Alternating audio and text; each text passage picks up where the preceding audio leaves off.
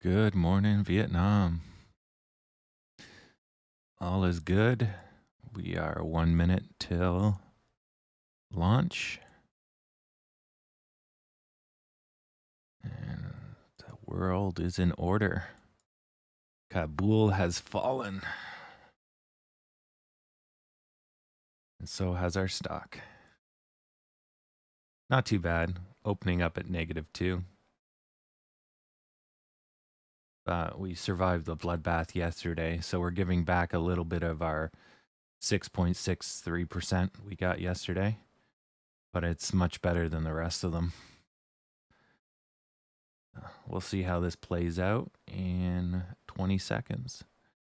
We'll get our opening salvos and another trading day rocking and rolling. On the side here, I'm just working on the transit reporting screen in between stock trading. Okay. So we opened up 1% higher, rapidly lost it. Volume.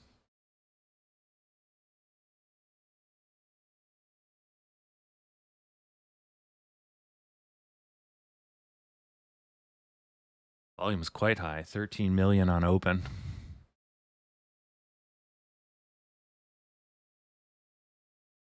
Reading that right?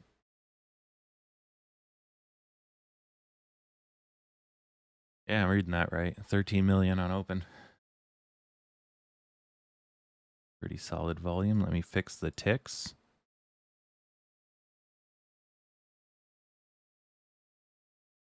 Oh, it looks like most of it was on open. There was a 1 mil.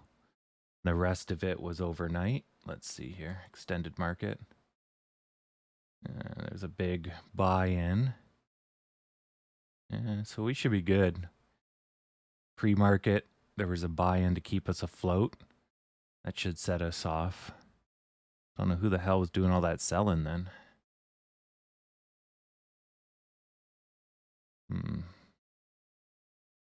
Could have hit some type of trigger that caused that. Or, you know, some people just had to get their money out. Who knows? Either way, it looks like they're going to be in a loss in a few more seconds. Made the wrong choice. Good morning, Stacy and Mr. TP. All right. Looking good.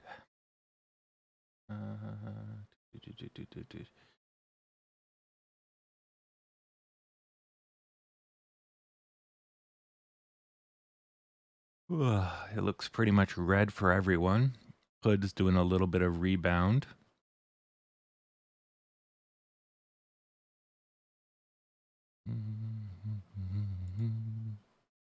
Yeah, looking good.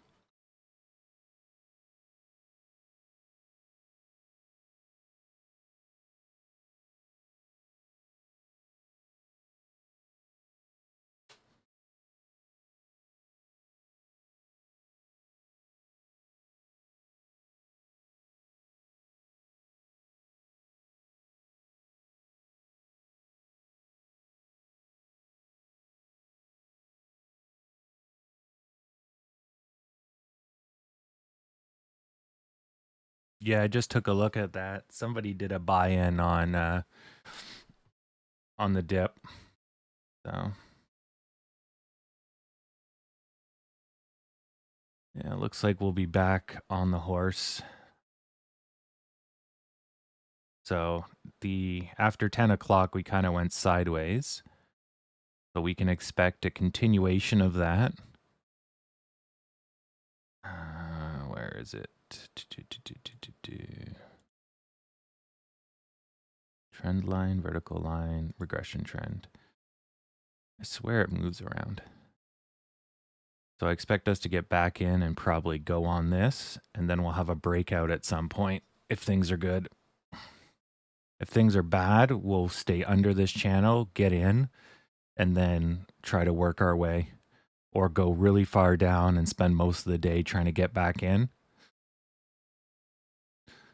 too early to tell which one it's going to be.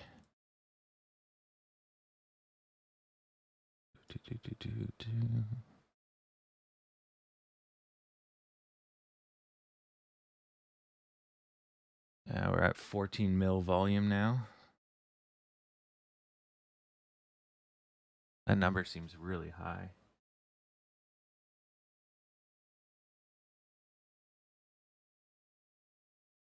Oh, shit. I was reading the wrong one. Sorry. Yeah, we're at 3 mil. I was like, that number's wrong. There's no way we're at 14. Okay, yeah, we're at 3 million volume now. There we go. I was reading the wrong one.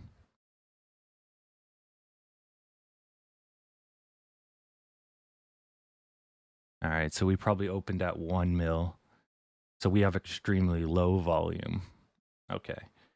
Which is good. If high volume and down is not good, low volume and down is as best as you can ask for. And then high volume and up is obviously the best. But yeah, we get what we get. Oh, there's my phone. Speaking of getting things, I was wondering where my phone went. Okay. So now we're going to break through. So you're going to see a volume lift on the bottom here.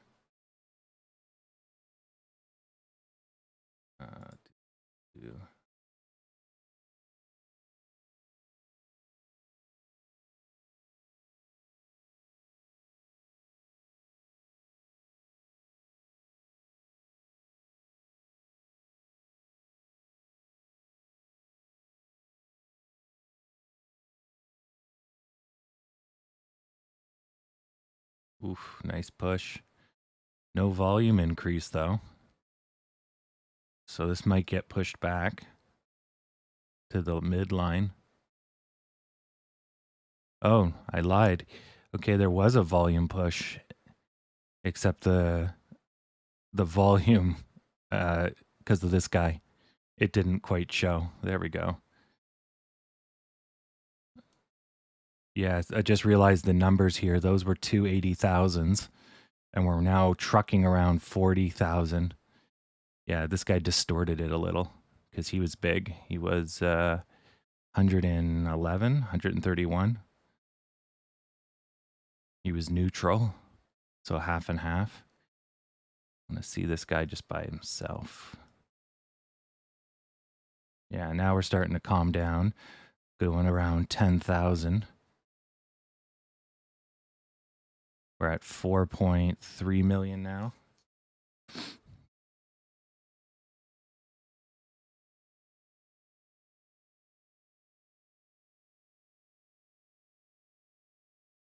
A little bit of red.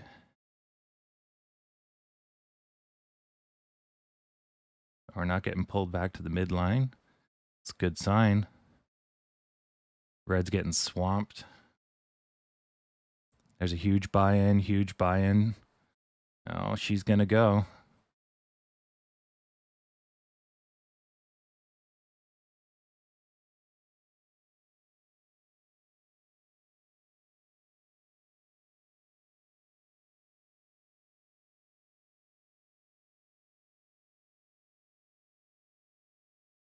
Another huge buy-in. Yeah, she's going to take off. It's just a matter of seconds now.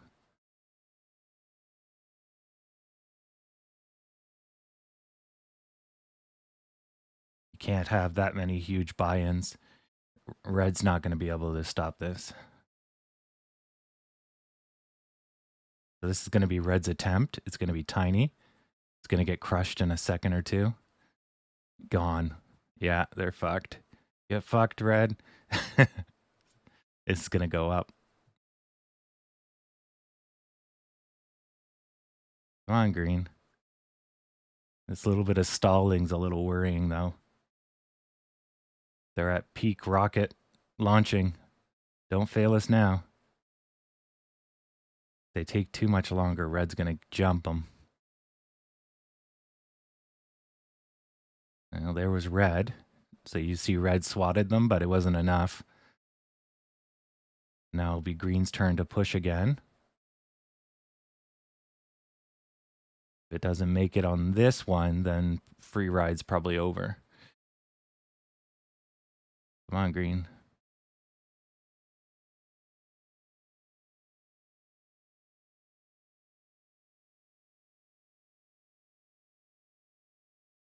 Let's see if the might be fighting headwinds is what's going on. Let's see. NASDAQ, it's going up. Dow was going down, but now it's green, so we might be okay. We might be okay. Where are we now? Might be able to do it.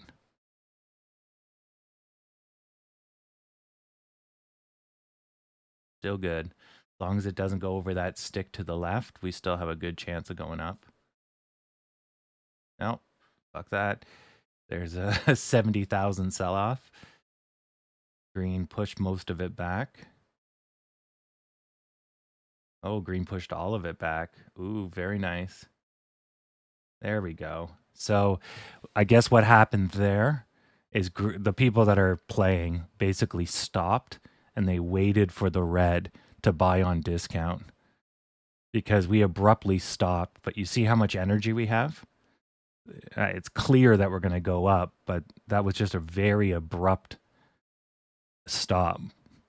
And then the volume ramped right down. Red took over because we took too long. Yeah. Now the question is, am I going to do it again?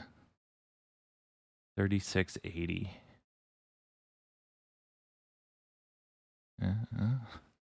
Some reason they don't want to go any higher. Yeah, see that sell-off? Wonder if it's a support line. Let's check that out. Might be some support and resistance. Generally, if you have this much trouble, you might be hitting a major line of sorts. We're hitting the near top. Oh, and the bottom here. Yeah, that'd be a big one. Oh, yes, 36, 35 is this chestnut. Right. Yeah, that was our... Oh, actually, the good news is we should gap up. Yeah, we should be able to gap up from 36 to 37. Yeah, we got 36.96, 37.82. We're already past all of these. 36.83. We should be okay, actually. Yeah. We might be hitting a ceiling here. So even though green has the energy, they just have to get through a ton of bag holders, essentially. And then that caused a fall. And then they tried again, caused a rubber band. And then they'll have to work their way through. I was expecting us to probably go up to 37 without too much resistance. But evidently there's a little bit more here than I would say I give it credit to. The markets are not killing us yet. They look like they're leveling to go up, so that's good.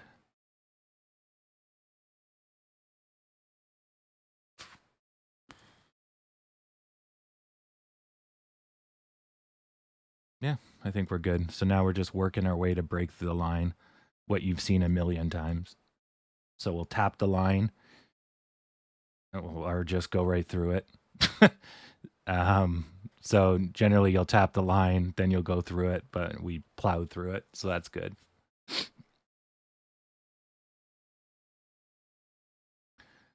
This may rubber band because we didn't spend enough time, but as long as we're over the line, so there's the rubber band. God damn it, stay above the line. Actually, let's put this here. Let's make another one. Okay, there.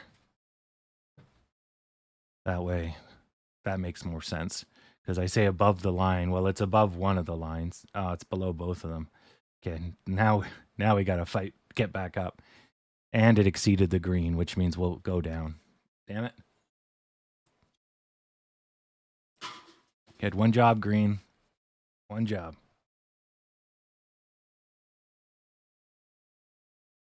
Yeah, so this is the breakdown.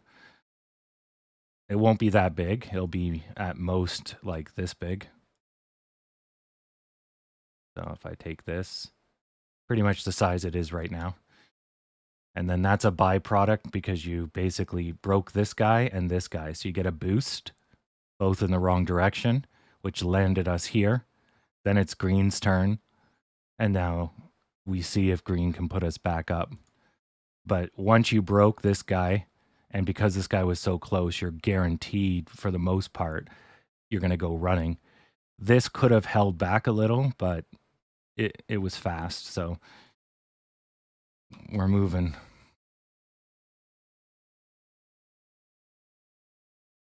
Takes a few seconds or minutes or whatever to kind of slow its roll.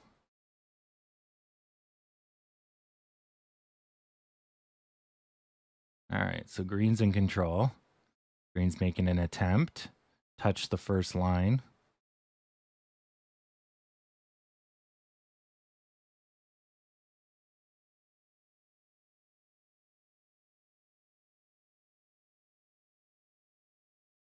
Okay, it's going to break through.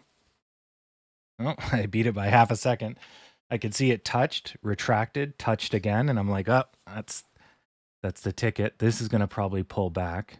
We didn't pause on that line enough. Well, that was the attempt at a pullback. Nice. Can still get yanked back here. This is definitely FOMO here. You can see how it goes dut, dut, dut, dut, dut, dut. You can see the personality in the stock. This is momentum trading at its finest. So yeah, you see how it's moving like a push, doing technicals, and then all of a sudden it just starts, taking off like it's starting to walk a little faster. That's all the people that are reacting to what they see. And of course, they're delayed, right? The action happens on technicals, then the chart updates, then they see it, then they type the order, then it updates the chart. And so you get a system delay right there. Yeah. So I'm guessing the hype is lifted or gotten a little higher for AMC. That's good. People rushing to put money into the company works for us.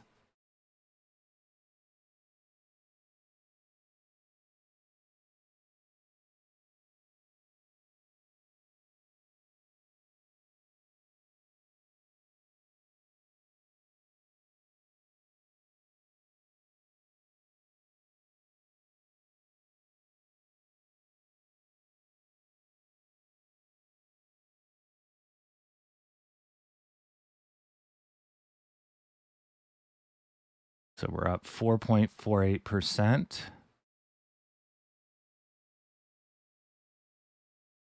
We should be hitting 37. We're going to get pulled back to it. 37.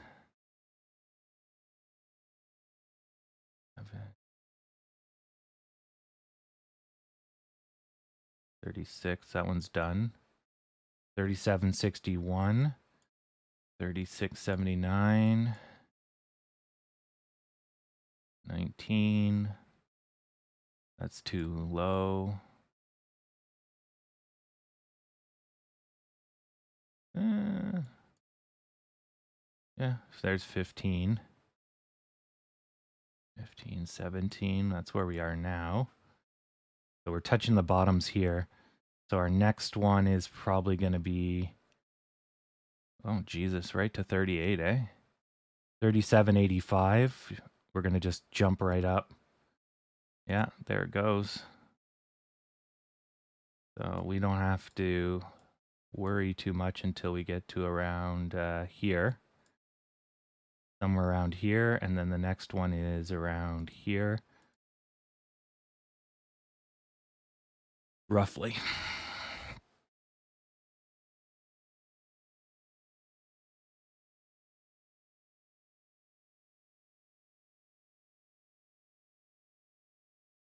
I have to update the title of the stream.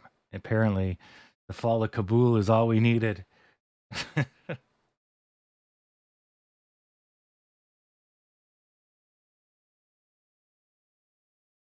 Oh, man.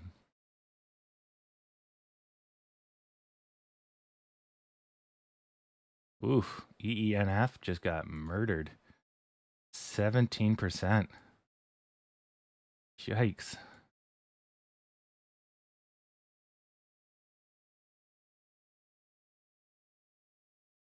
Huh. Guess that's sell on the news.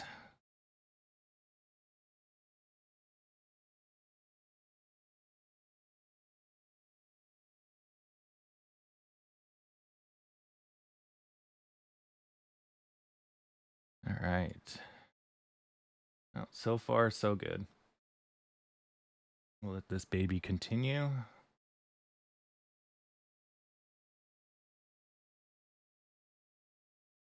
Actually, I can put up a worry line. Based off of this one.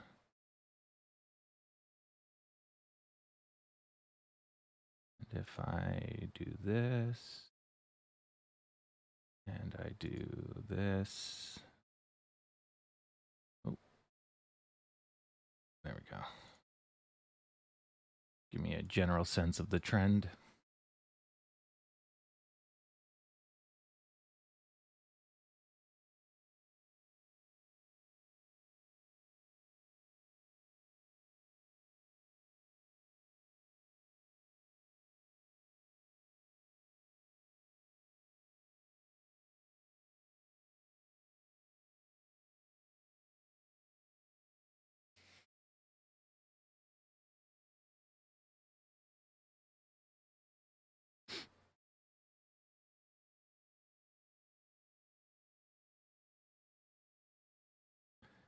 Yeah, you always need a little bit of red to go with your green to lock it in.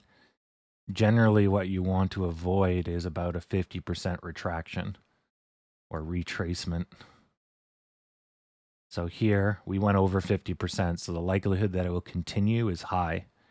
So it'll continue down and hit one of these lines and hopefully rebound. If it fails, then you look at going into the next one. It doesn't want to be at the 50%. It'll go below or go above. And right now it's going below. So it touched this line, the 38% line, which is 36.79, and it bounced back. So that's a good sign. You see the sticks. So it most likely is going to reverse, hopefully go over the 5, jump back up to the 37.11, and then continue up. So there it failed to get through the 5. So that's not a good sign. So that it tried to go, and then the 5 basically resisted it so much it collapsed. You can think of it like a car, and it hit the brakes, but the car wasn't going fast enough, so the brakes basically stopped the car, and then it started to roll backwards, which shows you that green's not strong enough to get through. Now, red didn't sink us either. We bounced again. But yeah, look, red's hammering us. Hammering us. But we might get lucky. Red might run out of steam. Let's see. Are we going to bounce? This should be the 3rd time. At 3rd time, you should get a reversal. Either goes through or it reverses fairly strong. Looks like we got the reversal. Sweet. So now we should plow over the 5, which is right here. Oh, God damn it. Come on, push it.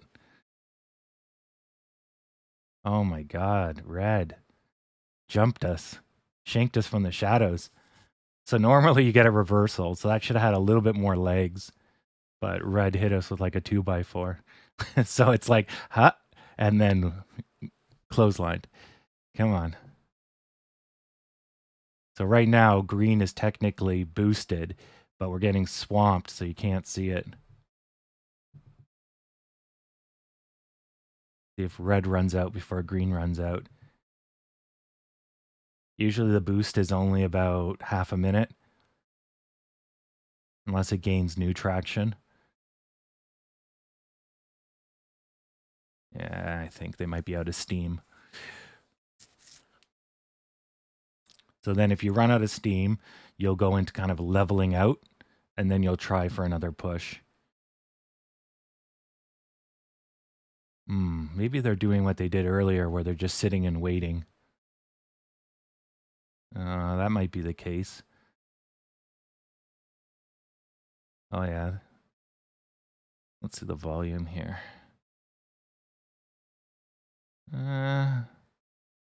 Maybe not. They're putting up a good fight. Volume hasn't completely drifted off. Now, this just looks like... Well, obviously they're not buying because we'd be going up.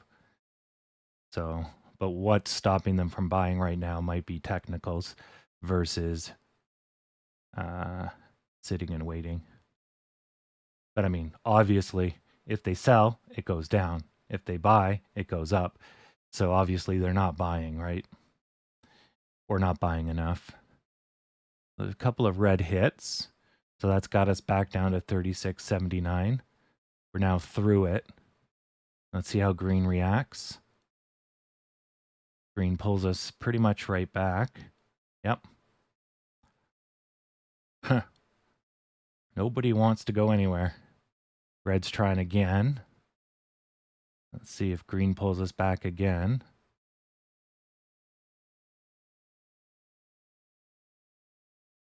Nope.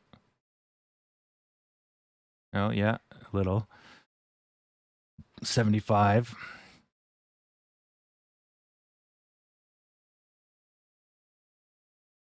76. 79-ish is the number we're looking for. 78. And pretty much all the way back now. All right, so both green and red just don't want to let each other go anywhere. So that normally means that the market's gone flat or indecisive. So let's take a look. Market's actually tanking. Tanking. And tanking. Oh, so maybe this is weighing on us. When did that start? 950. 950. Oh, look at that. Same time. And that might be it. It's hard to tell. Volume's pretty good, so we should be able to strike out on our own, but perhaps whatever spooked the market spooked also the people that are playing. This isn't severe.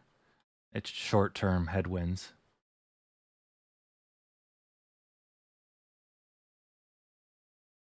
Biden told Afghans that they suck. All right. So this looks like it's lifting. Yeah, a little bit, tiny bit, maybe. Get my hopes up. Never get your hopes up. Green, green. So then we should see green here. Yeah, that's probably what that was. It was just the short-term headwinds of the market. So same game we've been playing for the last 6 minutes. Going to try to get over 5. And then when we do, I'll just drag this over. Life will be good. Okay. So this line here is the one we want. Yeah. And this is the line we got to get over, the 36.95.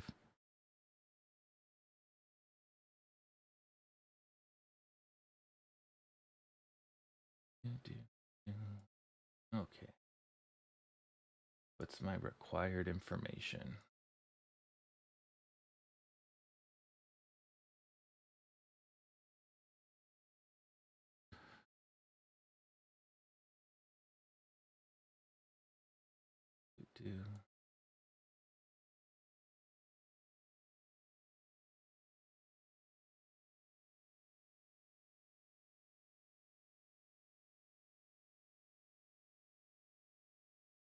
We got swatted. Volume was light. I mean, it was a ramp up of volume, but we went from 10 to 3 when we normally go from like 1 to 80. So that's not too killer. Let me see if this is turned. Yeah, it's turned. So a little bit of hope wasn't enough. That's not too bad. It's holding. That's not, though. This is still trying to level out. So this was good to stop the roll. Brought them up. They brought back, but it's going to be the next couple that decide if it's going to go or if it's going to be able to level out. Starting to look a little okay. It might be able to, you know, get a stability, and then go if they're lucky.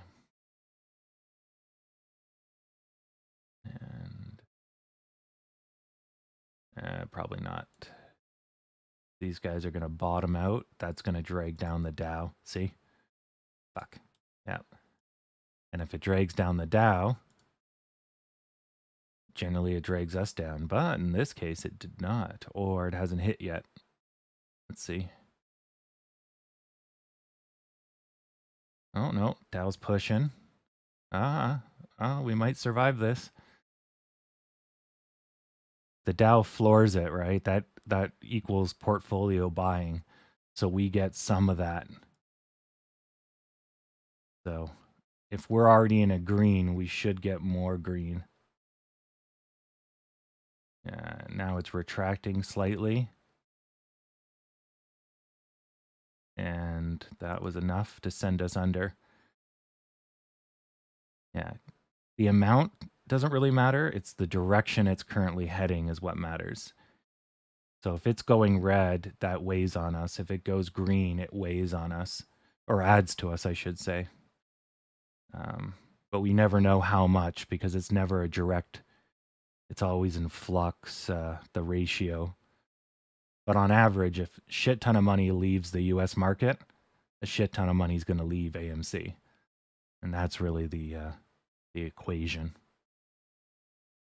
All right. So we bounced with no help. But it's going to probably get dampened. Good, good, good. Yeah, so we hit a bottom. We leveled very quickly. And then we got a nice push. Low volume, but a nice push. This is probably not going to hold, though.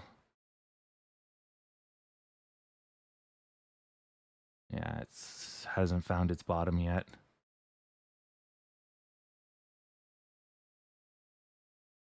Well, let's see. See if we can hold this.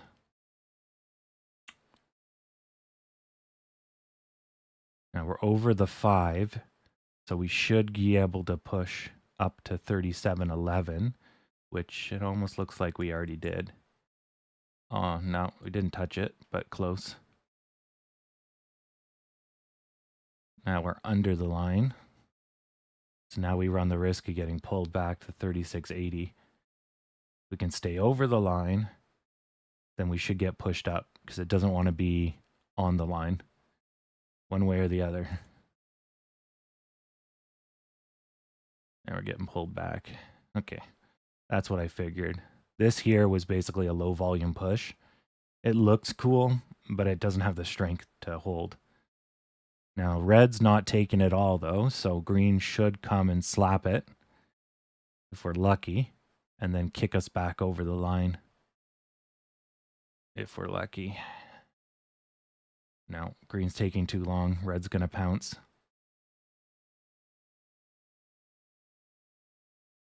Man, where's red? No one's... Oh, I think red's... That's red? Yeah. I think red's taken over down here. It was flat for a second there. Now we're on the line, which will give us support. Yeah. Yeah, the main screen's slightly delayed, but yeah, I was looking for some significant movement in the ticks. It was kind of just like thinking. But that's generally how it goes. If red, so that was red's opportunity to tank us, and they didn't. seize it. Well, they did, but the line basically stopped them. They didn't have the energy to break the line. So then green finally seized that to push up. Now we're hitting the 05 again. We reacted. So now we should be good because we reacted to the line. We didn't just blow through it. So that should give us some stability. There we go. Now we're on the other line. So now we're in the clouds. We should stay in the clouds. Red would have to get rid of all this green in one hit to bring us back down, and then that would be bad. What's the volume on this? The volume's much better on this push than the last one. See, the last one, the push was here, like garbage. Here, a lot thicker. Thick boy. Yeah. Good. Much needed positivity.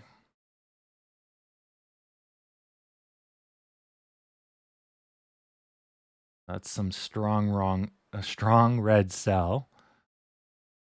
But I think we're okay. We showed hesitation. We kind of locked this in. We've touched it multiple times. I think you're going to see the next one just be green. And we're going to finally get out of this slump here.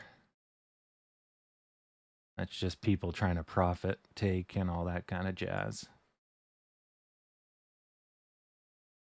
I don't think red has it in them to bring us all the way back down. If they did, they would have already. And they haven't.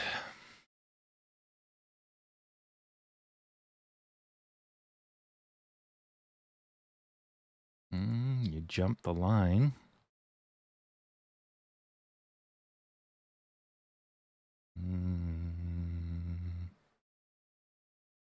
No, I think it's still going up. The only reason they broke through is that there was a large 60,000 sell-off that basically just threw them over the line. Yeah.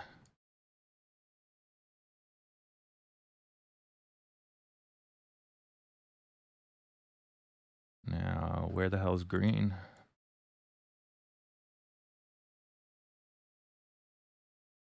See here. Green slightly reacting. Not enough volume, though.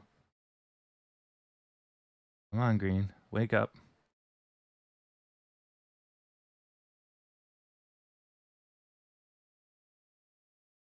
And now it's like flat. No one knows what to do. Come on.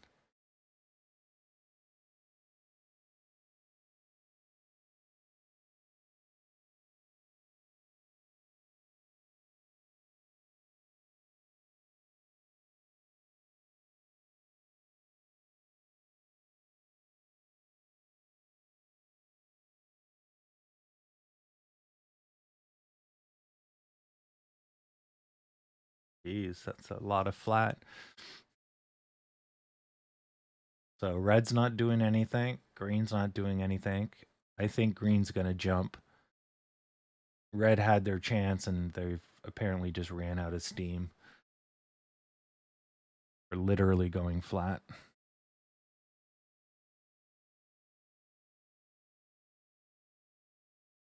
They're looking better. Dow's looking good.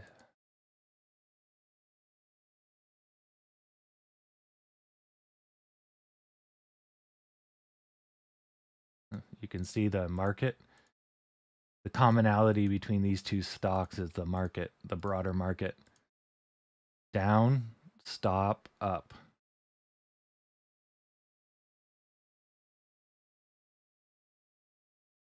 Down, stop, up. Us, we were hitting new highs. Down, stop, up. This here is just headwind. Yeah. Interesting. Yeah, because normally you follow the market. You know, the market has a flow. But depending on where you are, your stock might be going up. And then when it turns red, it overdoes it. And then it doesn't look exactly the same, but you can see the triggers are generally shifting it in the same direction. It just doesn't take on the exact same shape because it doesn't move the exact same amount. If so, there wouldn't be a stock market. It would just be, I don't know, a money printer. All right. So this is a continuation pattern going down.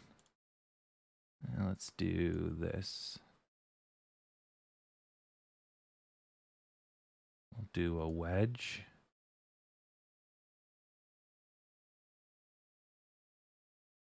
Okay.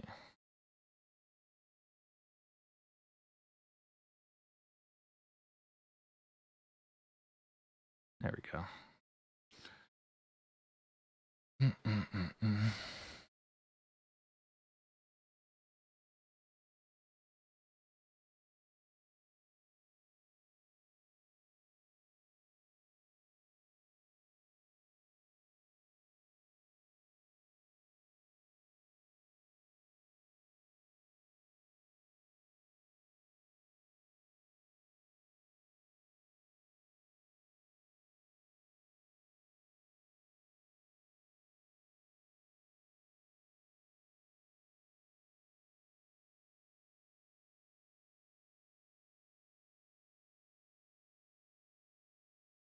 Oh, geez, there's a button. There's a button to make a duplicate. Damn. All this time I've been fidangling. There's actually a drop down button. I was like, I thought duplicate workspace means to clone it to make a second copy. Oh, it makes second window. Sweet. That is awesome. Okay, we're about to have a breakout. So here you see how it can't go up. So you got indecision, right? Every time you wiggle, can't figure out what you're doing. You're going sideways. That's indecision. But indecision gets to a point and then it breaks out or breaks down. And in this case, we survived the breakdown. So we're going to have a break up, which should be now-ish. It's going to be pretty tiny though. So it's about the half of the inside of the midpoint, which means when we do break out, it'll be 37.10, 10 cents. So yeah, 37.07. Yeah. Now it could get bigger, but that's the initial breakout you're guaranteed, which is right there. So this is going to probably pull us back 3 cents. Unless, yeah, there you go. See, 37.11. So there's your breakout completed. And it got pulled back because it went too far. Now it stabilizes and then hopefully we can continue. Yeah. Yeah. And that's always a good sign. You interact with the line, you get the pullback, it gets out all the, limit orders and all the crap that's in the way, and then it pushes again. That's a great sign because it defeated it, took it hit, survived the hit, and came back for more. And you always want to see that. That's good eatings. Yeah.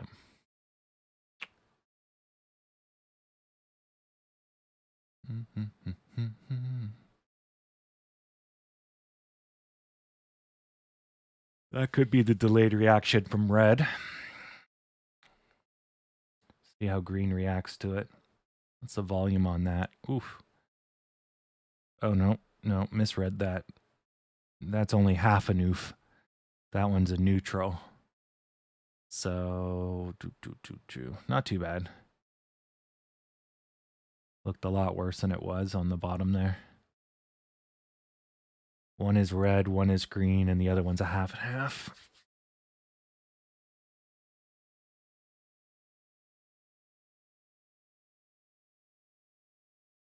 Not too bad. We just got a little bit of background negativity. See if it's our markets again. Nope. Positive, positive, positive. You're getting some of that sweet, sweet positivity.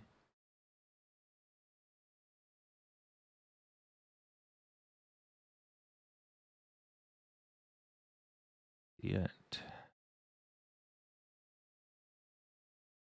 So right now we're kind of neutral. So red is probably having their time right now, but the background positivity from all those portfolios is basically providing a buffer. And you can think of it as 100 energy is coming in from the portfolios. So red has to produce 101 to make red. And so if we have any green, we'll start going up. So we just have to put in 20 energy. But if we were putting in 100, right, and we were just holding red back, the portfolio boost would then double us, right, in this scenario. So even though they're taking off, right, it doesn't mean we're going to take off. It just means we're more likely to take off. And red is most likely going to be weaker because they're being, when we have red, when it's our turn to have red based on technicals, they're going to be muted or dampened. Yeah. But that's good. If the Dow's going to keep tearing like it did yesterday, then, I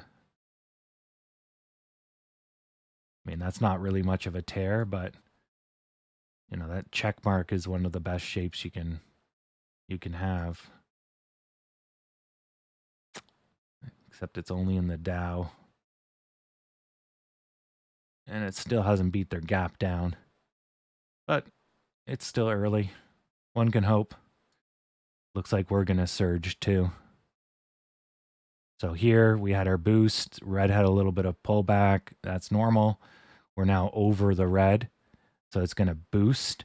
And then we'll go up to about 37.50. And then hopefully floor it until we run into this brick wall. That should just be pop and then fight and then pop.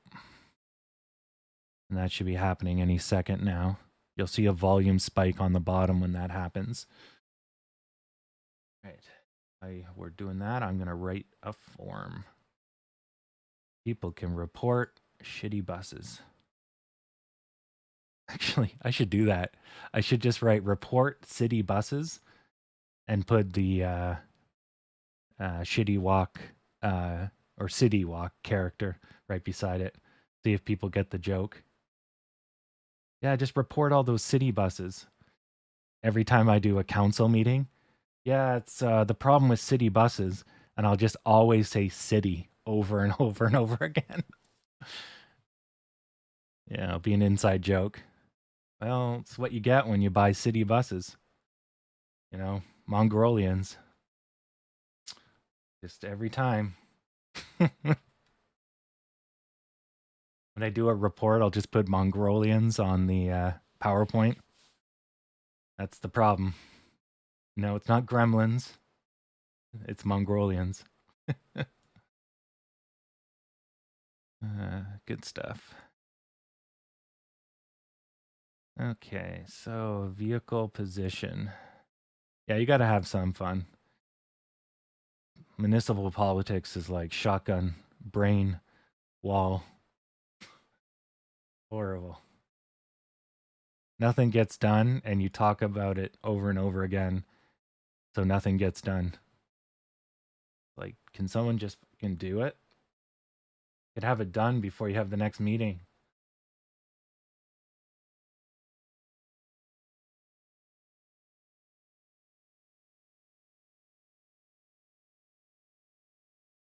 Put that here.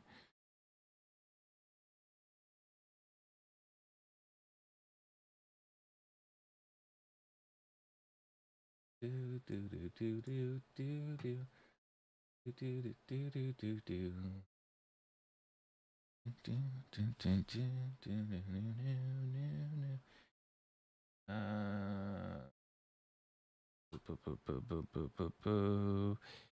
Margin, bottom, too. I tell you, Bootstrap is awesome. I'll never design websites without Bootstrap. Ever.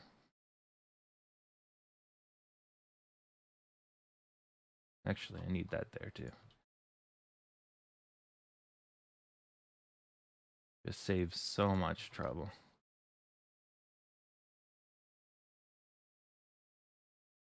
Bingo. Got some spacing now. Perfect.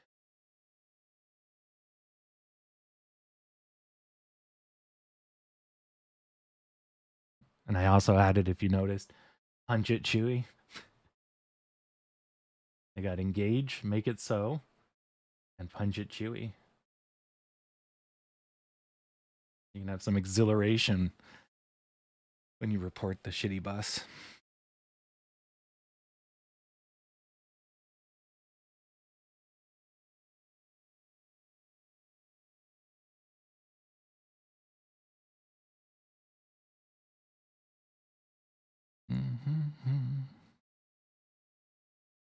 Okay, so what do I need? I need to know who, what, where, and when. Let's start with that. Do do do do do do do do do do do do do do.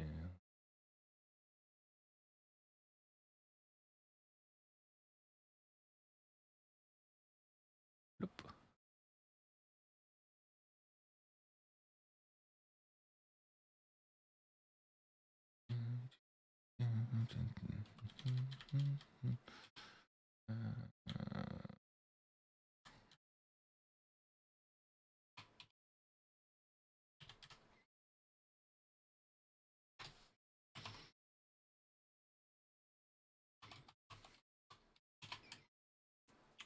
Good.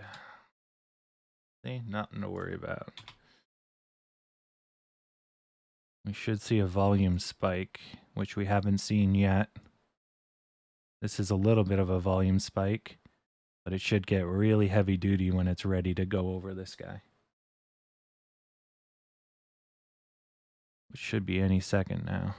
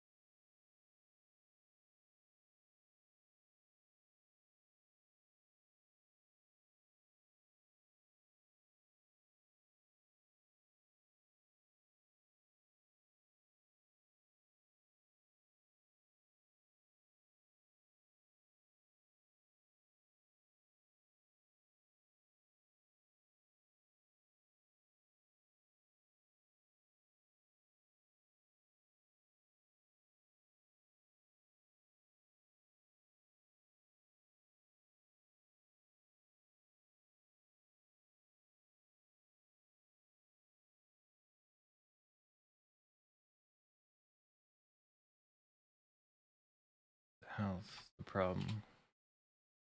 Type it. Yeah.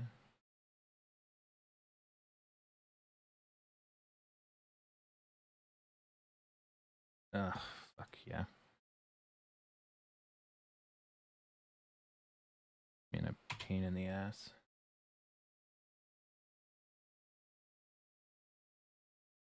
Two or eight spaces. 1, 2. 1, 2, 3. Oh yeah, this is still a pain. Right. There we go. Sweet. Okay, perfect. Good. Did we get the volume push? We got an increased volume. Oh, there's the push. See the difference? I was like, oh, we got increased volume. Yeah, look at the difference. See the volume? Like clockwork. So we were doing 20s, and then we got 40, 60, 80, 67, and 62. There you go. And then we hit our head on the roof, and you know the drill. So now we aim for these lines. Sweet.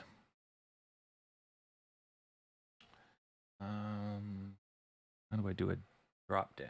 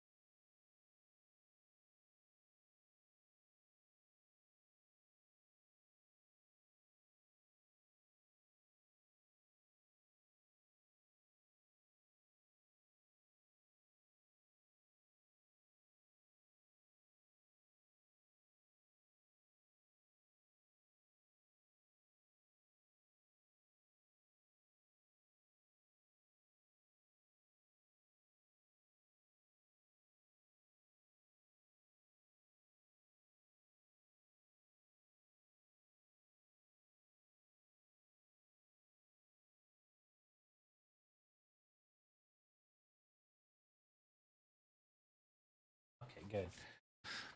So Bootstrap uses a custom select menu so that it looks the same on every browser versus Apple taking over and making their stuff. All right. That's why I can't find it. It's all custom. All right, so we're banging our head on the roof.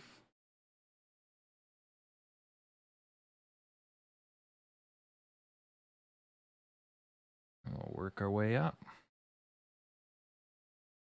Put a worry line.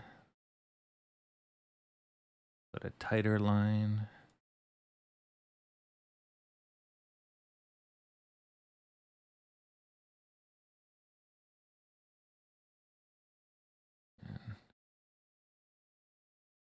We should get our decision point here. And then get a bit of a break up and try to do a U shape if we're lucky. If not, break down and we'll go to 37.14 and hopefully bounce. And we'll go to right about here. Hopefully, though, we get over this line. And then that should give us a boost. Then we'll get another boost and then hopefully get over this line. And then we're back up. So that should do that. Perfect. That's done. Now we just need to get over that blue line and we're back on track.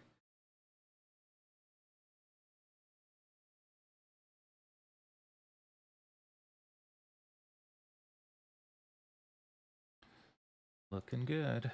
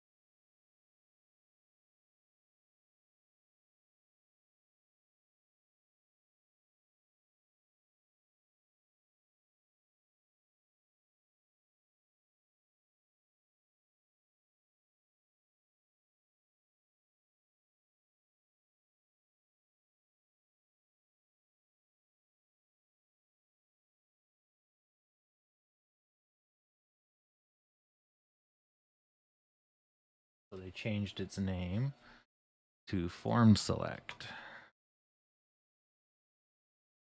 There we go. Excellent. Looks sexy. Great success.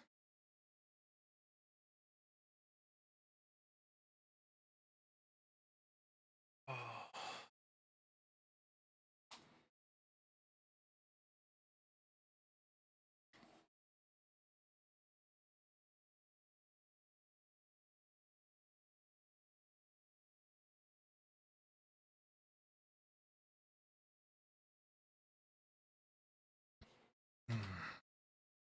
For each.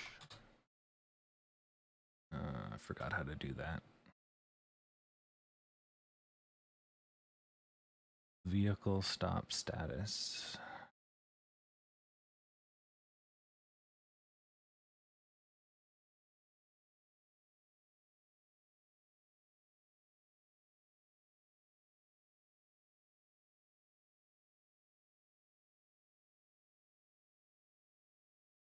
Okay.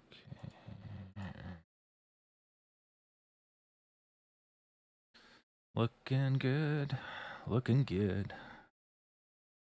Just sailing.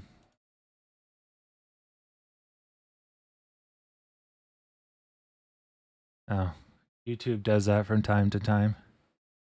Let me check the no dropped frames using only 3% of my CPU. Should be good. See if YouTube's bitching. No, YouTube doesn't give me any errors. I can smell what the rock is cooking too. Smells like 38. All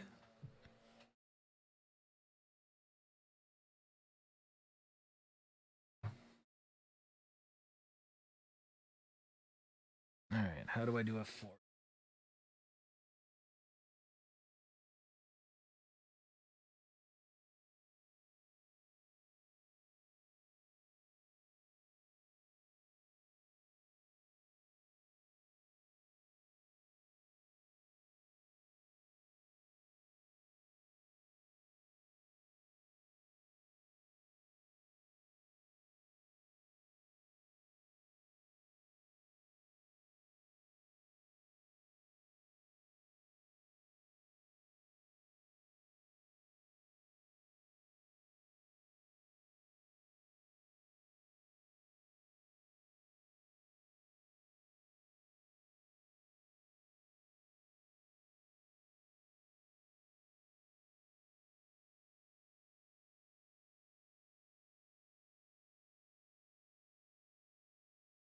Yeah, just remember these days when it all looks dark and you're getting all depressed. These days are a coming. And this is not even a great day. This is just overdue. Yeah. But yeah, we're doing pretty good. Red gave us a little bit of trouble. Right about, I would say here, and where we faltered right here. This was a little bit of extra trouble, but the rest of this is all great. Here, it was a little dicey.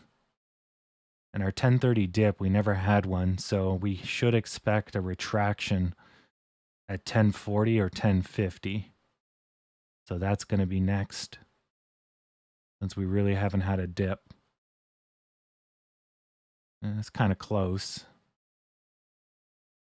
But yeah, right now we're between 30 and 40, so we should be able to push.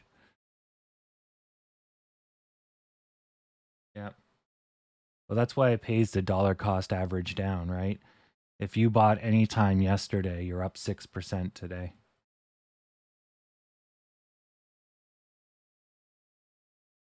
Oh, I guess actually that's not true. If you bought any low point yesterday, you're up over 6%. I should say that. If you bought the peak of yesterday, you're probably not up all that much. You are up 5%. Not bagel.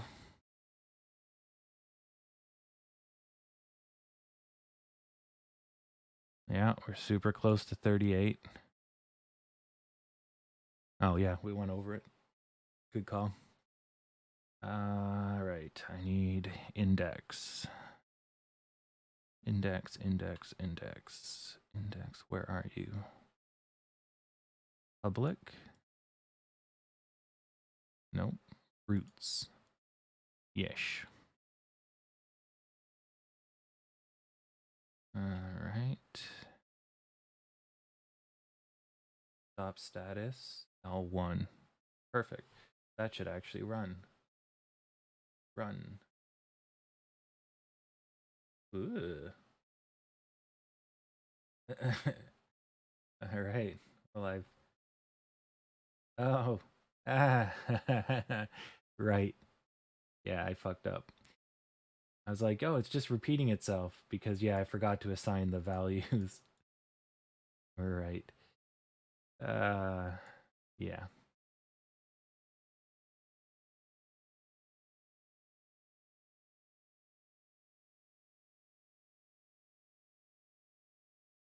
Okay.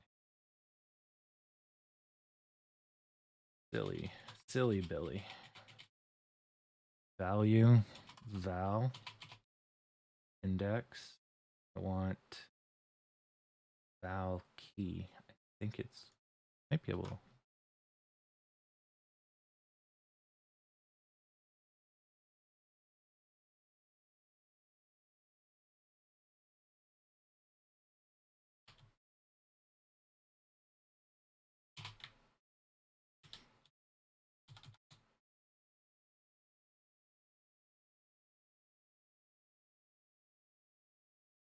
I think it's no, it's this one. Yeah, that one. See if that works. Boom. Fucking nailed it.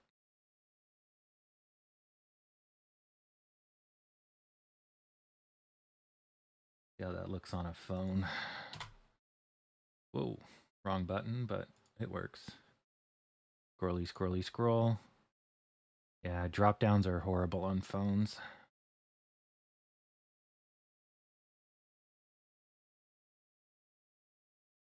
Because you can't scroll without losing.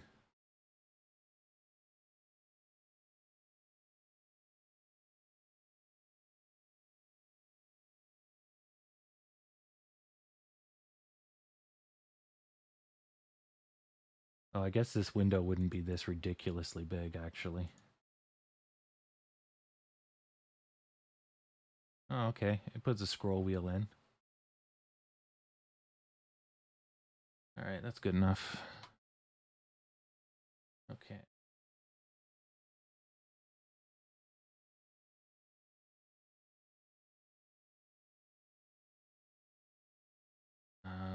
The minimum required I need to know is trip update. I need to know what trip. Will the user know that? No.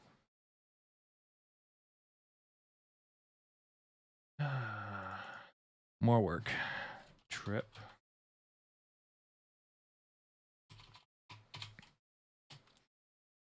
Okay. And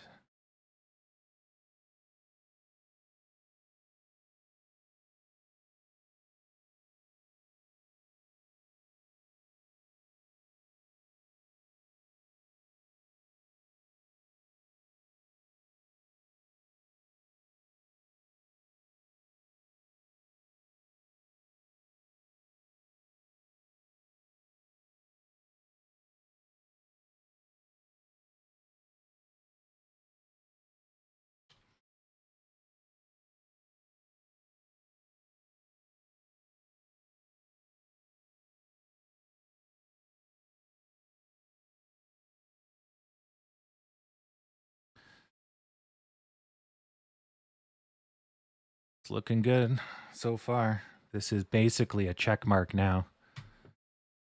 So, you know, it was a little rough starting there, but now we've straightened up, see? So we're in basically the strongest shape. Well, actually, that's not true. This is the strongest shape. But you have one more that's the strongest, is when it goes parabolic. So that's a check mark that stops being a check mark and starts becoming a vertical line. I don't know. I guess that is a shape. Yeah, that is a shape. So that's the strongest. This is probably the second strongest shape, is the check mark. Yeah. And there's your power end shape in there. That's usually a good sign too. So you got a big one here, which is not so good. And then you got a smaller one right here, which is good. And then you can see after this point, here we're kind of starting, but after this point, we're gold. So let the good times roll. Oh, and just for safety's sake, let's get an injection of lematonin in there.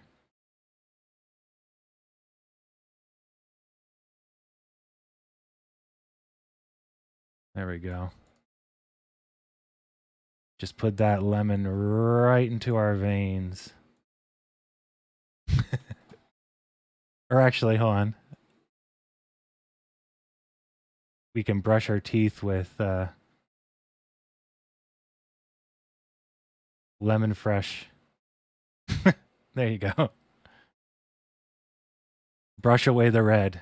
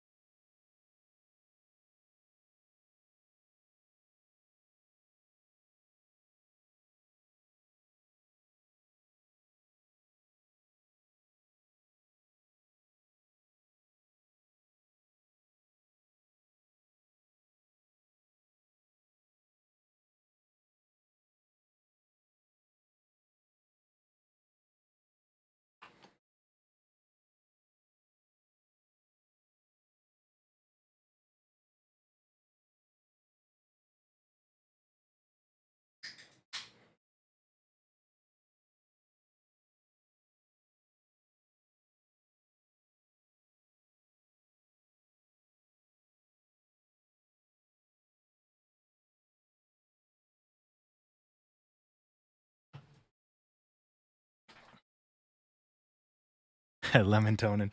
I'm just gonna make a quick phone call. Try to figure out why my insurance company hasn't called me. Chances are they're probably just hiding in the background. Then they're like, well, you didn't call us, so we just decided to cancel your insurance because you were obviously unreachable. Like, yeah, you tried so hard to contact me. All right, I'm not going to give them the chance to say that.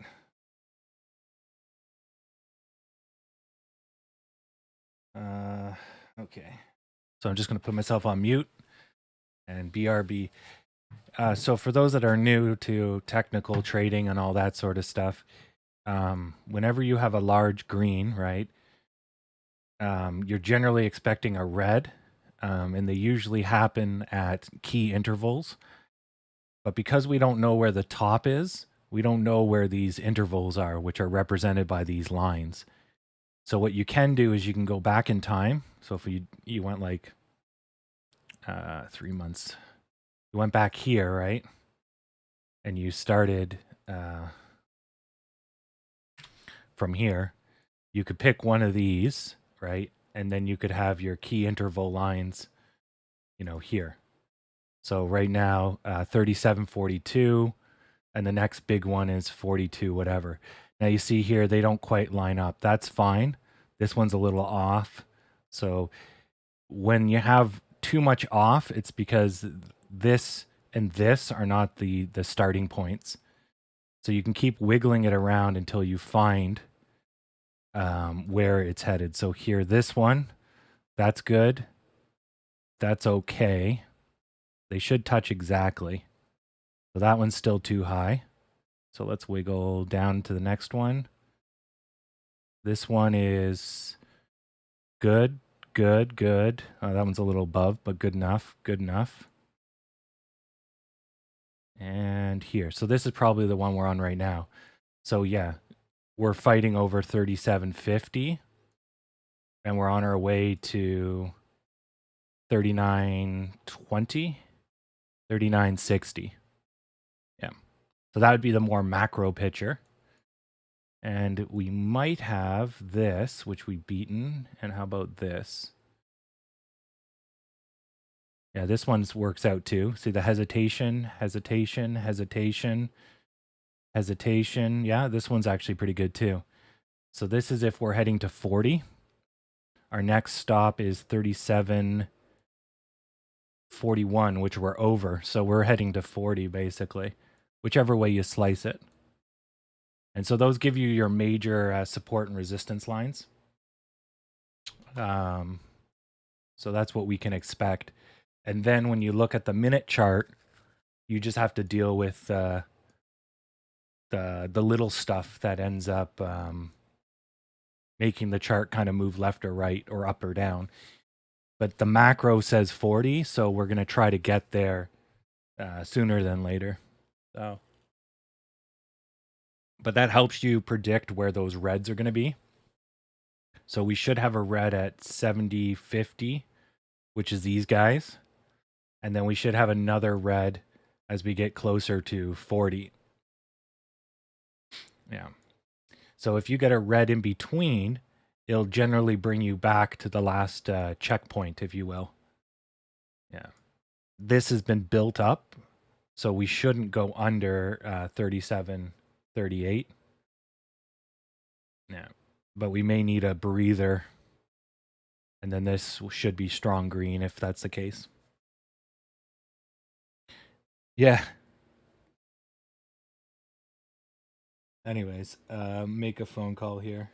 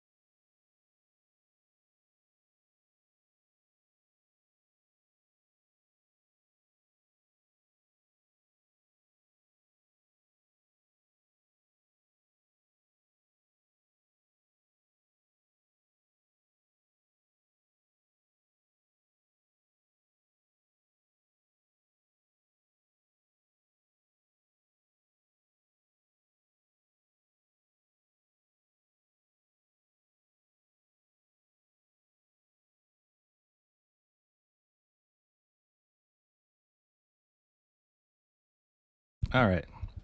Left a message because that chestnut.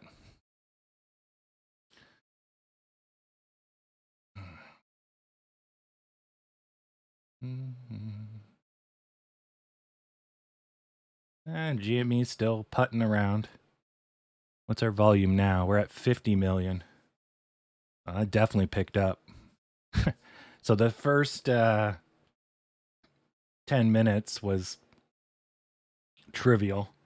Then after the first 10 minutes, we started doing about 1 million a minute. Almost. Yeah.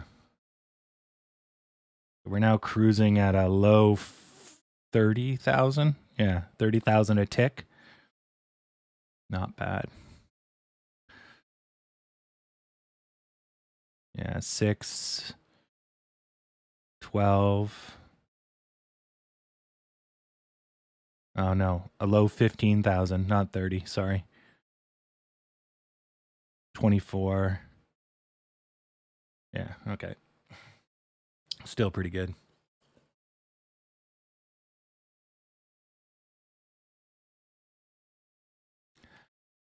All right, so just more waiting and watching. And I did my civic duty. Oh, I gotta check to see if the train is running. That's my other job.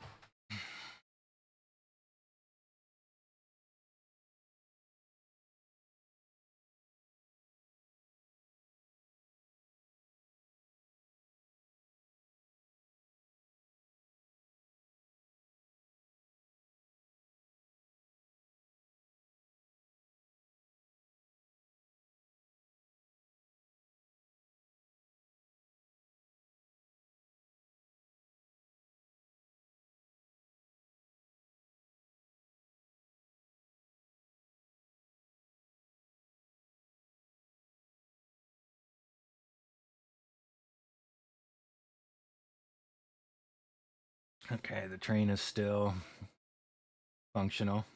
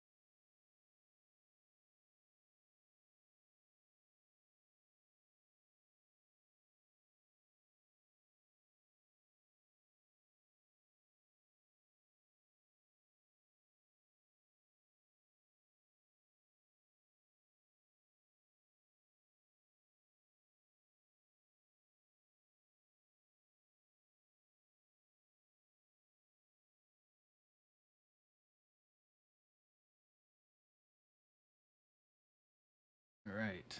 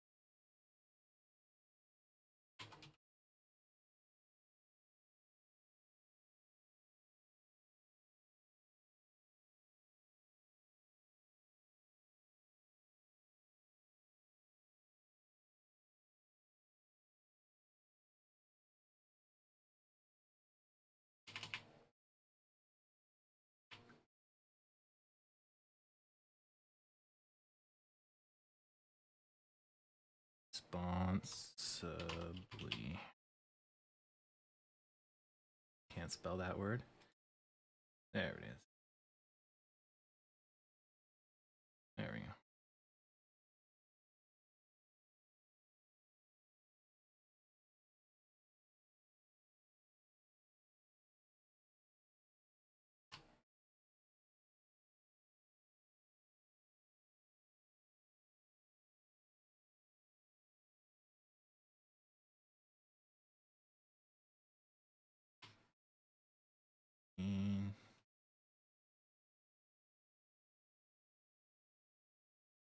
Oh, oh.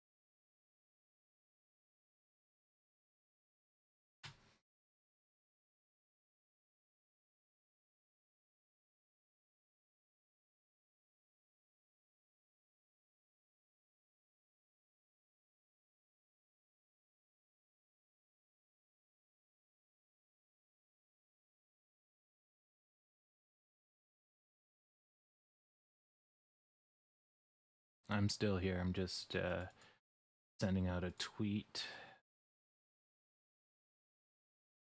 Where is it? Goose. Where did it save it?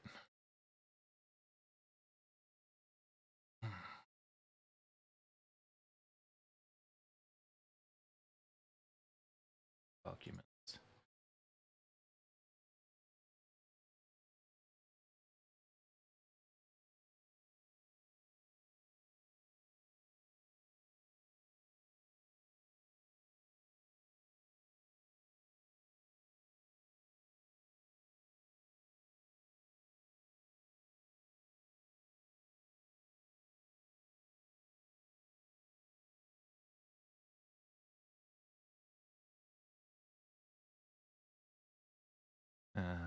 P C H Q.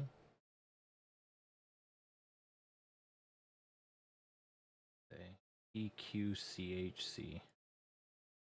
PQCHC.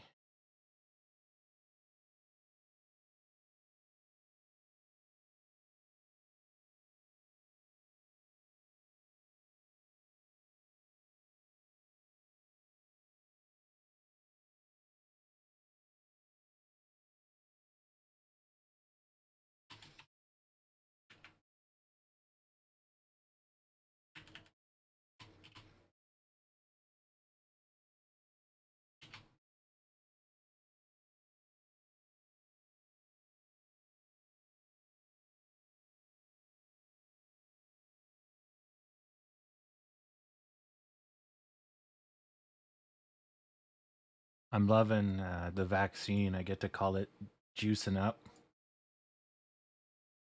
I'm like, go get juiced.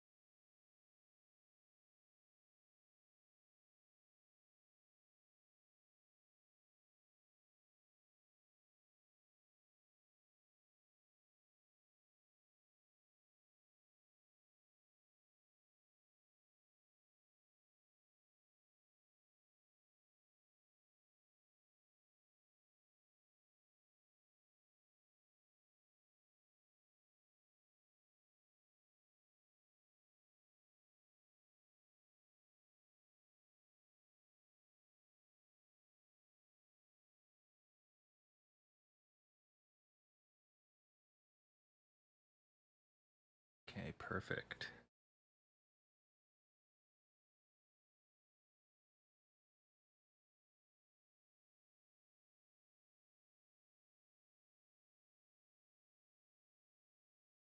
Good, and this is just bouncing, so we went back to the line. So this didn't have enough strength to pull us up, and then it basically proceeded like I said it would. And that's fine. Still good. At least if you go green, you can handle a little red versus if you start red, then you're just digging out of the hole. If you're lucky. Always easier to go red. Trip ID. What else do I need to know? Trip descriptor. Trip descriptor. Trip ID, route ID, direction, start time, stop time.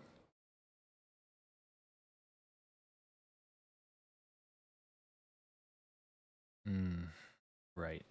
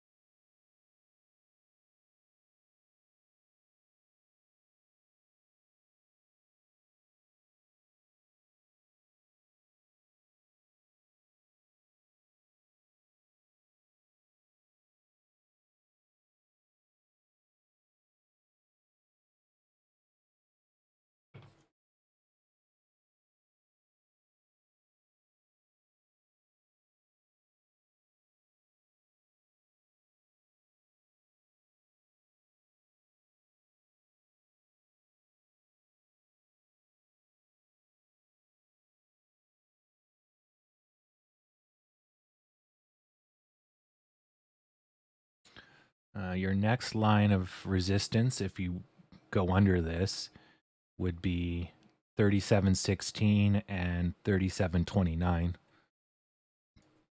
But this should be a fairly hard floor.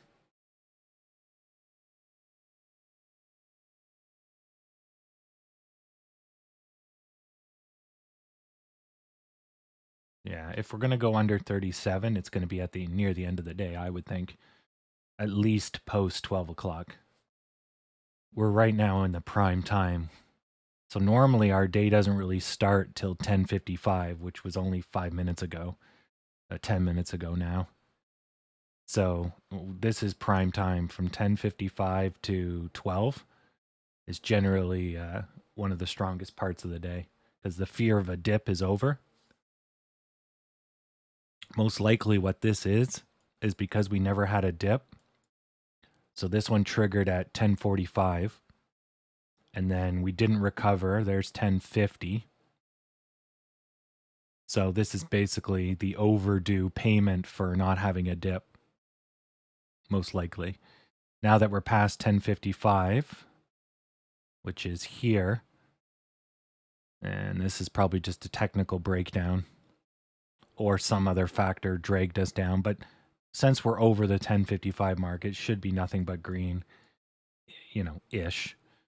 We'll see when we hit these guys on our way up.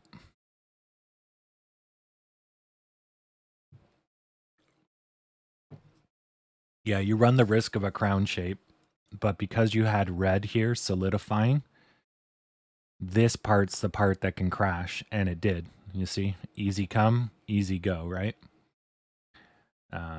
But slopes don't count. There's no support and resistance on slopes. These reds will technically count because they're kind of flat. They count as flats, if you will.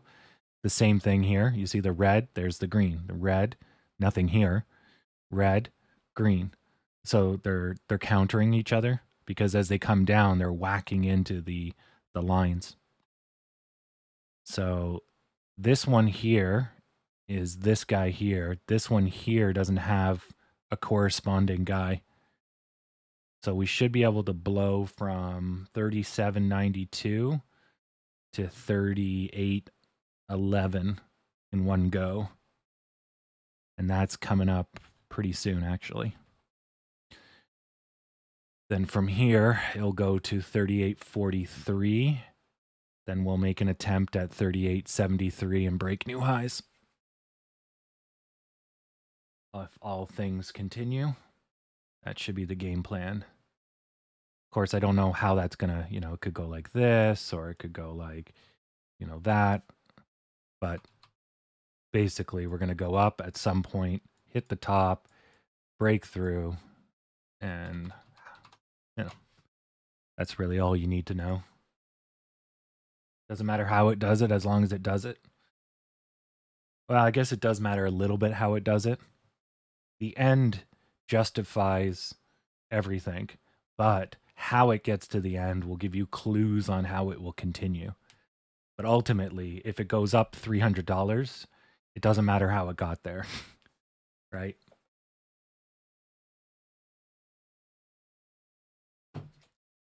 Yeah.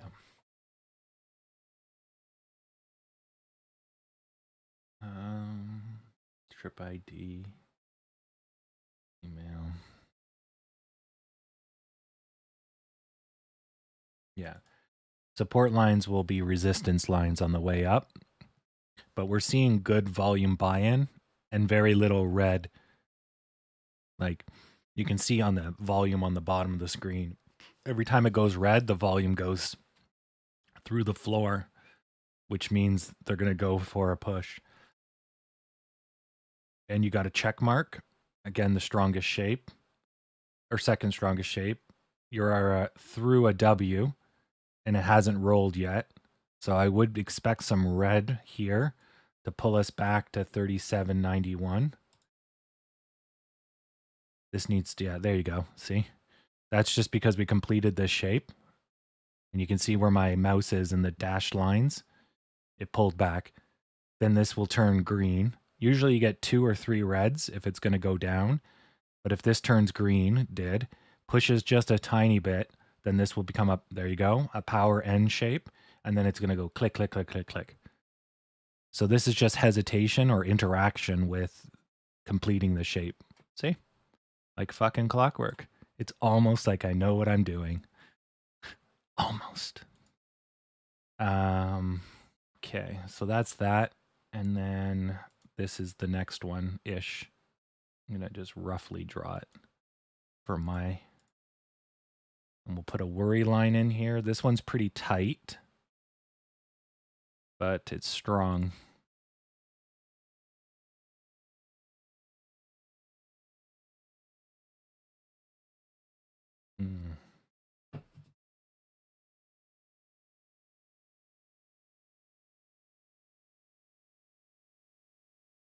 Muted, form group.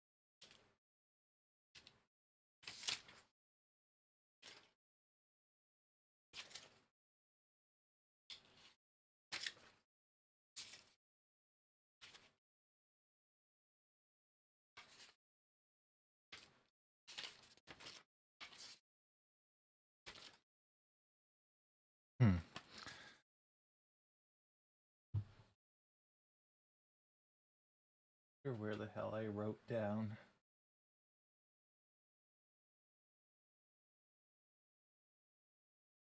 There she is. Hopefully she'll call me. Okay.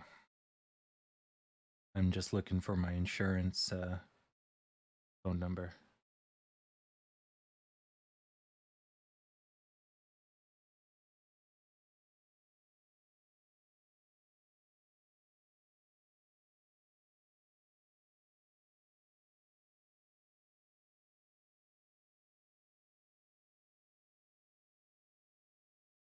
Oh, actually.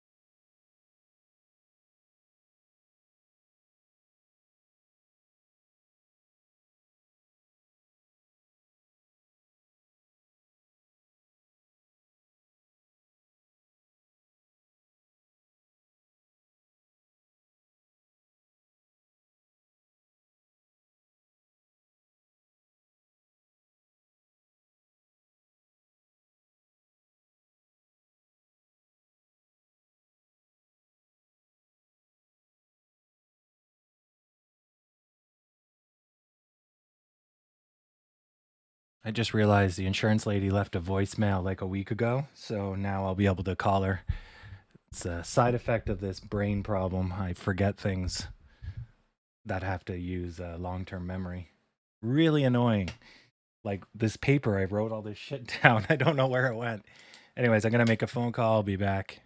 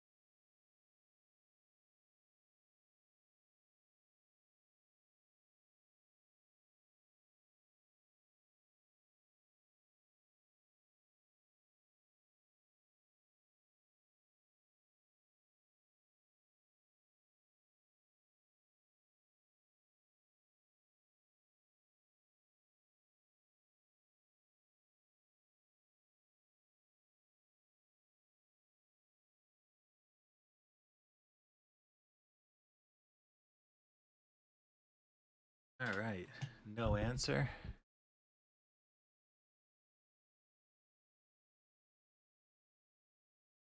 Oh, that's a quality long name there.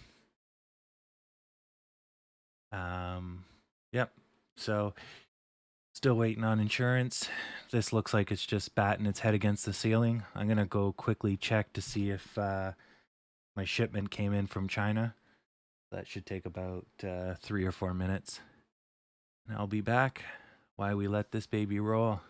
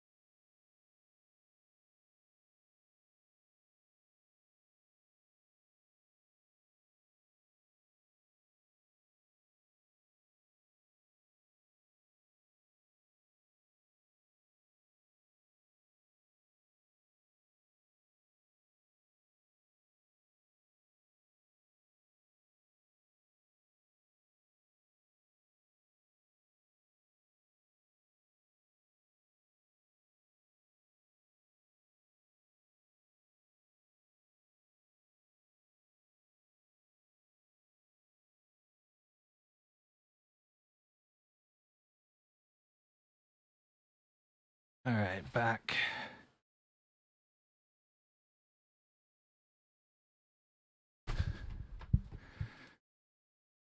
There's no competition out there in YouTube world.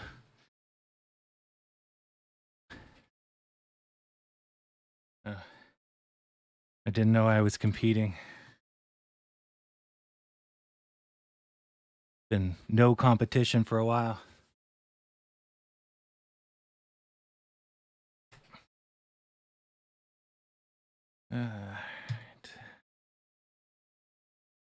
I don't know where my parcel from China's hiding.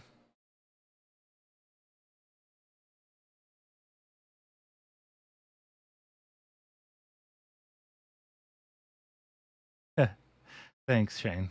Too kind.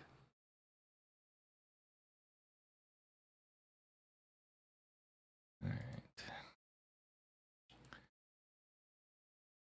If you lived in Ottawa, you'd see firsthand my attempts at world domination.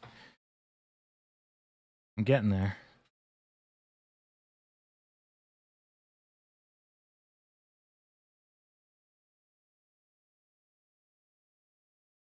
Yeah, that's pretty low. We used to be 100, but so many red days really weared on people watching, right?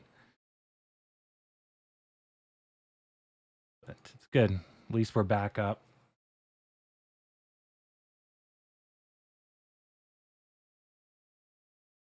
Canada won't have you anymore.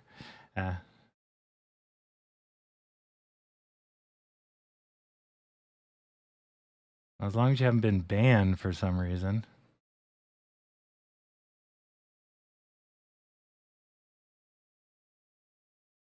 Exactly. All right, where the hell's my shipment?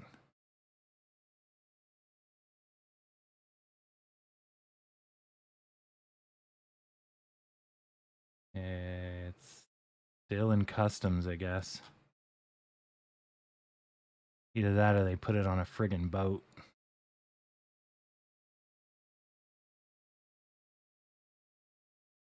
It says it's being flown, but it's been 17 days in the air. It's got to be at customs. The Canadian customs is not that slow. CANA post.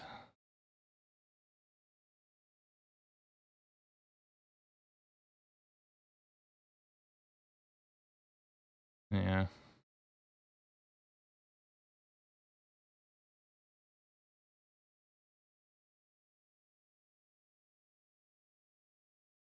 And they just told you to turn around.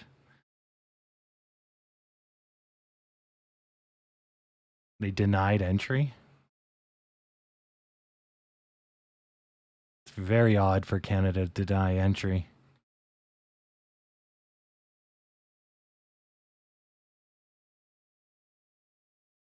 I mean, shit, we need your tax dollars. Come on up and spend. Please. All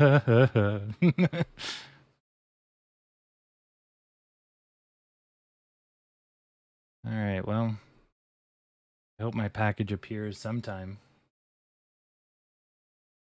Should be here in the next 15 days. All right. I need to know trip ID, route ID, direction ID.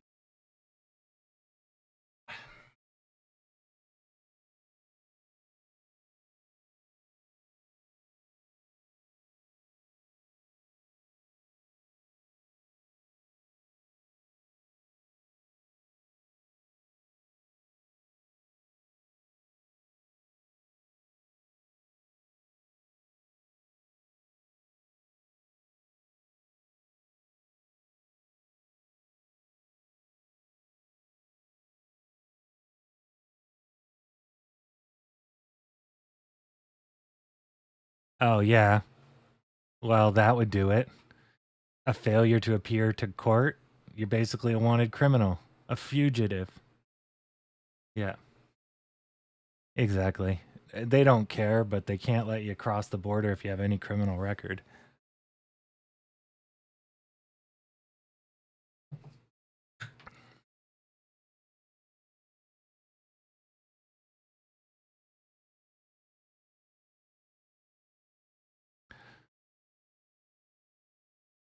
Good call, Shane. See how the broader groups are doing. No, we're good, and everyone else is sucking. So as soon as these guys turn all green, then we're gonna fly. You know, we're doing good because it's overdue, but we're being held back by all of this for sure. So once it lifts, we should be golden. We are the third most traded stock. Nice. Woof. Virapac Pharmaceuticals up 135% from open. Jeez. And they're losing money. Okay. Green lights. Oh, look at that. The FDA green lights clinical testing of its antiviral barriers spray. But, well, I mean, I guess if you get the green light, you've made it. But that's still almost doubling your stock. Jeez. And it's not stopping yet. Holy crap. Still going. It's pushing. 147%. Let's see it. Come on. One more push.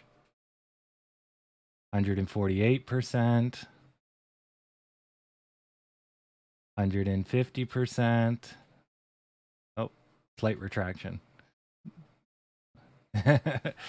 Nice. Planter Baba back in the limelight, taking an arrow to the knee. Oof. Yeah, they haven't been doing so well for the last couple months. Oh man, unlike Amazon, Baba's been taking the hits. Shit, it's putting it back to 2019 levels. Ooh, Baba might get discounted soon. So I'd highly recommend dumping your life savings into Baba if it gets anywhere into the hundreds. Because this is basically Amazon of the East. And you can easily see like it's hit 310. It's trading at half of that right now. Right now, their problem is China's being a douche. And the guy that runs Baba knows, like, he's westernized. He knows how to make money. And the Chinese government loves capitalism, but doesn't like people thinking for themselves. And he's running that line very fine. And that's really hurting them. Plus, Amazon's probably making inroads as well. But man, Alibaba's innovative. If they could ever make a website that's not ugly as shit, they would be infinitely better than Amazon. I mean, half the shit on Amazon is just like a third of the price on Alibaba. Once Americans clue in, everything will be great. Yeah. This is Time Warner. Tencent. That's Alibaba's music arm. Fuck, they're getting hit too. They got wiped out. Record lows. Man, 74%. Oh, and how many billions was this thing worth? It was worth 16 billion. So at the time it was worth 32 billion. Shit, they got murdered. Oh yeah, they got regulated. Copyright rules. So they're finally cracking down on the fact that they just are the Wild West. I like betting on illegal companies. Regulation eventually catches up to them, but they make a lot of money until they do. This is probably the US crackdown on China.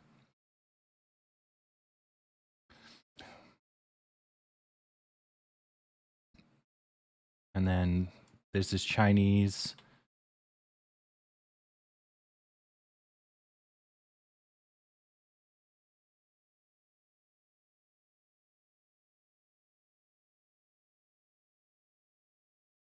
So China has removed a plan to terminate exclusive music copyright licensing arrangements. That the group implement a rectification to terminate exclusive music copyrights. So you can't have exclusive music copyrights in China now?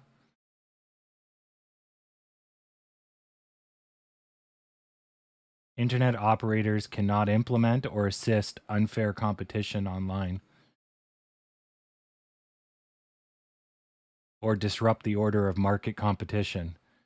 Okay. So you can't disrupt the competition, but you can't have stuff that your other friends don't have, so they can't compete. What the fuck? How do you have a competition if everyone's equal? Oh, lordy. Okay. That sounds like a wish-washy law.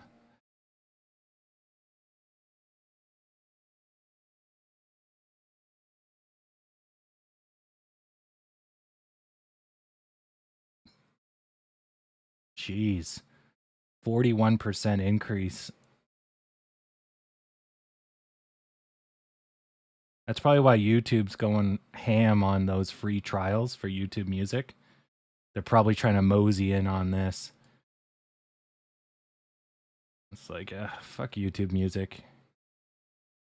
You guys are like whoring out my devices from Google, forcing me to pay a subscription for using my devices. It's bloody cancer.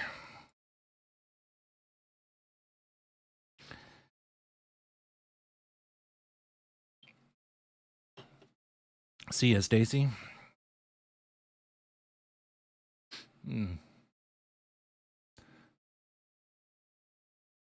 So it's kind of tempting to buy Tencent.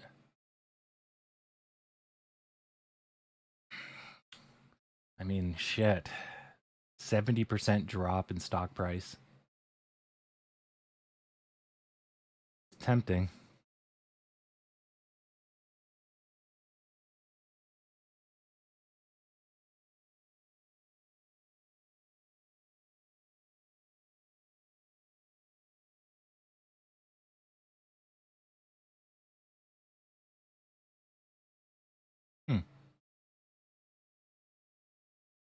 Ooh, is that Sundial? No, Sunlight Financial down 23%. Really? Oh, Sun Life. Light. Sun Life is something else. I was like, no way. That company took a hit. Nah, it's some garbage random company. Yeah, Sunlight Life Financial is Fidelity. I'm like, there's no way Fidelity takes a 23% hit. Yeah, you'd have to really fuck up for that. Yeah, all of these are small boys. Lil boys. Except for this one. GAN Limited.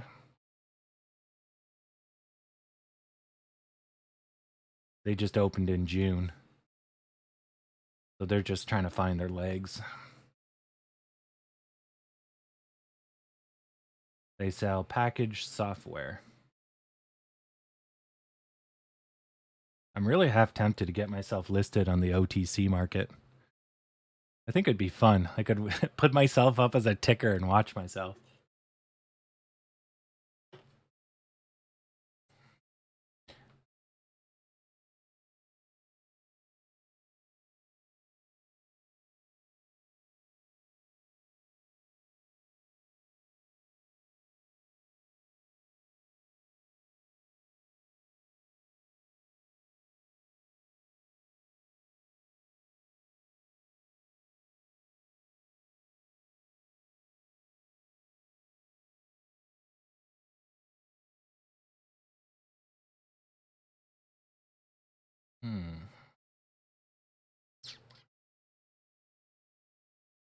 How to do this?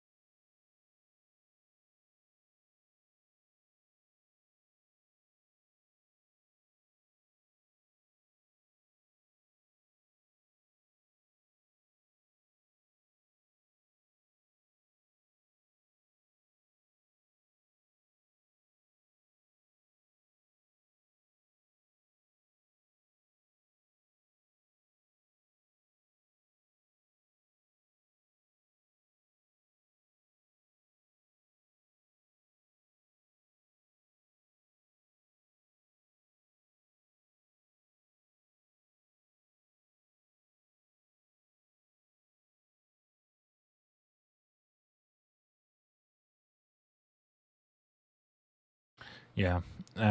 So for the stock here, when you're seeing, as you said, a cooling off, it's just the micro, which is what we're looking at here, is playing out the macro. So if we go to a different time frame, we'll see that it's just resting. There you go. So up, rested, right?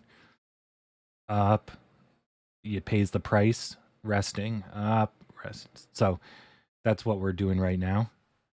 We're still a very aggressive shape, so it's still good. We'll just find a bottom and then we'll continue up. So when you see kind of like well, I can see it. I can see these mentally. I just kind of average these out. So this is an all green. Actually, a good way to show you what I see in my head is that this is the Hankanashi or Haikanashi, whatever. So it averages out between green, red, but it's a good way to see the stock market ebb and flow. Flow is away and ebb is coming in. And so as long as your flow is less than your ebb, you go up. No. So, but that's a good way to see the market.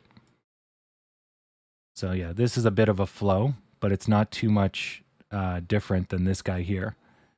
So if we measure this, we should probably find our bottom. Yeah, so our bottom should be at 3680 or less. I would say less because it should go big, then this kind of sized. So this one here is like here. And then the next one will be even smaller. Oop. And then that one stays over here. So we'll find the bottom and then we'll go up and then we'll come back down. And then you basically have the makings of a wedge, right? But in this case, our wedge it's not, or a pennant, sorry. We're in a channel. So we're basically going to tighten up in the channel before we have a breakout. At least that's my thought. Yeah. But nothing to worry about.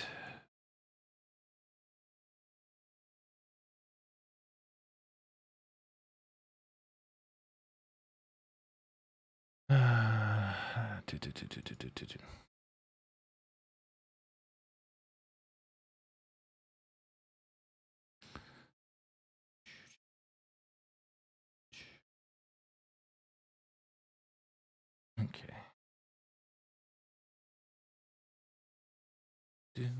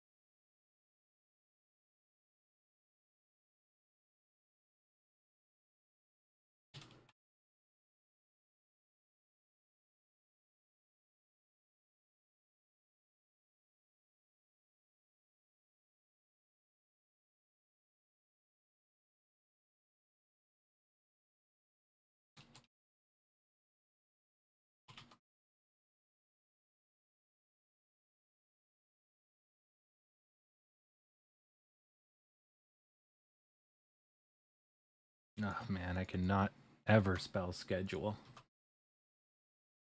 Does it schedule? Ugh. Okay.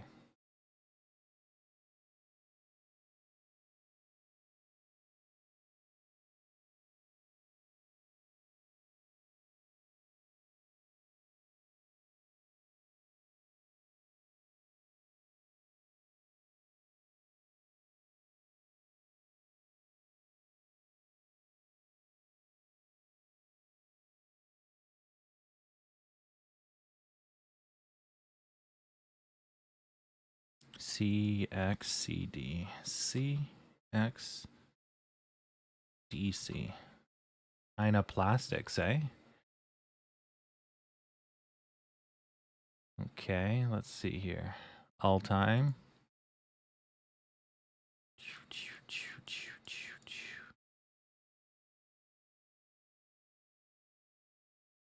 Oh, someone made a massive fucking buy-in. Holy.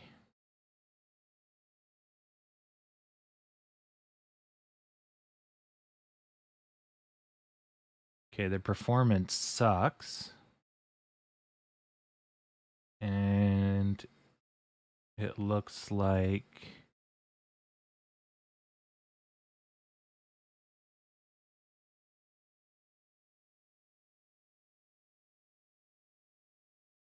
so it got kicked off NASDAQ on June 24th.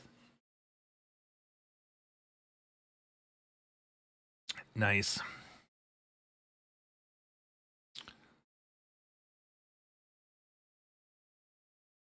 They're planning on going private.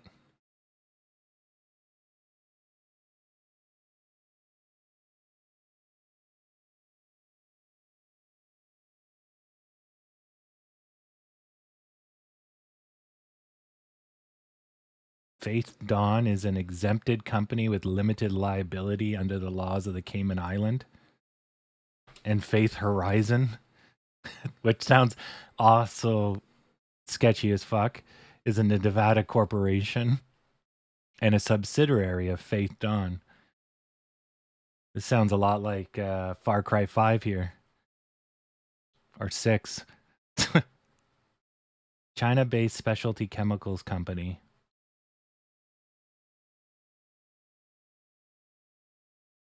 Is it mind control chemicals? Okay, so they're getting a going private offer of $1.1 a share. From who?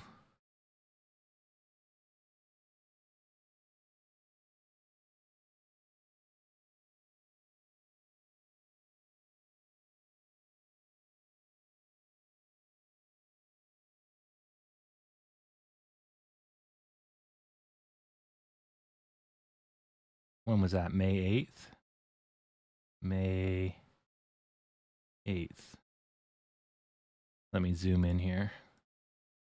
May 8th. Yeah.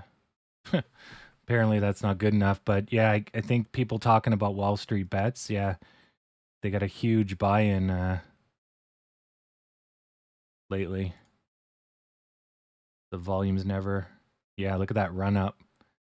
That's probably Wall Street bets running it up to $1.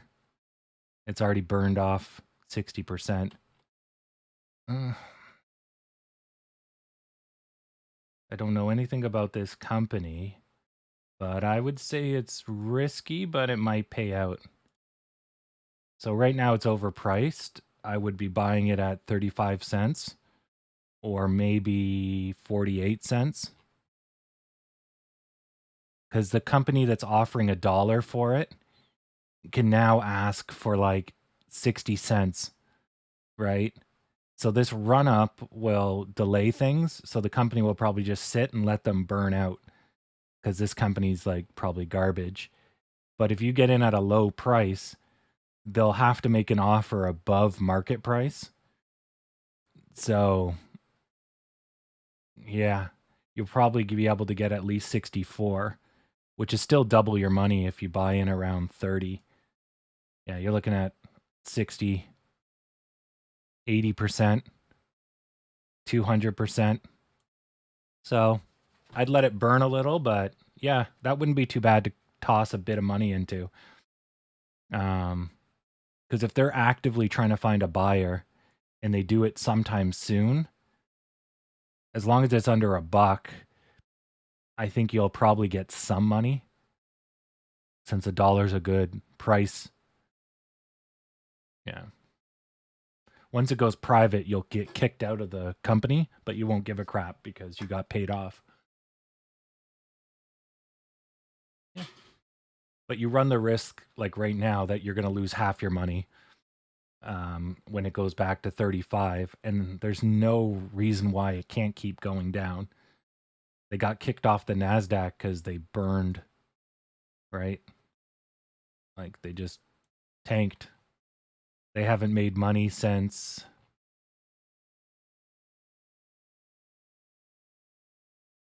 where? How far did they go back? They go back to 2008. In 2008, they were worth $31, and they haven't really gone up since 2010. It's all just been down. But man, if that company made a turnaround, it's 50 times your money. Oh, jeez. But that's not happening.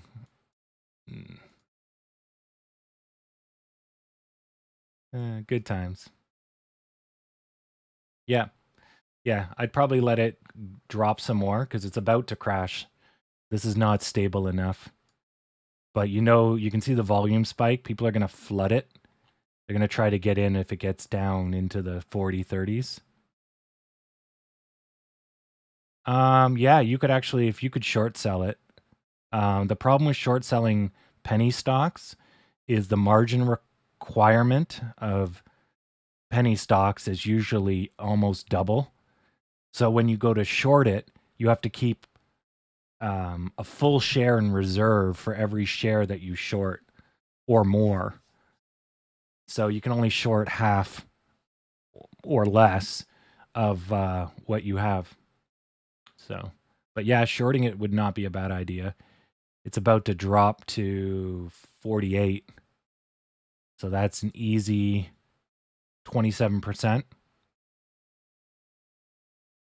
Yeah. But you got to watch though, and you have definitely have a sell limit because if someone on YouTube, right, hypes it up, they're going to flood it, right? And you get effed if it goes up. So you'd have to play that really tight. At least for the up if you're going to short sell. Because yeah, you could get like screwed really hard if it goes up. Okay, so we broke bottom and we should find support here or here, which is pretty much where we are now. Yeah. Good enough. Not bad. So this will, on the more macro picture, this is us building a base. So we're coming out, and even if today doesn't get any better, we're leveling out, and then we'll make a push to 40, 33, roll a little, level out, and then we can start our climb. Back up. Oh, let's take a look at Delta and see how bad it is. Delta.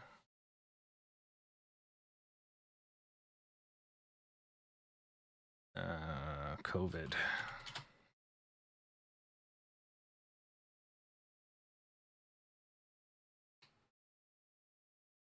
Nope.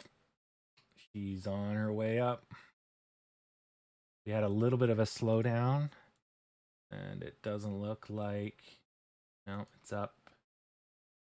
Vaccinations are getting there.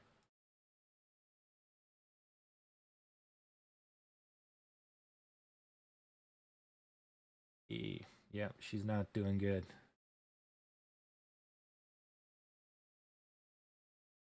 At least it's not going up too badly. It's slowing down.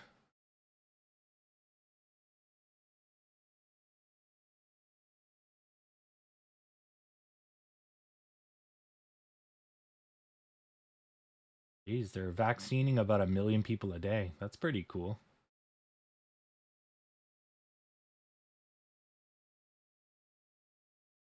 Yeah, here's everyone calling in sick on Monday. I knew it. Weekends are always lower. And everyone calls in sick on Monday. Well, I mean, these people are rightfully sick. 252369. Week. Now they're definitely up. 186 to 250. 160 doubled is 6 and 6, 12. That'd be 32. Haven't quite doubled in a week, but getting there. How's it looking over 2 weeks? Yeah, see, we started to level out here. Got a little bit of a slowdown, but it's pretty much the last Friday and Monday basically surged it.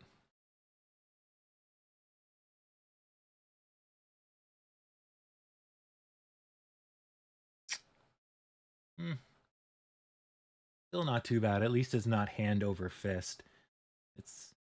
But it's pretty close. How's Canada doing by comparison? Non-existent. Nice. Death rate 4. Damn. Nice. Vaccinations are now at 73. Number declining? Oh no, it's going up. Just yes. So we're doing about 50,000 a day. That's nothing. Testing's erratic. Hospitalizations slightly up. Not bad. Not bad. All right, we're holding. Pick another at random. Let's see the UK.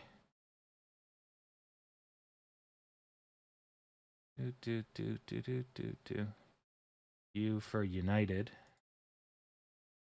Oh, not bad. And they got murdered on that second wave there. They kept the death rates pretty good. Nice and low. Their population. I think it's about the same as the States.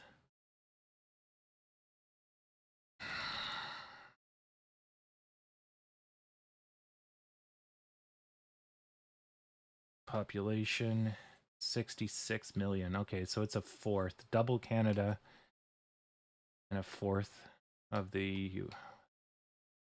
Yeah, about a fourth. Well, that's pretty bad then. Times these numbers by 4. Oof. Pretty bad. US. United States.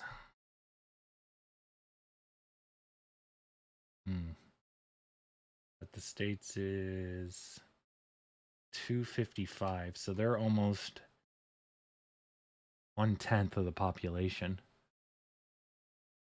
Right, if the population is 304 million, then a tenth of that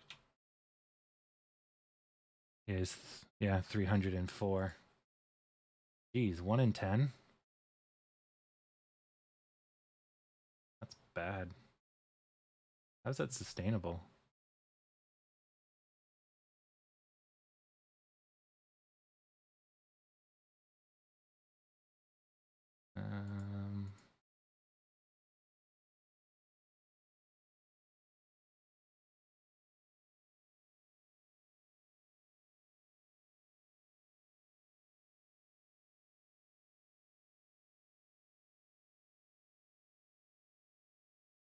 Hmm.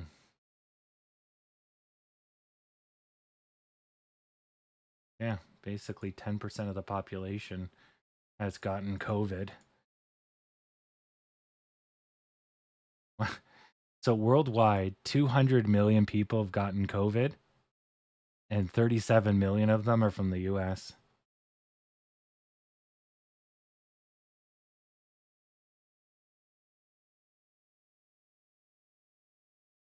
Damn. Number one.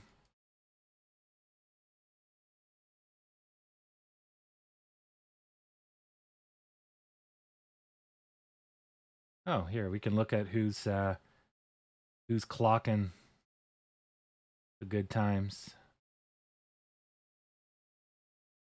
So Rhode Island is the worst offender. Then North and South Dakota, Arkansas, Utah, and Tennessee, Florida. Best state is Hawaii, Vermont, Maine, Oregon, Washington, New Hampshire, and Washington, D.C. It looks like everyone's getting pooched. California got pooched early. But I'm guessing that's because they're probably first to get imported. Yeah. Nice. Who's lost the most? California.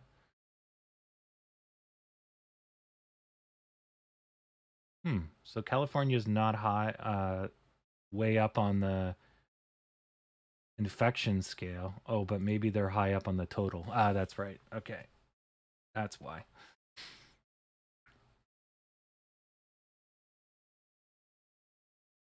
Hmm.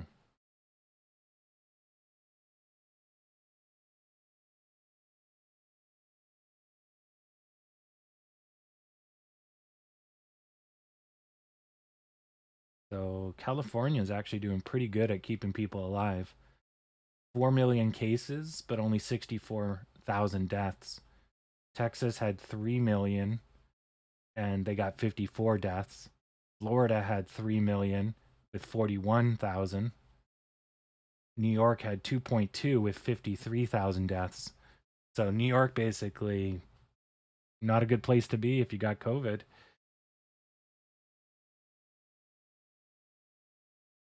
Damn. Is there anyone worse? Mm,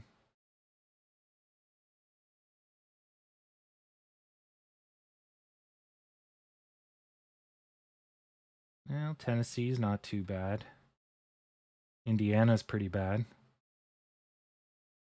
They're about 8,000 extra deaths.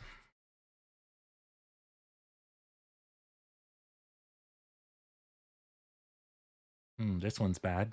Maryland's actually pretty bad too. 10,000 deaths for only 500,000 cases, which would make them 20,000 deaths per million, which would make them 80,000 deaths if they had the population the same as California,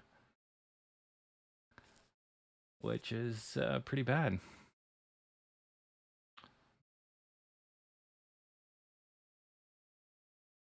Yeah, this is where we leveled out. That was late June. Balls.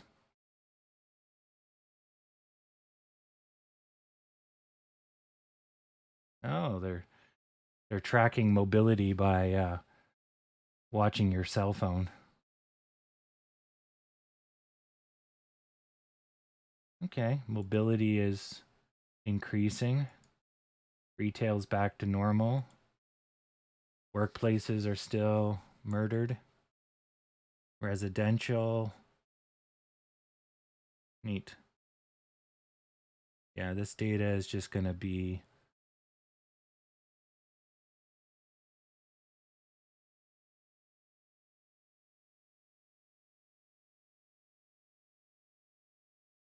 They don't let you know how the data's coming in.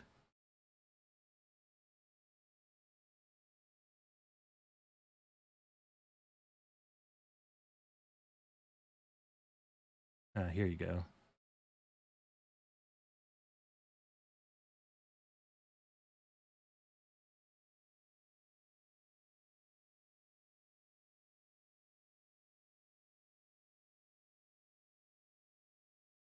Yeah, see? Insights are gathered by selling out your location history. Yeah. Of course, Google. All right.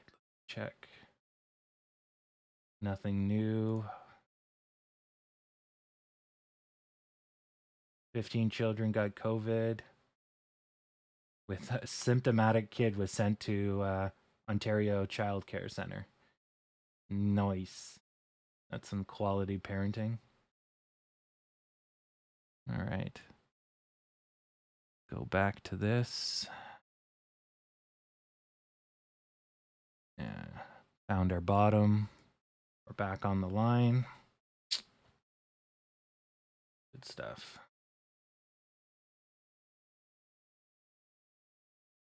Ten out of 10. There you go. Yeah. Yeah, I checked my 5G upgrade. My cell phone reception has gone through the roof. So I love it.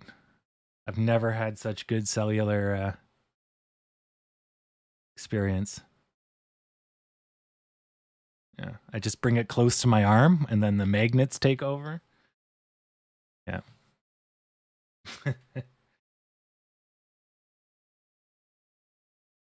All right. So label for email, blah, blah, blah, trip ID. Okay. Subtitle, title, button, button. Okay. Yep.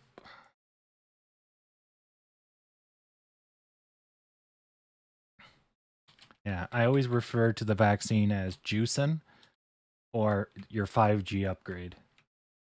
So people are like, oh man, I got my second dose. Now I got my full upgrade. Yeah.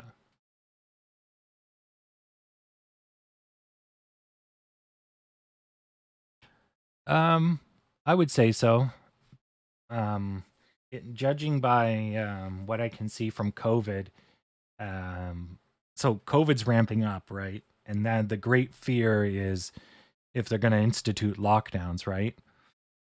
The Taliban is probably not a big issue, but what America's going to do next is kind of a funk. But yeah, I would say COVID's like number one problem right now. And so as COVID keeps rising, which it is, there's a risk that it's going to rise to a point where it's out of control and then lockdowns are going to murder the stock market, right? So that's the fear. And if the stock market doesn't get murdered by COVID, there's a risk that the Fed will murder the market and turn off the money printers because we're getting into inflationary that sort of stuff, right? Yeah. We never left our lockdown, so we basically just preserved it. But yeah, you're right. Backstop. I think from what I can see, this is what it looks like, and you can kind of confirm it because you can look at the market and it's showing signs of hesitation, which you should by now know how to detect hesitation, right? Zigzagging back and forth. So look at there, right? That's hesitation. It's not making new highs. It's not really going anywhere. No strong commitment. So yeah, this is a bit of commitment, right? But this is all hesitation, slightly drifting up. This is macro hesitation, right? This is a correction because things were getting good. So this is showing intent. Then they're like, yay, COVID's over. Ah, we're wrong. Yeah. Yeah. But I think the Fed has been printing money since 2018, right? And then this is COVID. Or sorry, no, this is the start of COVID. So this is them coming out of the 2018 recession. And then this is COVID. Then they're like, nah, COVID doesn't matter. Yeah, COVID matters. And the recovery is here. Right. This is the recovery we're in right now. So this is the part where they're like, okay, COVID is done. everything's good, and now Delta, and now they're like, okay, I think we're okay. Yeah. Yeah, that started in Delta started in June. So here. So yeah, that's where they leveled out, thought things were good, and then they're finding out, but they're doing not so bad. Like as an average, they're holding. But then also too infrastructure. This is gonna lift. This is the U.S. Dollar currency, which is basically a measure of the U.S. Economy. But this means money's flowing in. But if let's say if we look at the Dow itself, right, infrastructure is going to be taking over as of late. But there's your Delta crash, right? And then you get a slowdown. Even though it's still going up, right? The money printer's still on. You can see here it's really starting to curve, right? And then that should be start of June is where here. So there's Delta coming into full swing, dragging us down. And then this is the potential, okay, it's not so bad, but I don't think we're out of the woods. There's a good risk we could probably do a bit of a burn off here. But of course, a lockdown hurts us 100%. The Dow, not so much. Like full lockdown, all it did to the Dow is sent them back. Oh, well, still sent them back to 2016. 2017. Sent them right back to here. Wiped out 3 years in 1 month, 1.5 months. So, yeah, we'll see. I mean, that's really, there's people's entire careers that are about answering the we'll see. And there's no point, you banging or any of us banging our head against the wall trying to figure it out. Because even if we figure it out, there's nothing we can do about it.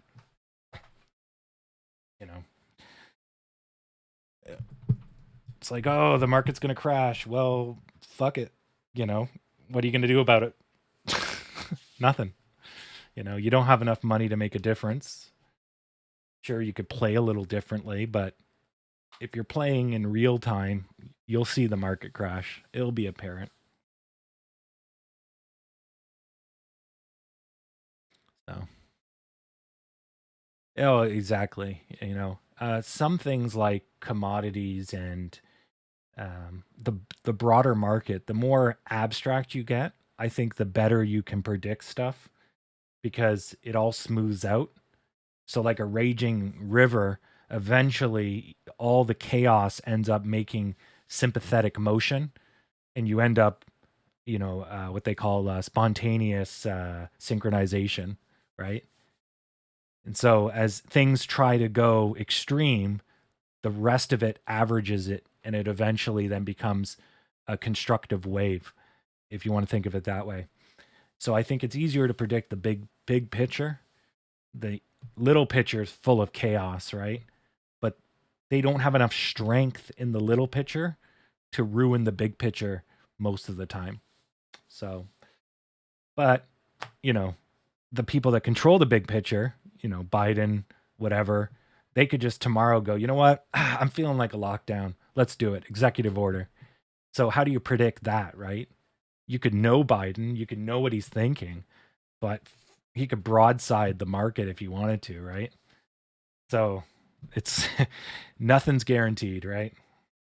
So yeah, there's always that. But you could know Biden enough to say, okay, look, he's smart enough to realize that's a dumb idea, so the likelihood is low. But then something might force his hand, right? And then you're going into the rabbit hole. It's just okay, Taliban's going to force his hand, has to redeploy troops. That means this, that means that. So it's like, yeah. Yeah, we had a good green day so far. Looks good. And I'll see you at the EOD as well. Ugh. I'm trying to figure out how to do this event reporter. I think I got it. So I think what I'm going to do is I'm going to make a little box And in the box, you provide the bus number, the route, the direction, start, stop time, whatever. And it'll take as much data as you can give it.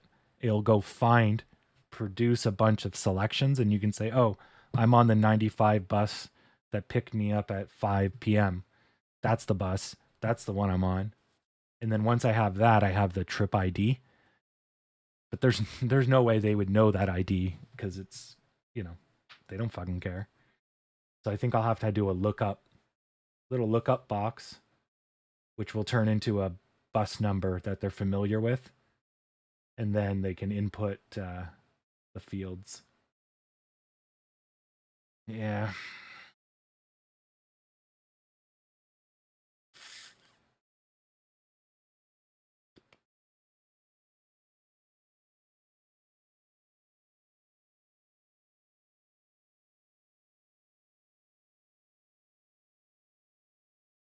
Hmm.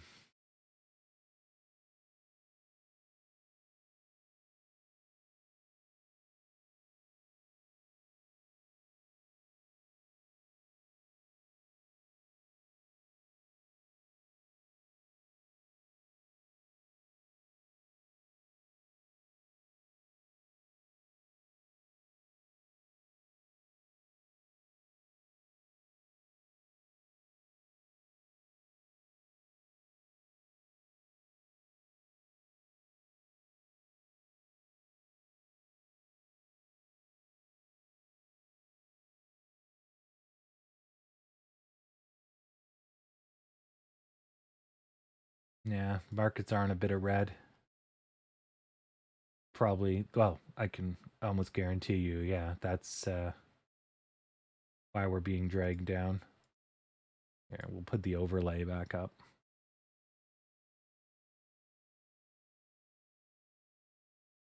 Yeah, plus it's after 12, so you lose a little bit of steam, but I think we'll get another push. I hate it when I can't drag this stupid thing.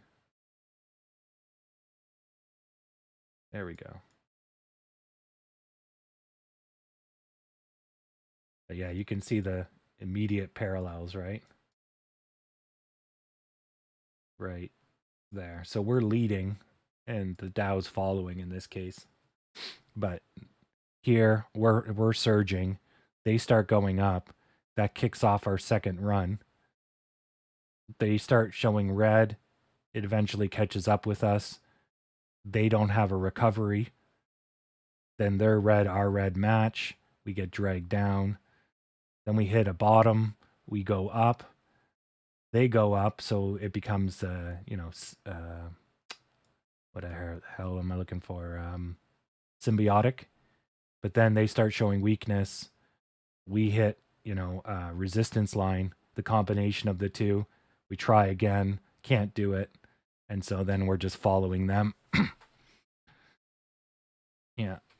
But that also means green kind of let off the gas pedal, but it is noon. So from 10:55 to 12, you'll have a good push and then they'll rest till end of day. Sometimes 12 to 1 has some action, which we might be seeing now.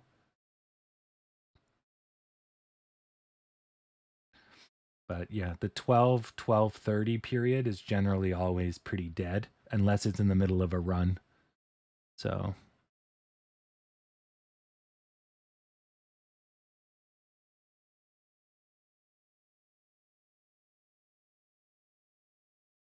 for AMC,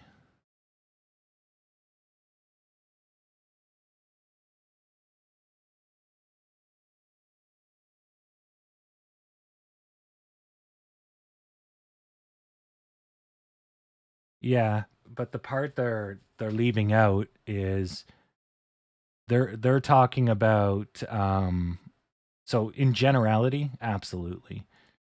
Um you're not going to have, if everything is overpriced, the earnings isn't just going to randomly go up and meet the evaluation. The evaluation usually comes down and meets the price. However, if you have a shining star, stocks are priced, 6 months to years in the future. So if you have, the best thing since Swiss cheese and you might only make $1 right now, your evaluation might be what 3 years from now would be, right? Um, so yeah, they're right, but they're also kind of wrong. So yeah, but it's a big risk. But they're absolutely right to say it's a big risk, because if the market shows any weakness, right, the evaluation can't hold. Yeah. Oh yeah, you can definitely see where the market corrects. It's super apparent. Um, it becomes over evaluated. Something usually happens, and then that kicks off a crash. But what they leave out, right, is all the micro crashes, which happen all the time. And that's when the market shows weakness, but it's not enough to trigger a full rout, right? Like that financial crisis we had, um, with the toxic mortgages, right? That could have kept going. There's no problem with that, except for fraud and super leveraging. So if they didn't like play it and gamble so hard, they could have kept going, right? And not commit fraud. But it was the committing of fraud, the second there was any weakness, everything came down like a house of cards, right? Because it was unsupported. And so, to their credit, that's absolutely right. The more and more it's unsupported, the more and more it's fake prices, the riskier and riskier things get. I agree. But to argue that the evaluation will not meet the share price isn't true. Google started at $50. Where is it now? Tesla started where? Where is it now? Right? Um, so they're just arguing, stocks should not be overpriced. Well, yeah, but if we bought stocks at true prices, then everyone would be rich, right? Because it's like, oh, well, if I'm getting the best deal every time I buy a stock, then I'm guaranteed profit as long as the company goes up, right? So then why not just buy now or buy earlier, because it's a guaranteed moneymaker, right? So people do that, and then everyone starts preempting each other, and eventually they're buying years in advance for the company to grow because they know they'll never get a lower price, right? And so then the price gets thrown through the roof because everyone's trying to preempt the squeeze, the big rush, right? And here we are, right? So yeah, exactly. So it was like Facebook too, right? Everyone's like, it's not what Facebook is now. It's where it's going to go. It has no competition. So yeah. Anyways, it's fun. It's fun. Under perfect conditions, the stock price should be its price to earnings, guaranteed. But you have what I like to call the hype factor for sure. Yeah. And they're right. If the gap gets too big, I would say it's not correcting because the gap got too big. It got so dangerous and an accident happened, kind of thing. So it's not the behavior that causes the injury. It's because you're having more risk, and then one of those risks causes the damage, right? So as it gets more and more wider, you're rolling the dice, right? And one of them's going to come up Millhouse, and you're going to be in trouble.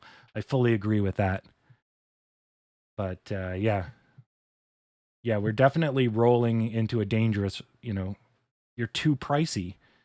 This stock's less than $1, and we're paying $37. If we had a lockdown, we're going back to $1. Like, we would be crashing incredibly hard, right? Because we can't sustain this price if we aren't open, if we're not growing, if we're not making progress, right? Because this price is future AMC. This is sure as shit not now AMC, right? And yeah, the second you challenge that, goodbye. And so, yeah, you're quite right. Yeah, exactly. Oh, it's good to see you, Odell. Well, I mean, we're not going back to $1 because there's so many people holding, but it's not going to stay at 37. Yeah.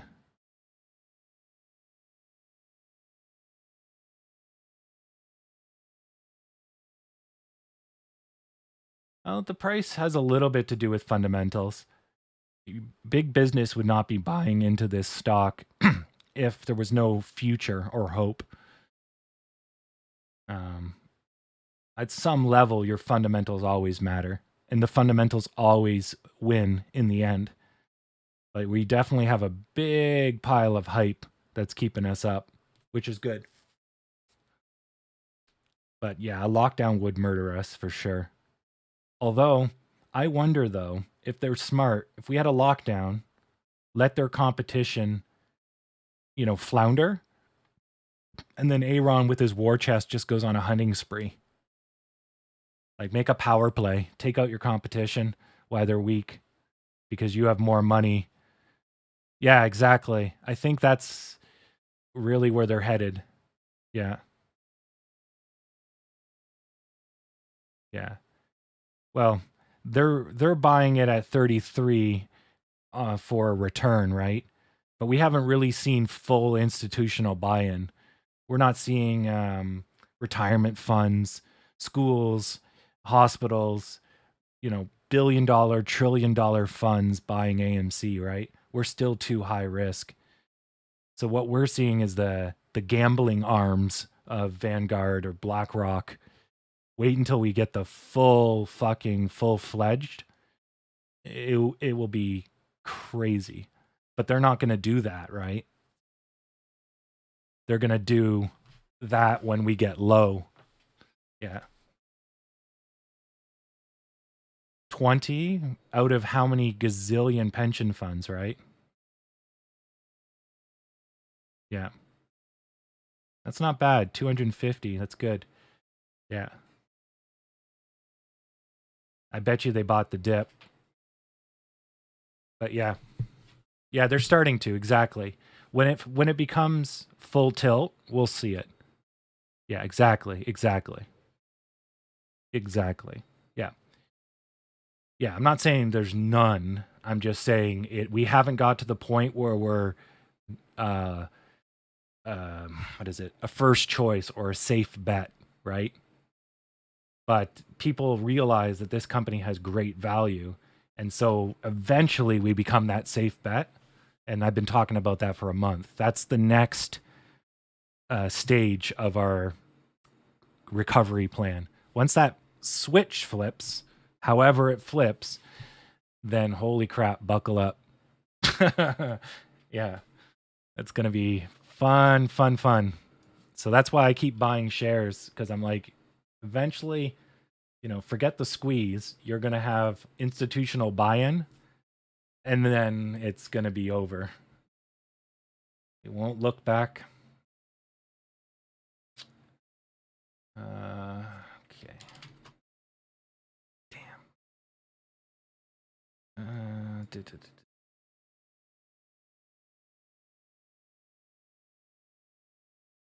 Yeah.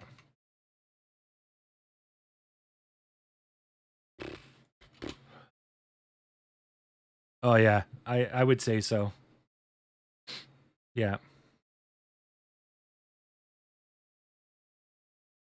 Yeah, I think that's what I'm thinking as well. Odell is or Oded. Um I think we're going to go that way.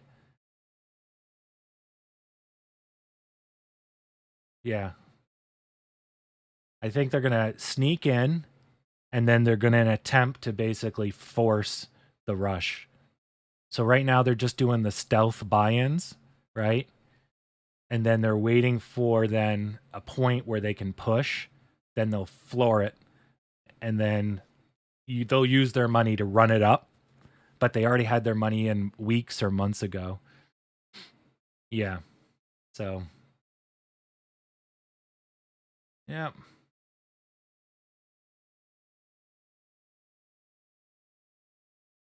Yeah, we're definitely looking a lot better than we were. That's for sure. Yeah, but institutionals though, once they commit, then they're in for years. So they'll bring up the base basically. Um, the institutionals we're seeing, gambling, that's different. That's risk. That's not heavy money. Those pension funds are not going to disappear a week from now, right? So, yeah. Yeah, so it brings up the base, which is excellent.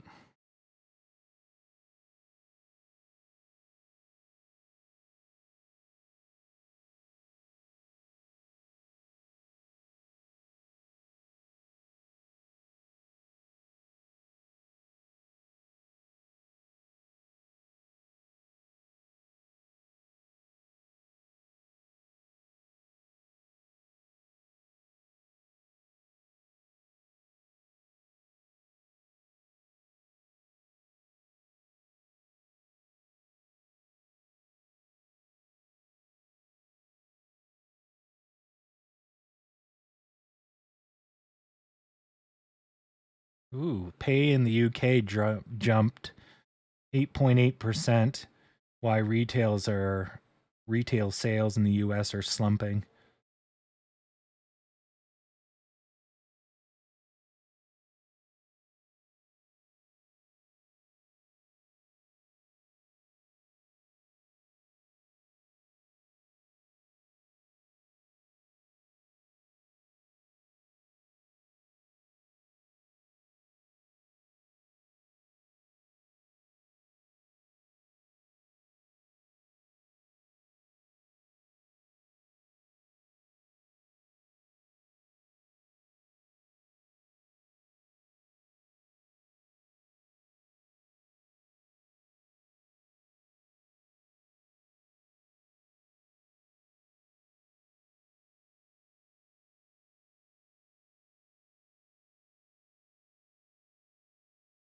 Apparently, Canadian banks are saying the same thing, that the price is wrong for most of the stocks and a correction might be coming.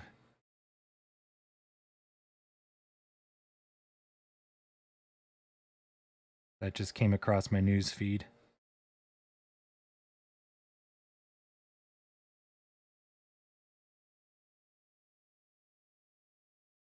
Okay, so what am I trying to do? Oh, I need to call the insurance lady again.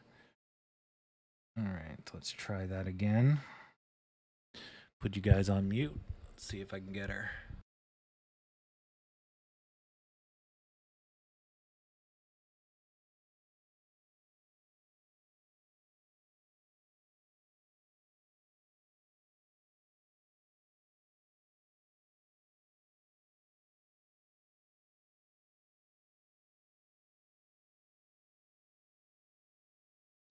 Nope, no dice. I love how you capitalize keywords, Odo. Bullish.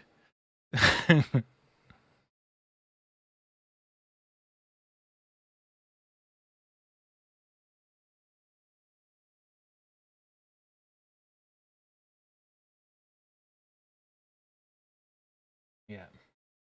Got to keep the excitement level up.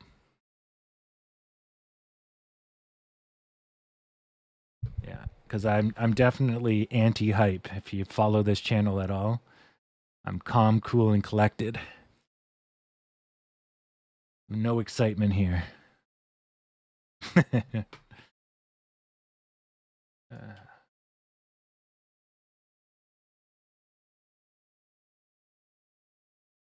um, look up. So this is input type.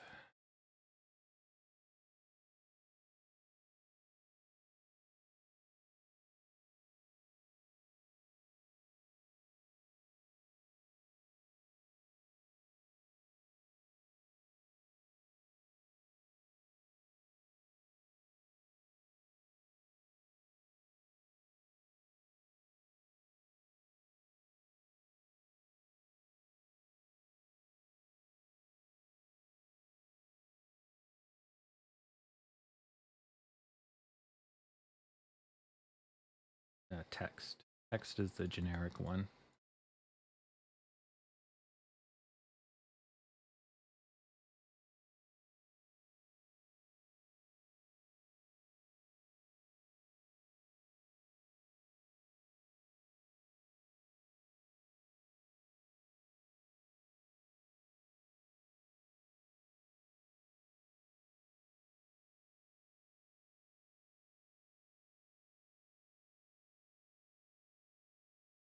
Oh yeah, stupid me. Right.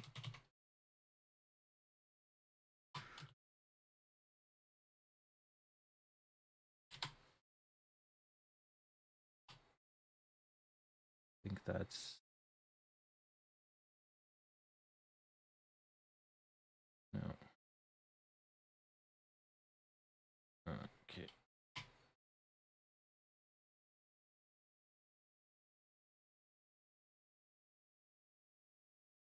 Nope. It's not like that.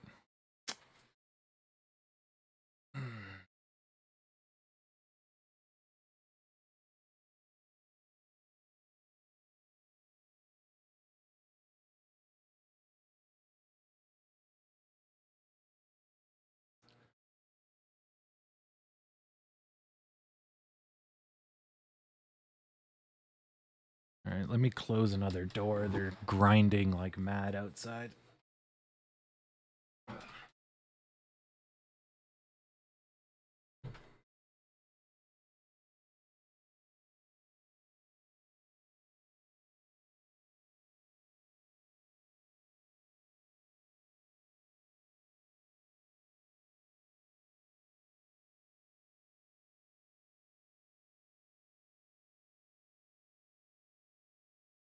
All right.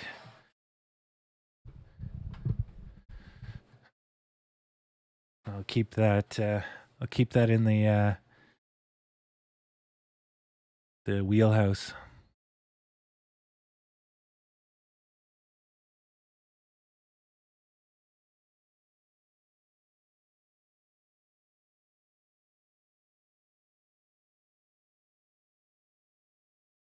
Text control.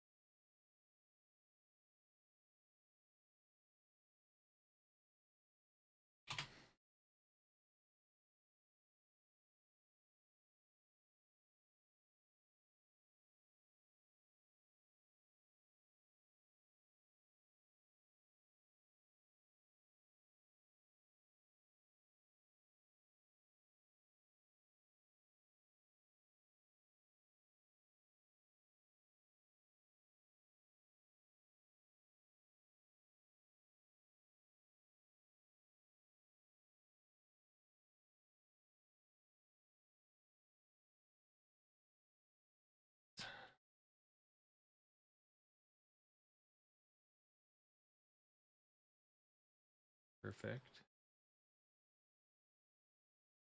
Perfect. Yep, there we go.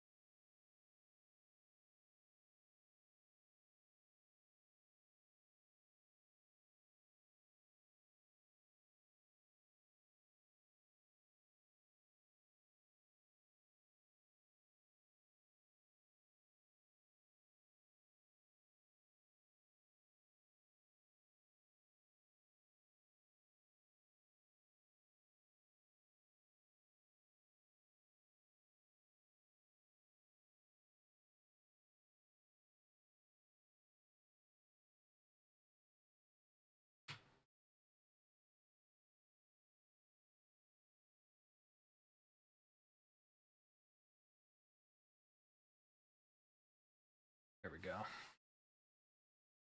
Perfect.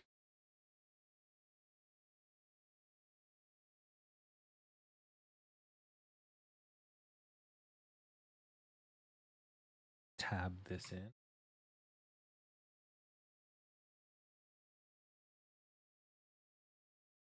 Rid of this. Bingo.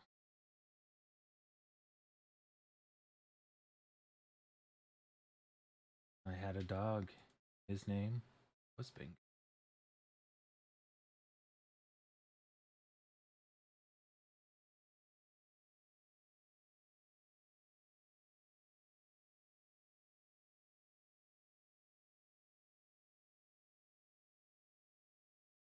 Actually, that may be. Ah, fuck it. I'll just do it like. Do it live.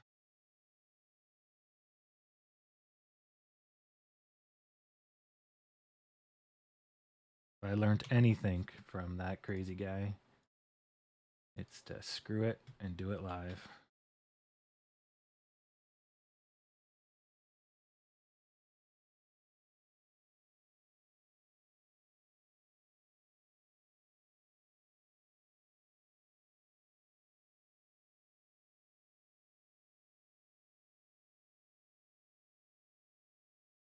Body.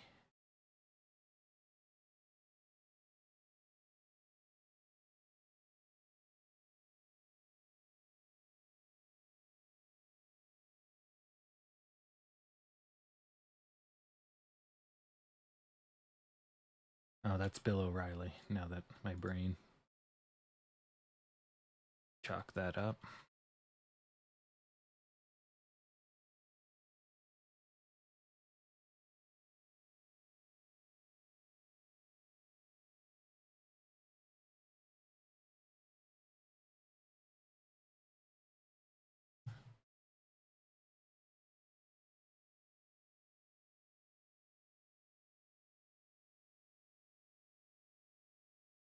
Does not like play ball.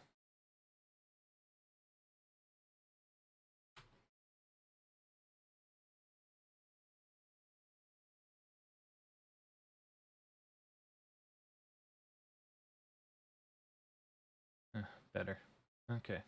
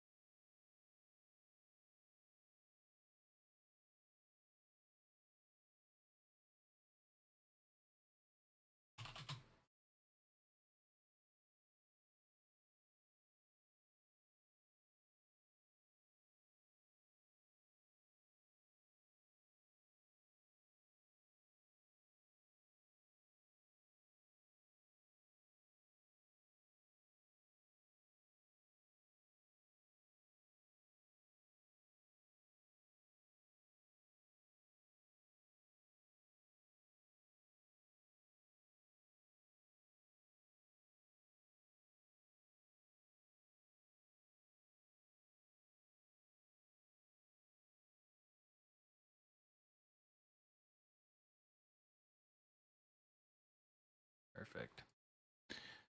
All right.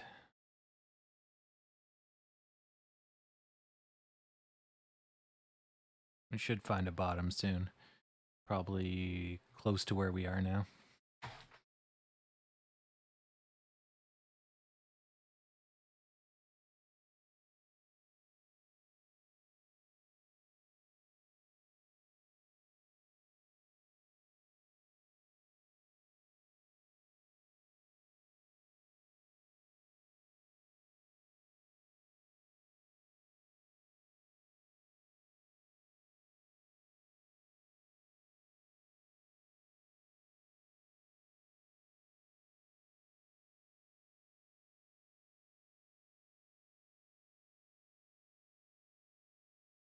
And that's why.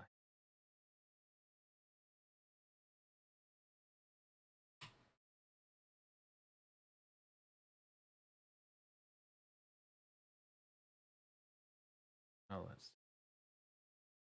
There we go.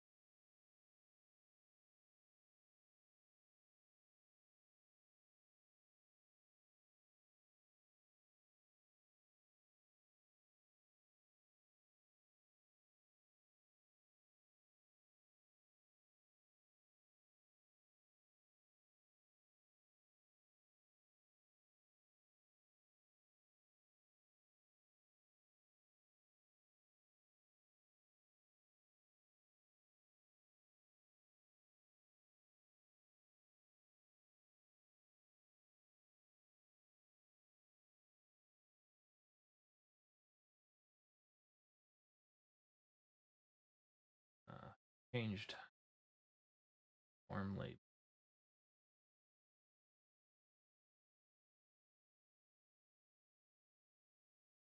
Good. Oh, nice. Good.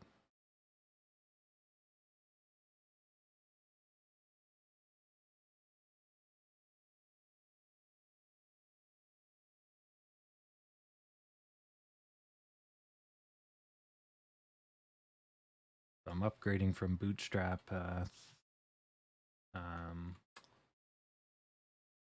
4 to 5. They definitely have made it a little bit leaner.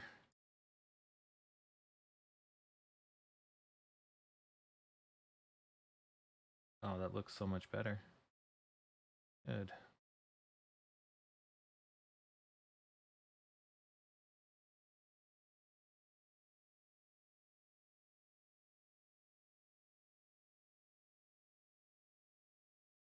Why those are super big.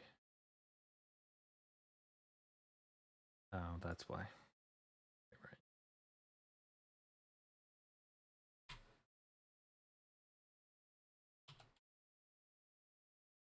Do. Oh, looks like we're testing the bottom. Good.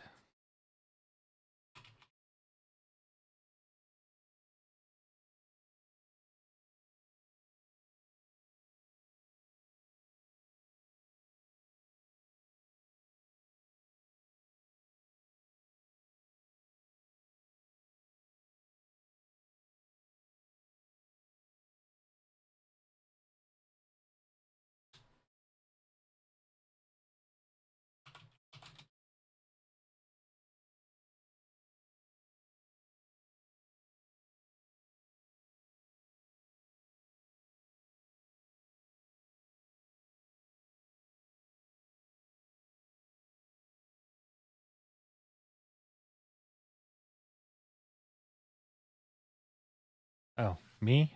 I'm Ottawa, Canada.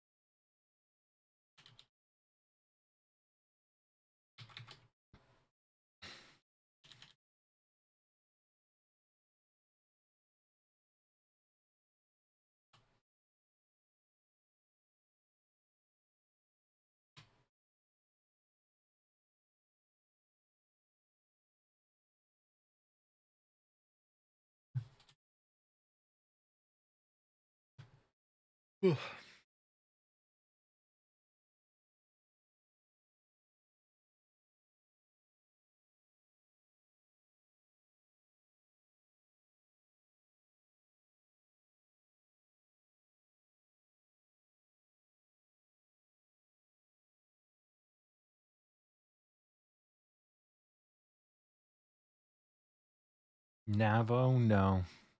It's just the flavor of the week. Oh, second.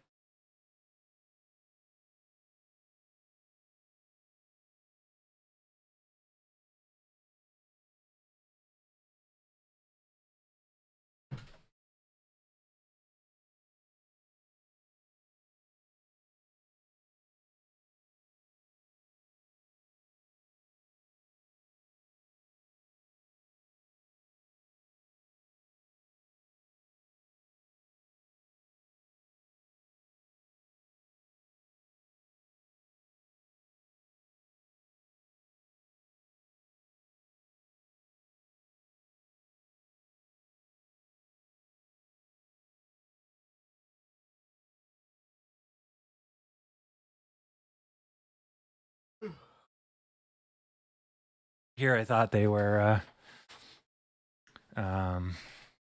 yeah.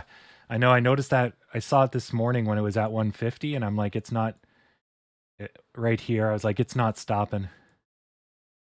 Nuts. This would make an excellent short though. You know there's going to be a retraction. They got to pay for it. Yeah.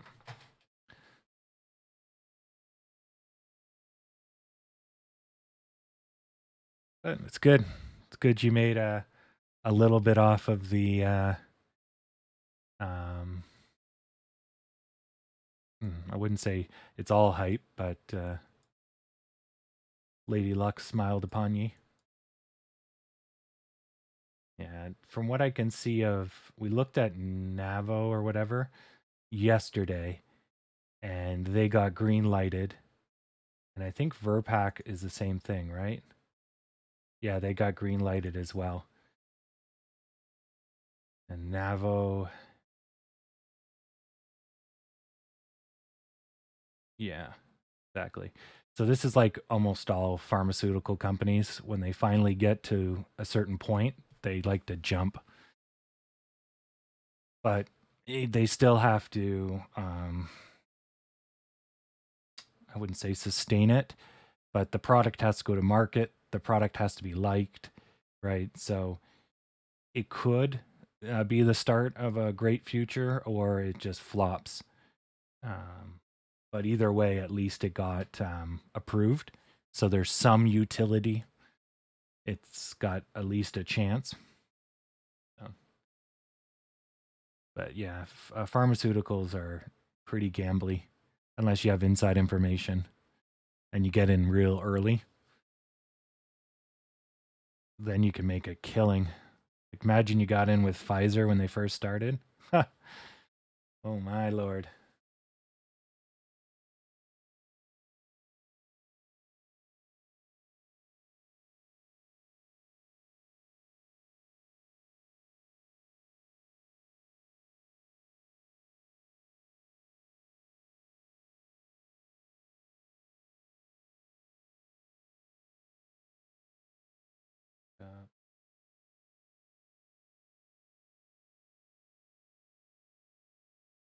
Route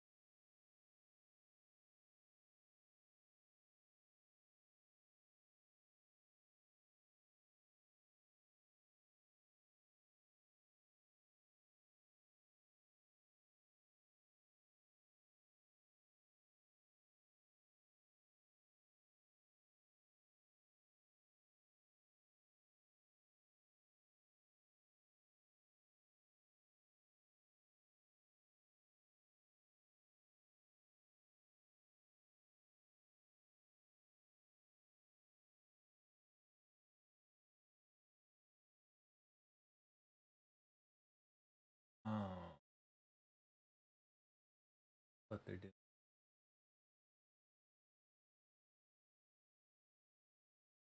Crafty. Huh. Art.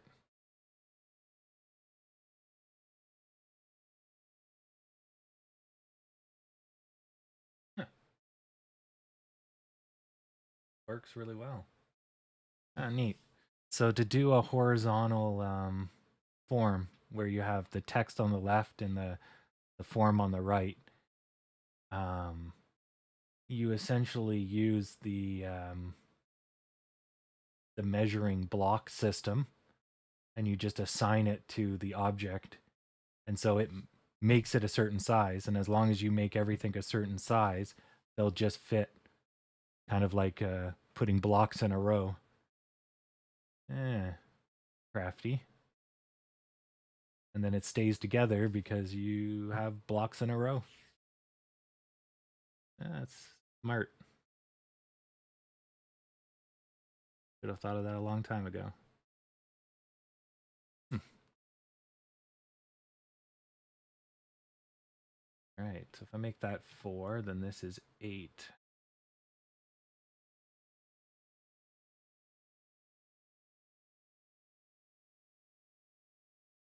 This 9, make this 3. Good enough. Perfect. Learned something. All right, so looks like we're trying to figure out if we can go up. This is going to be our second hit off the bottom here.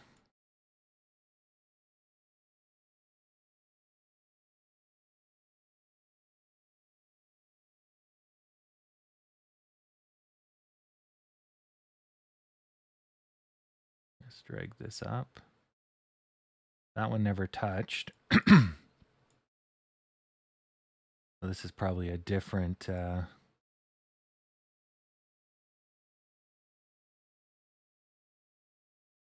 probably the pile again. This is going to match, yeah. Oh, we did touch, but it's down here.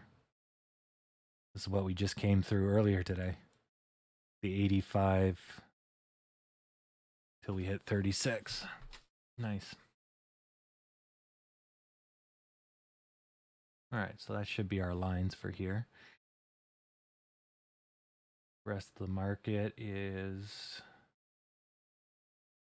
functionally floating, but pretty much everything went red. Yeah, it's recovering a little bit now.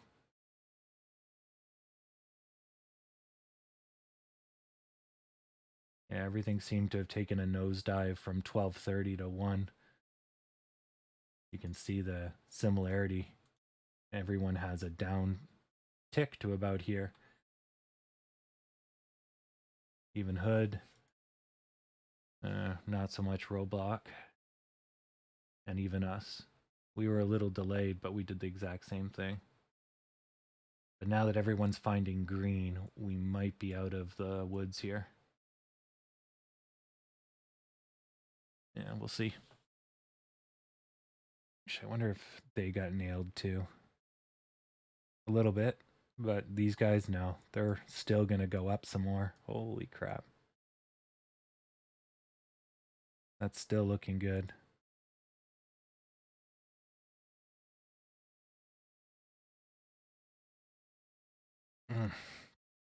Crazy.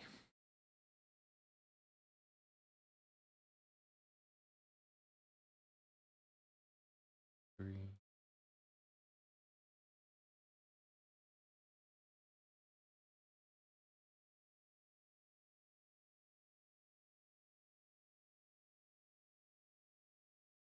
Well, that's the game, right?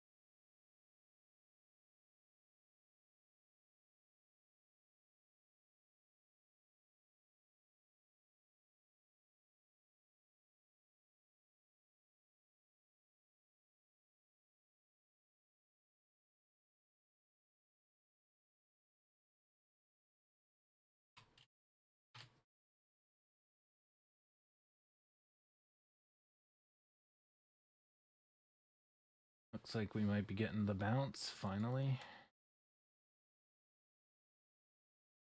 Fresh.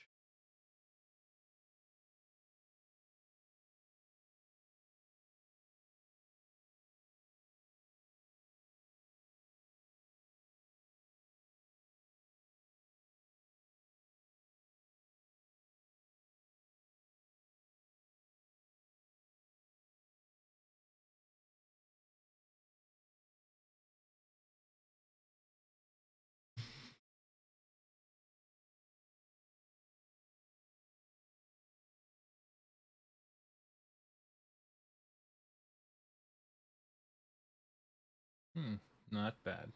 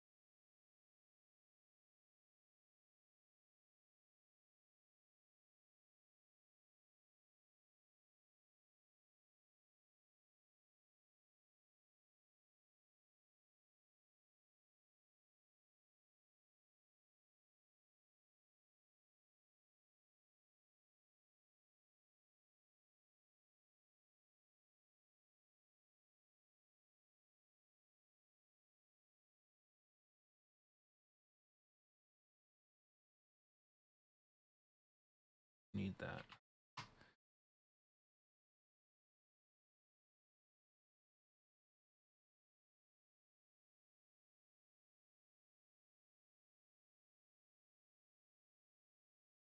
I know the route and I know the time that I know what bus you're on.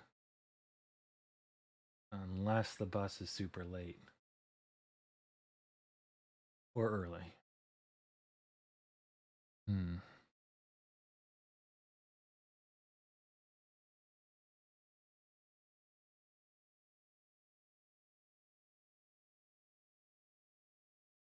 Oh man, that's going to be a pain in the ass.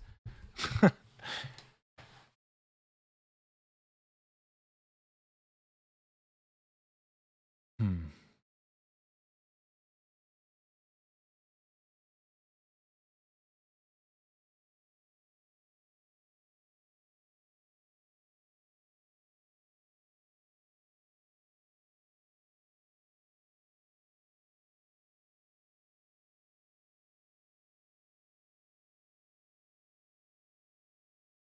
Guess there's no way of me knowing yet. It would be so much easier if I had the access to the database. Yeah, I don't know what triggered the market sell-off, but it's the market. It's not us, so it's fine. Probably some Taliban action. Who knows?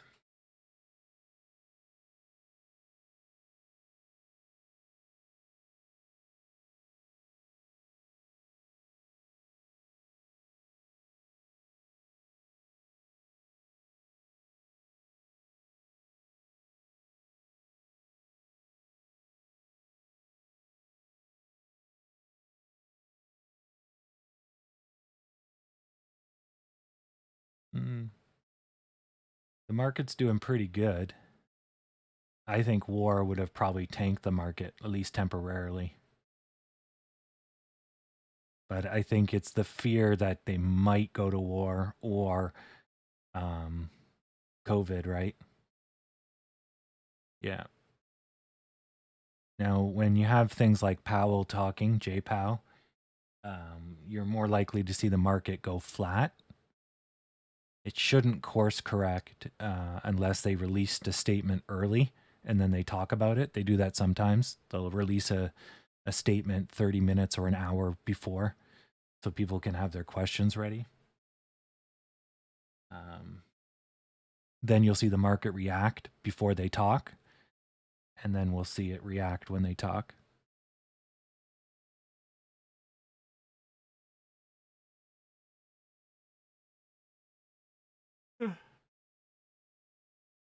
But seeing how it's a coordinated kind of sell-off, it's probably some part of international news, or at the very least, national news for America.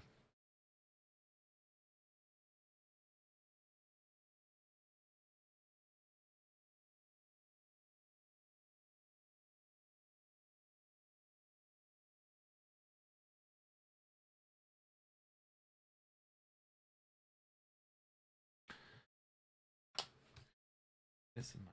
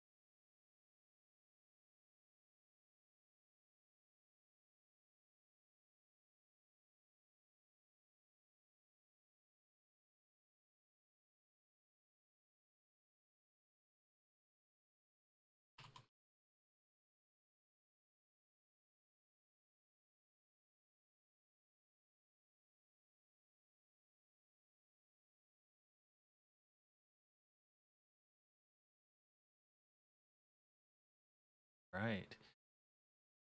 Let's see what JPOW has to offer.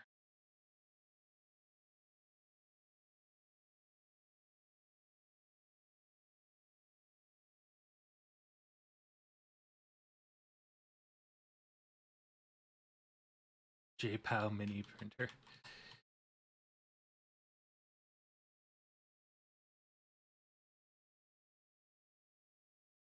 Great. Fed. The Fed.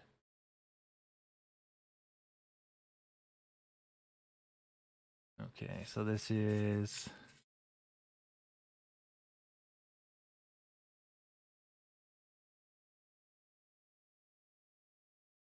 they're having a chair conversation.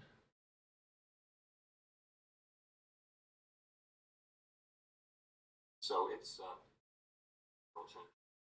companies fully invest in technology because they plan to do going of things.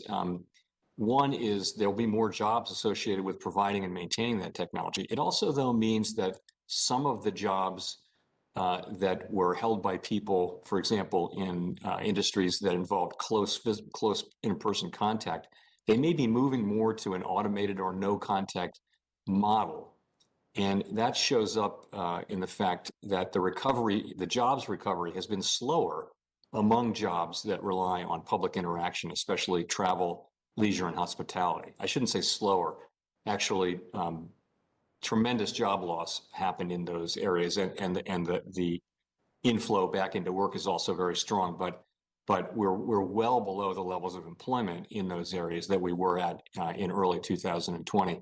And those jobs, these are public-facing jobs in the service sector, as I mentioned, travel, leisure, hospitality. Those are disproportionately held by women, by lower wage earners, and by people of color. So it may be that some of these people will have a harder time finding their way back into the workforce without more education and training. And we think it's important that we continue to support those people as they find their way back into the workforce. We know that these people want to work. They were working in February of 2020. There's still millions of people who had those service sector jobs and who are continuing to be out of work. So that's a part of the recovery that's far from complete. Our next question is from Lynn, an assistant professor at St. Louis Community College, Florissant Valley. Lynn asks, what are the primary responsibilities of the Fed chair? Well, thanks for the question. So I guess I would say you maybe can think of the Board of Governors here in Washington as the senior management team of the board, okay, of the Board of Governors. So there are 7 seats for governors, of which 6 are currently filled. So we have 6 governors, and I'm one of those governors and also the chair. Each of the other 5 governors has important responsibilities, and we collectively manage the business of the board. So everyone's got responsibility over we divide the work up. There are board committees, and that's really how that works. So you ask about the primary responsibilities of the chair, the first of which clearly is that I chair the Board of Governors. I chair the board, which consists of the 6 of us. And that board has the function of setting many policies across the operations of the board in all of the areas that I've mentioned, payments, and we also oversee financial regulation. The board has substantial financial regulatory authority, and the Board of Governors oversees that particular function. The chair also chairs what is known as the Federal Open Market Committee, as someone was pointing out at the beginning, I guess Gigi. So the Federal Open Market Committee, or the FOMC, sets monetary policy for the U.S. economy. To say that more straightforwardly, we use our tools, our interest rate tools principally, but other tools as well, to support stable prices and maximum employment. Those are the 2 goals Congress has given us. We raise and lower interest rates, and that affects economic activity and the achievement of our goals. There are also crisis tools when there's a crisis that we can use, and maybe we'll talk about those later. The other thing, those are 2 big jobs. The other major job that I find myself spending a great deal of time on is just public communication. our tools depend on effective communication in many cases. So monetary policy works not just through raising and lowering interest rates, but also through communicating a clear message to people in the economy. And to the extent they understand what we're doing and why we're doing it, that makes our actions much more effective. And they're not confused about what we're doing or why we're doing it. They understand it, that actually really makes our policies much more effective. So, and that, by the way, that includes the time we spend communicating with, for example, for the general public, but also with the oversight bodies in Congress. In our system of government, Congress has oversight authority over the Federal Reserve. In many other systems of government, it's the executive branch that has that. In our system of government, it's the two committees of Congress that in the House and Senate that have oversight authority over us, and we take that very, very seriously. We reach out and do as much as we can to explain ourselves to those who have oversight, because it is through that oversight that the public really has its oversight over us, and that's the thing that sort of from which we derive our legitimacy in a democratic form of government.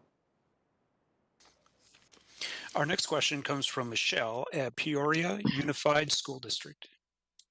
Hi, I would just like to thank you for giving teachers the opportunity to ask you questions directly. A few years ago, I had a chance to be a fellow for the San Francisco Federal Reserve, and they do a great job pouring into teachers and providing us resources. So I wanted to give them a shout out.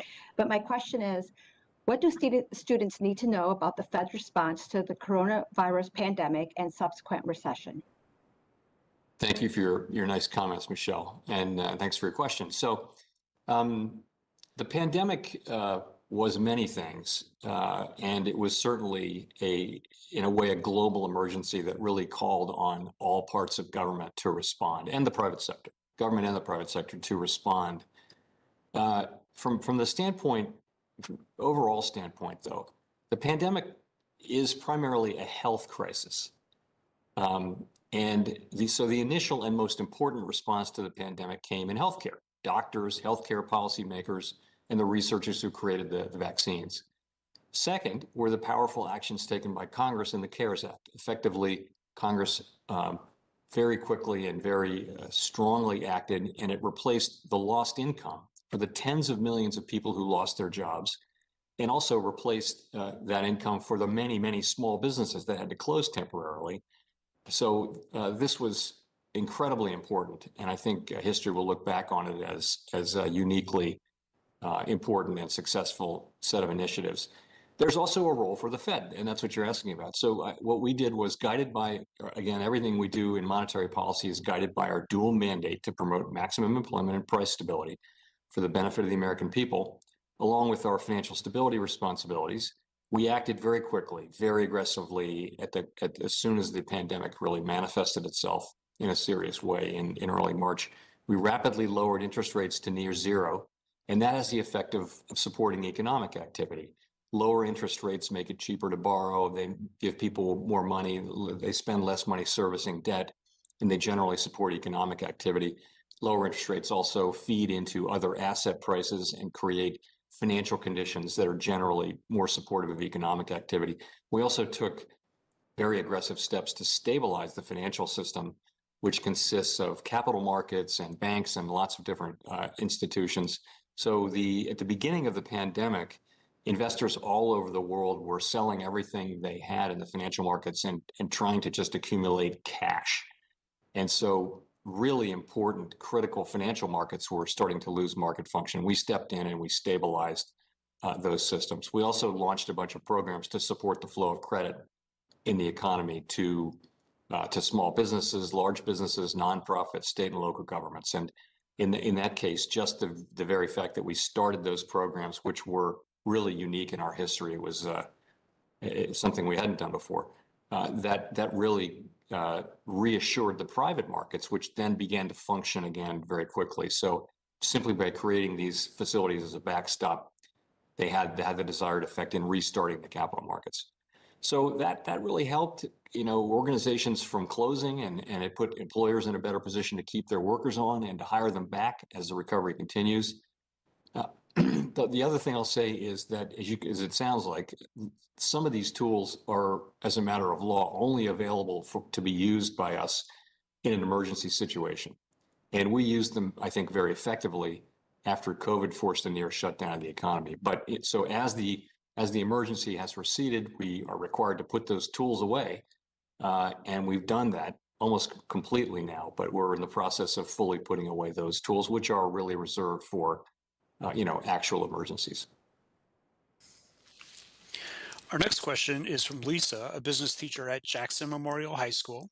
Lisa asks, how can teachers best bridge the gaps between economic theory, for example, the Phillips curve, and our students' real life experiences? Interesting. So let me point you to our economic education staff. They've actually developed a website to help educators, and it's called federalreserveeducation.org, where there are free resources for teaching economics, personal finance, entrepreneurship, history, and other. We welcome your feedback on it, but please take a look and see whether it's helpful. So I haven't taught economics to high school or college kids, and without having done that, I wouldn't presume to be able to tell teachers how to do so. I've been involved in a fair amount of school governance, and one takeaway from all of that is just how incredibly difficult and valuable the work of teaching really is. You have to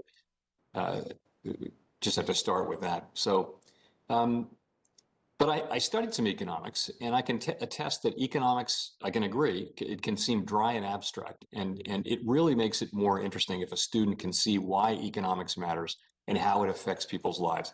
I think that the textbooks of today seem, to me anyway, to be a whole lot better than they were, more than 40 years ago when I studied economics.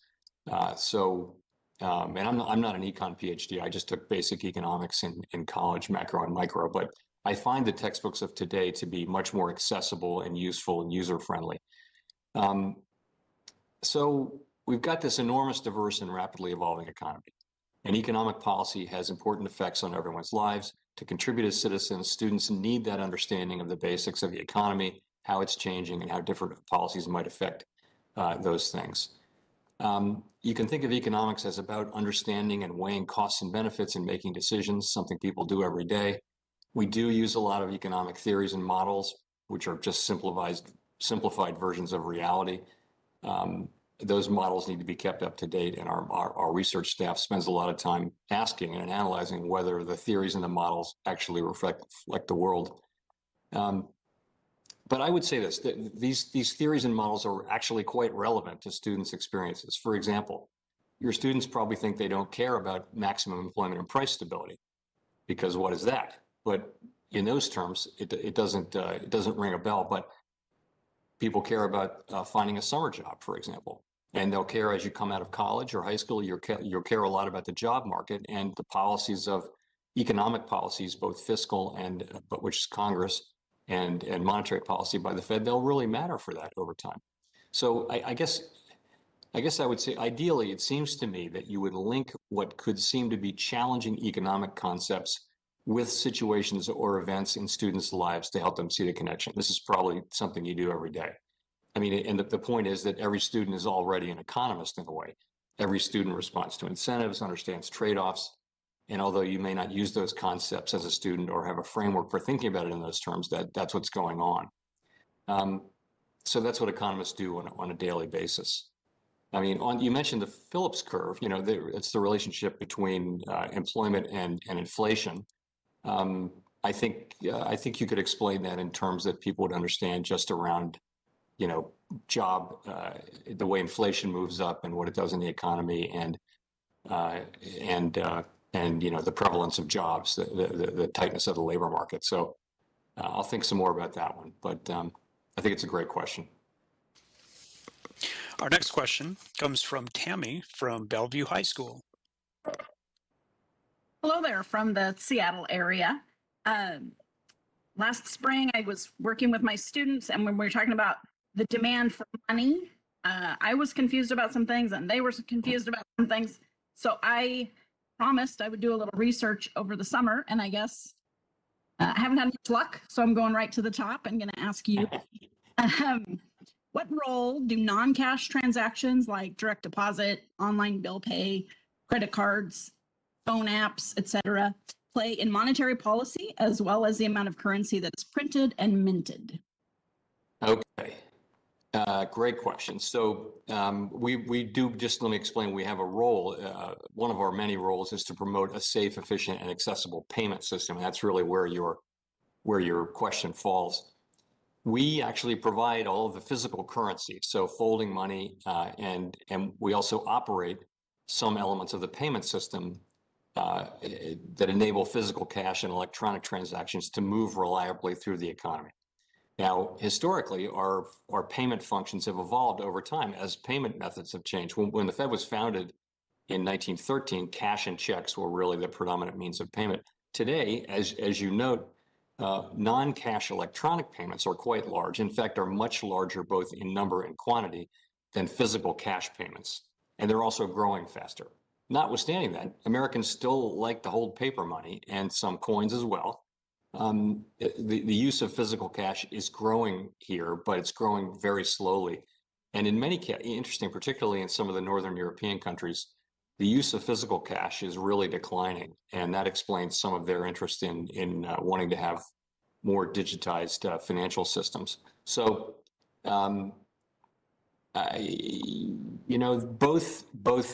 you're right there. Your perception that digital money is really becoming more and more important is absolutely correct. The financial system and payments and all that, most people's financial lives are fully digital. And most of that digital finance takes the form of a bank account. So you interact with your bank account digitally. And of course, it's insured up to $250,000 with deposit insurance. And more payments are taking place digitally and less in the form of physical currency. So I'll just add that that's why central banks all over the world are looking at the question of should they create a digital form of currency? Because right now we only provide digital currency for interbank transactions in the form of reserves. We provide physical cash for the public. We don't actually provide a digital currency for the public, and it's a very interesting and challenging question whether we should. There, of course, are many. You mentioned a number of credit cards and debit cards and bank accounts and all those things that amount to digital forms of private money. But so that's something we're looking at now. I hope that helps clear up some of what you were looking for. Our next question comes from David at the University of Maryland. Hi, Chair Powell. My question is about your path to chair. While most of your predecessors were lifelong academics, your path to chair has been somewhat unconventional. Before being confirmed in 2018, you were a lawyer, a banker, and an investor. How has your unique career path influenced both your economic philosophy and how you view your role as chair of the Fed? So the Fed is a large and it's a complex institution that has a range of policy and operational responsibilities. And those call on different and often highly specialized bodies of knowledge.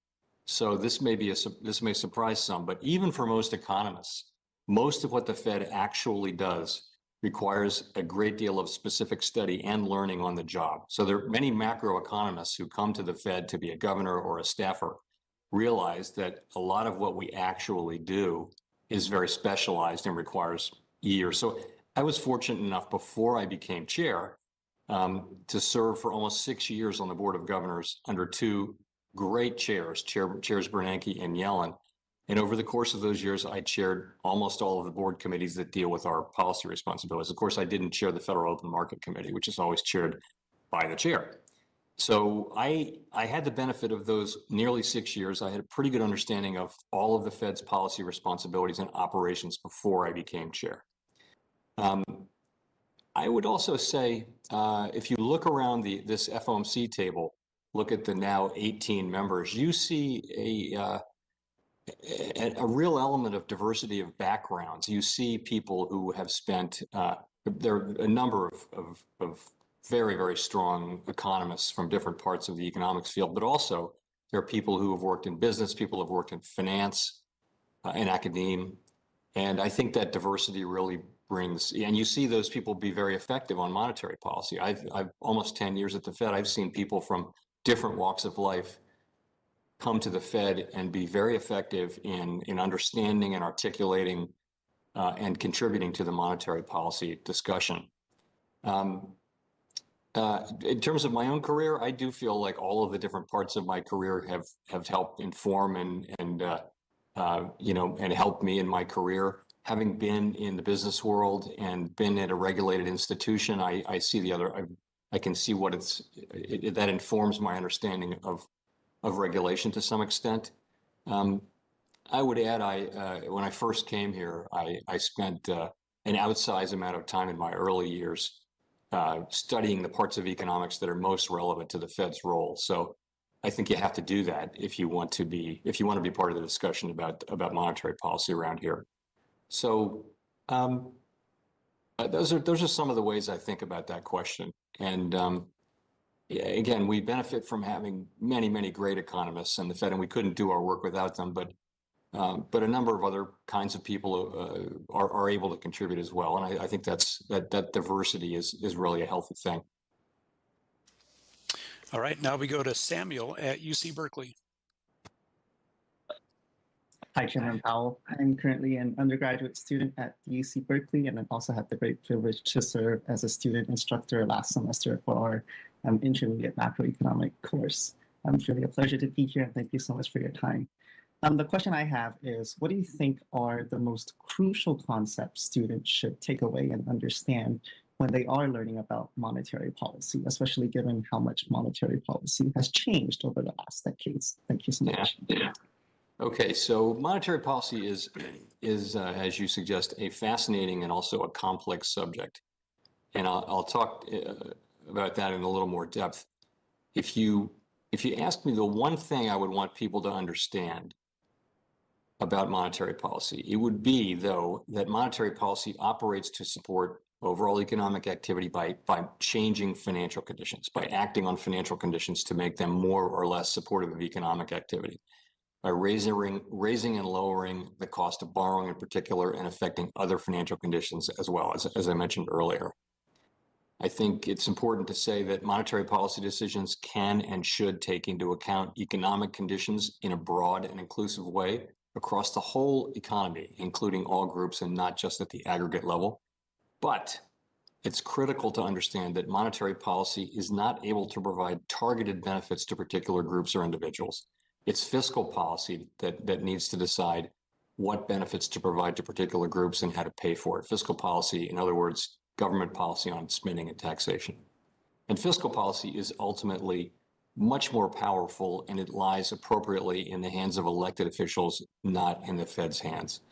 So I think the debates over the last year, particularly during 2020, it was very important to keep stressing that differential, because people see the Fed doing things, and we obviously have powerful tools, but people were less kind of familiar with the limits of those tools and the limits of our authorities.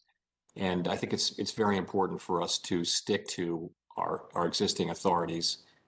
We have a precious grant of independence, meaning that we get to make our decisions, and we're created by Congress. We're a creature of Congress and of statute. But if we make a decision, there's no other person in government who can reverse that decision. So we get to make our decisions independent of political control, direct political control. But if we're going to expand our role beyond what Congress has assigned us, then that weakens the case for holding on to that independence. And the purpose of that independence really is that it enables us to do our jobs better. It's an institutional arrangement here in the United States and in other similar countries that has really served the public well, we believe, and will continue to as long as we stick to our knitting. A couple more things. I talked about the dual mandate. I talked about how monetary policy affects the economy. So really, we sit around this table and 8 times a year, and we decide on the appropriate position or stance of monetary policy mainly by raising and lowering the target range for the federal funds rate. And when we changed the target range of the federal funds rate, other interest rates and financial conditions more broadly adjust in response, thus affecting household and business spending decisions. Monetary policy famously is thought to affect economic activity with long and variable lags. We transmit our tools allow us to transmit those market interest rates into the broader financial system and the economy. And as you, I think, referenced, we've changed these tools since 2007. We no longer operate with a scarce reserves regime. We now have ample reserves, and interest on reserve balances is the key tool that we use. This is an important change in the way we operate, and it's not reflected in many textbooks yet, so, which makes a lot of sense. And actually, if you look at the Fed Explained, which I think is on the accessible on the website, it has a chapter on monetary policy, which gets into this in a lot more detail. Hope that's helpful. All right. Now we go to Megan at the University of Arizona. Hi, Chairman Powell. Thank you for taking questions from students and educators today. My office at the university, we support K-12 teachers with professional development workshops around economics, including an economics book club. So I'm wondering if you have any book recommendations for economics educators and their students. Interesting. So I don't know whether you've read this one yet, but Paul Volcker, who passed away a couple of years ago, was one of the really all-time great Fed chairs. As many of you will know, he was here at the end of the Great Inflation, and it became the end of the Great Inflation because of the very strong measures that he took as chair, or that the FOMC took during his chairmanship under his leadership. So, and there followed what was called, the years of the Great Moderation, really a long period in which we have ultimately recessions sometimes, but it was a very good period in the development of the U.S. economy. So Paul Volcker wrote an autobiography called Keeping at It, I think, the Quest for Sound Money.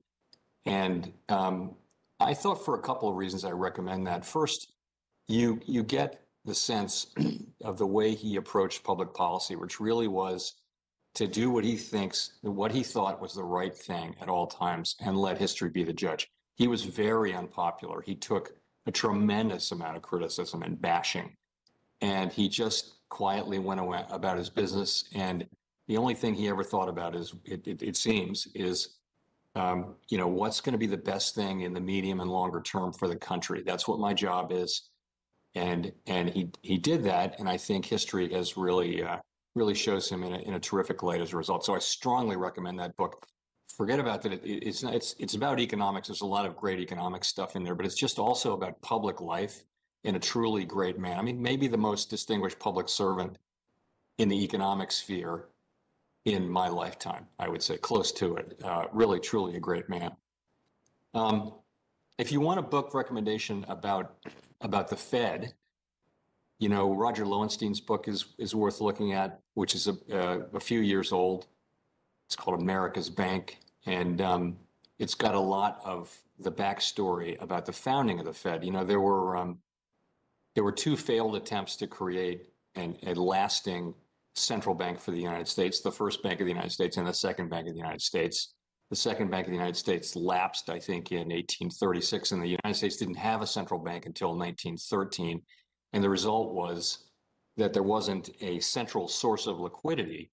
So the banking system would collapse effectively when there was a bad harvest, because they had a lot of agricultural loans out in those days. And finally, in 2013, a group of people got together and created a central bank, the purpose of which really was to be a lender of last resort to the financial system. That's really where central banks came from. The Bank of England and the other really old ones came from that function. The modern central bank has evolved a great deal over the last really 50 years. But I think the Roger Lowenstein book is a very good one. I'll just say I wish I had more time to read books. I miss being able to read books, but I don't get through a lot of books these days. I get through the first 50 pages, or I read a book review. But I hope, in my post-Fed life, I'll get back to reading actual books. Now to Jeff at Conant High School. Thank you, Chair Powell, for Thank you, Chair Powell, for doing this town hall, and thank you for your service to our nation. My question is, considering that young people have now lived through 2 major recessions, what do you say to them regarding the future stability of our economy? Yeah, clearly today's teenagers have lived in interesting and challenging times with the global financial crisis of 2008 to 2010, and then the pandemic of 2020 and 21. And I imagine everyone's hoping that economic times will be less interesting going forward, and we certainly hope that's the case. But I guess what I would say is this. People should understand that the economy is ever changing. And through history, over long periods of time, the economy grows and living standards rise from one generation to the next. And there's every reason to think that that will continue. We don't know at exactly what rate, but that's the overall picture. But within that longer run trend, sometimes the economy is growing at a healthy rate, and sometimes the economy slows down and even shrinks. And when it shrinks, we have a recession. And that means more people are out of work, economic activity is down. And in all likelihood, over the course of your students' lives, they'll see plenty of good economic times and also a few recessions along the way. And that's just something we call the business cycle. What's so notable about these two, the global financial crisis and the pandemic, is that they were, the global financial crisis was a financial crisis. And a financial crisis can create the worst kind of an economic recession. You can have a regular economic recession, and that can be quite painful. But when it comes with the collapse of major financial institutions and things like that, you get really difficult economic times for a long time. So we've built up the capital and regulation and liquidity and risk management capabilities of the banks to, I think, a very high degree.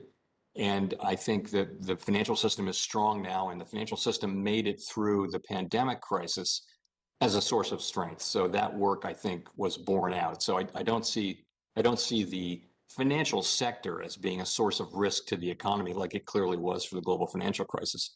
In terms of the pandemic, it's the first really big global economic event traced to a pandemic. And I think we learned a whole lot in how to deal with it and how not to deal with it. And I would think we ought to be much better prepared next time. By the way, we're not through this time. As I mentioned earlier, the pandemic, the COVID pandemic is still casting a shadow on economic activity is still very much with us. We can't declare victory yet on that. So I'd just say a couple things to people, and I wish someone had told me this when I was young. Whenever the economy slows down, you should remember that this time is going to pass and the economy is going to return to growth, and vice versa as well. When the economy is doing really well and it's growing and jobs are plentiful, it's important to remember and plan for the fact that the time's going to come again when the economy weakens and people lose their jobs. And we should all be just understanding that and plan accordingly. You're going to live through several recessions.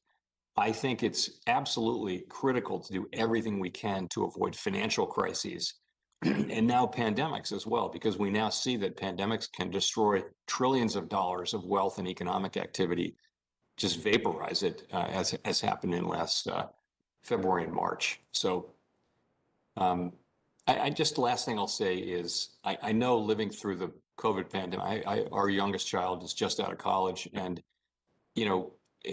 being out of school and having to miss social activities and school activities, it's just been a very, very difficult time for students and families to navigate.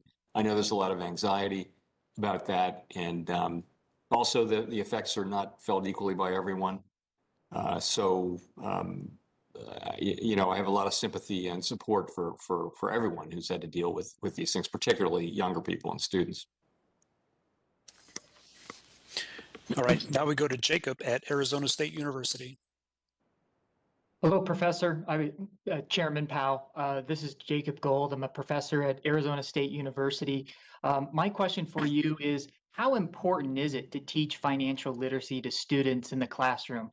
And at what age should the financial education begin? Thank you. I think it's absolutely essential. And I know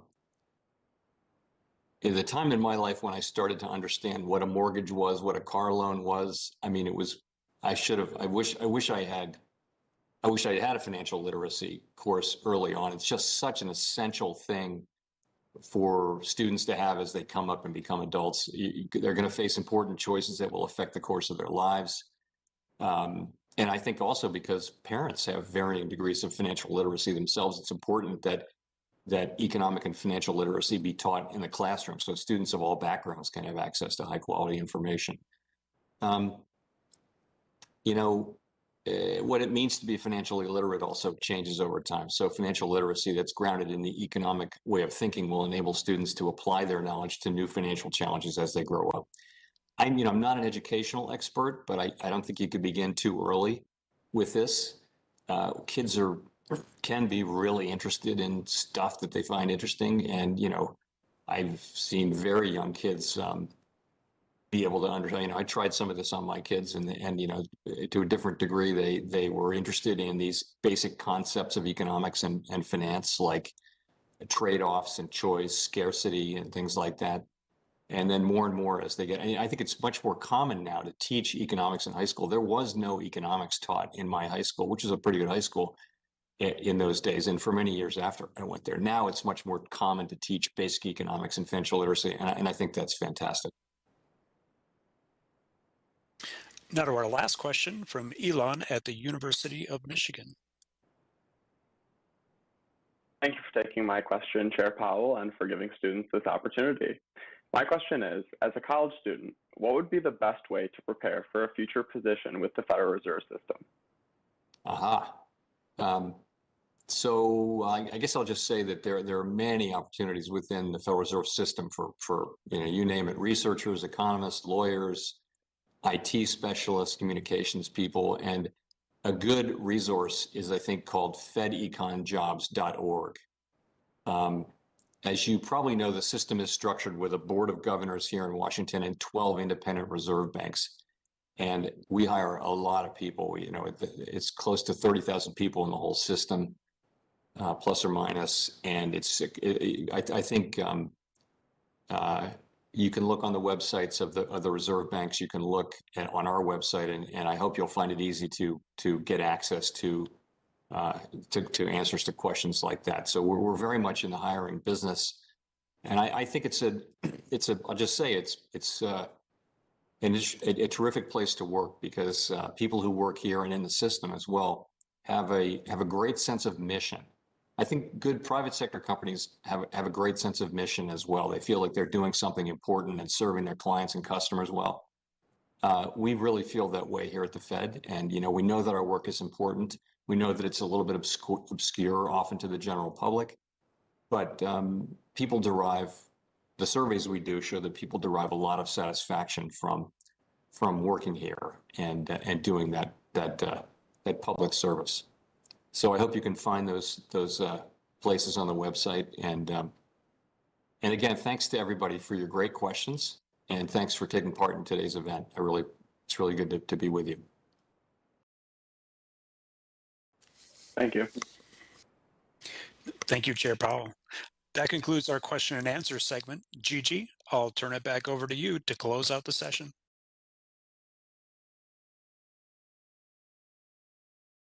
Not bad. That wasn't bad.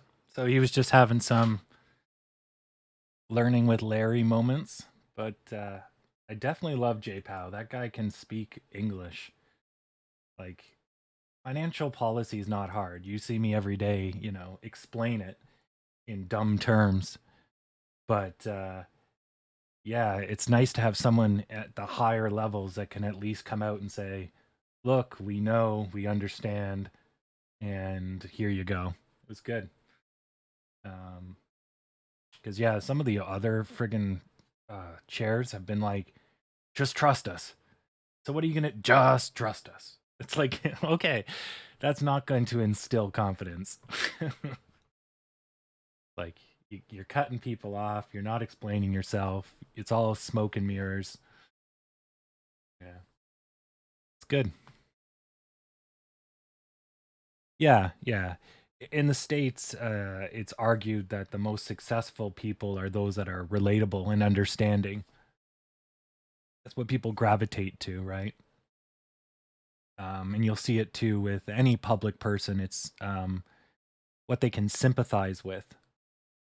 So dumb people, simple people, anything that they makes them feel better about themselves because, you know, the other guy is questionable or whatever. Yeah. So anyways, yeah, and it doesn't look like he's really pandering. He's just being him. And over his years, he's developed that accessibility. So it's good. Definitely refreshing. Hey.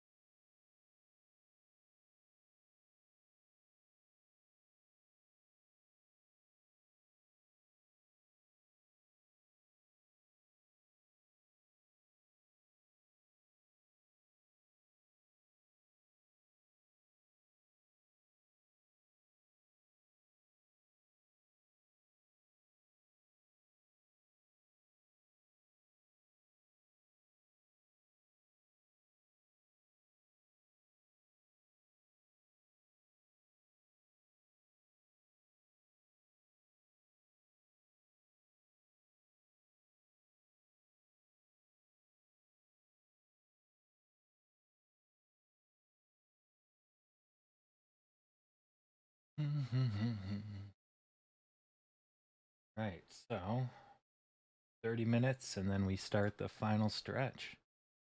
We're up 3.4%. And it looks like we're going to level out and then make another attempt. And then that's probably going to be the end of it. But not a bad day.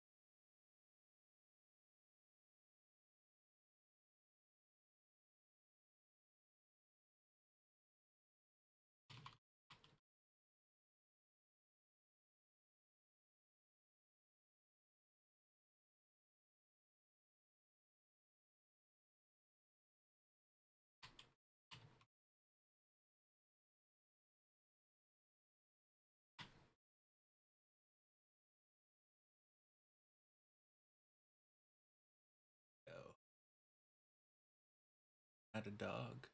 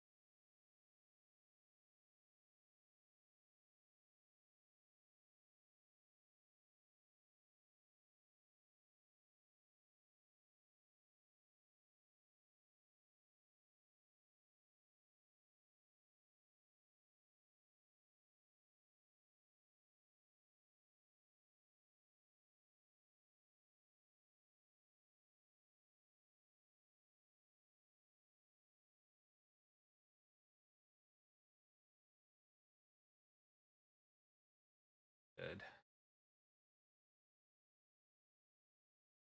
Man, this is actually looking fairly professional.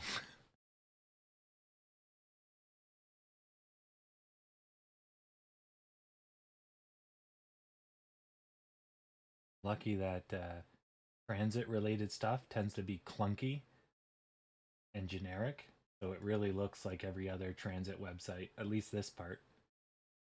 This part, not so.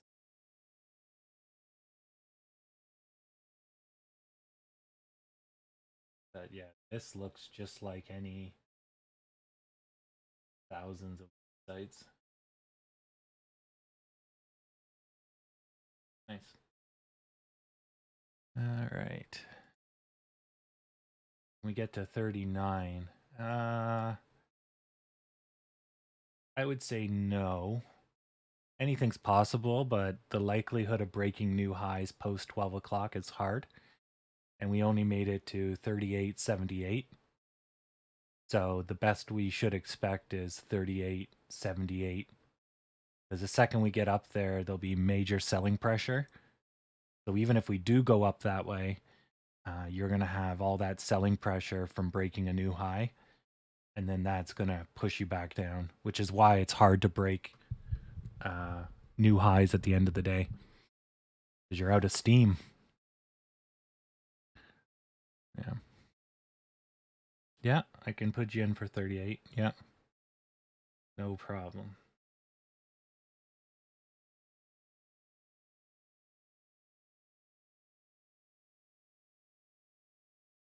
Cool.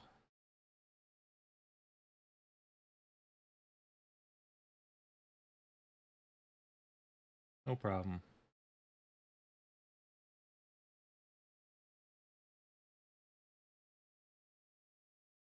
Yeah, that looks great.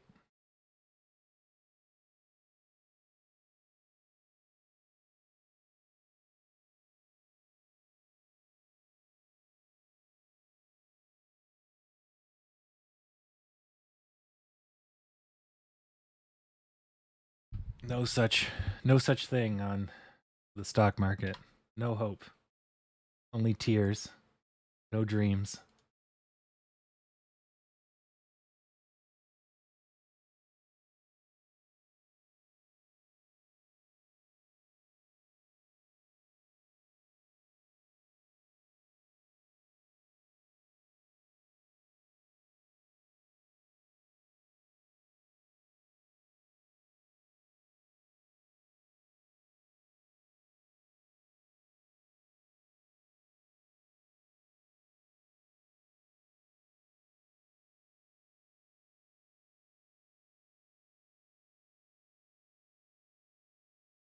Tears on my pillow. Yep.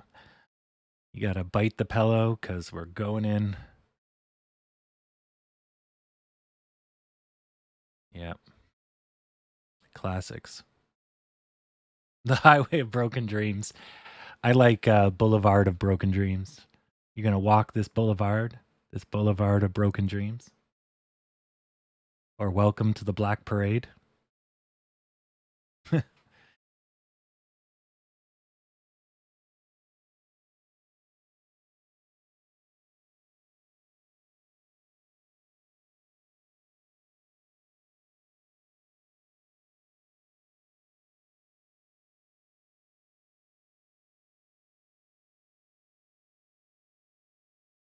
Yeah.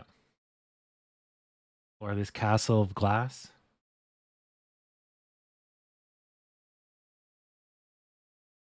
Good old Medal of Honor.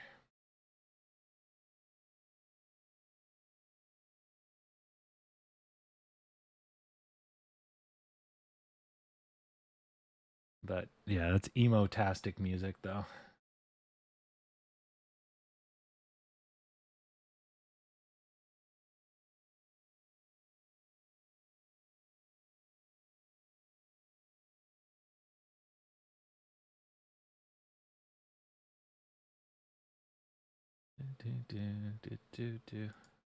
There we go.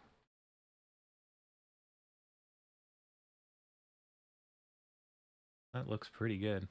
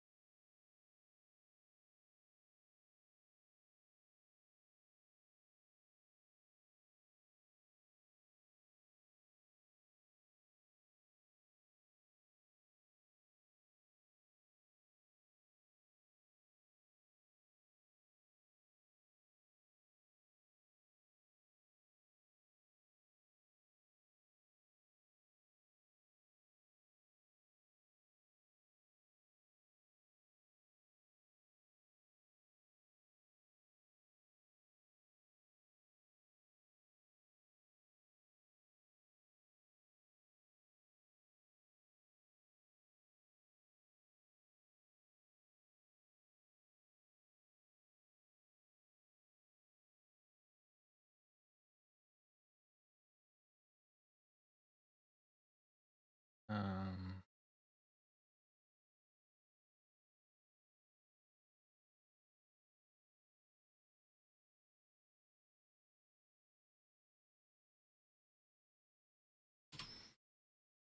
there we go.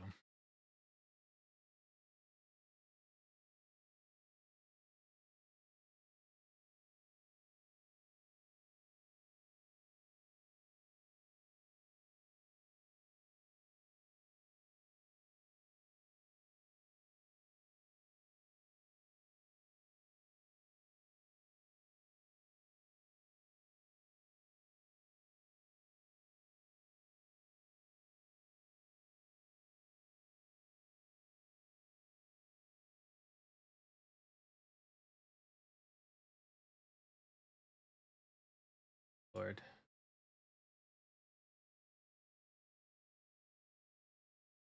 Scammy ass website. Okay.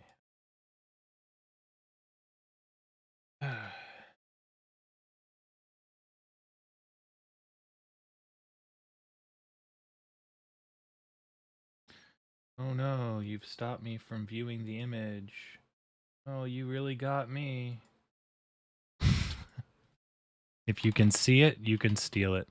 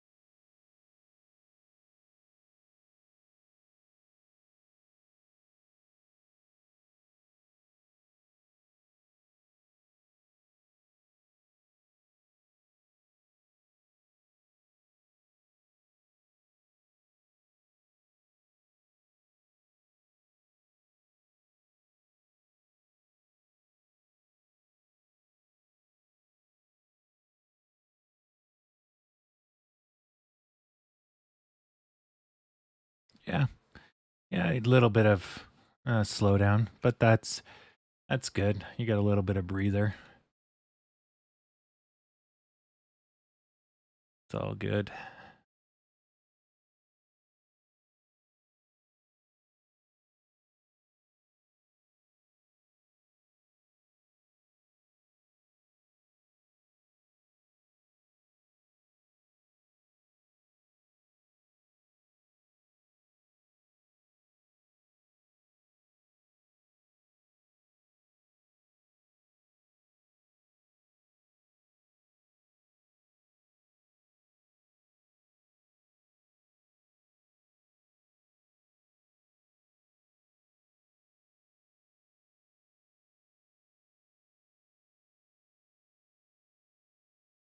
All right. Good.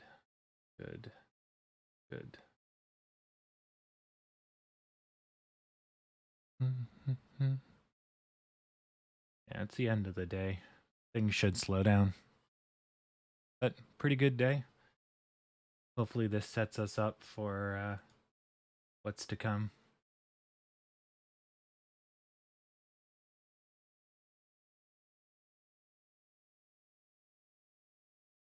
Yeah, yeah, I feel you. I got a stress-based illness, so slower is better for me, but the stock market doesn't stress me at all. But the slower it goes, the more time I have to recover.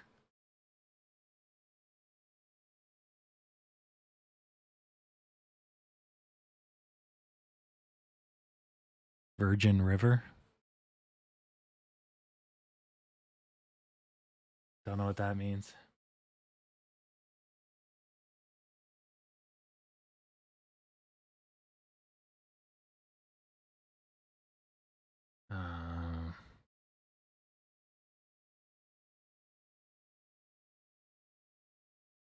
Dun, dun, dun, dun.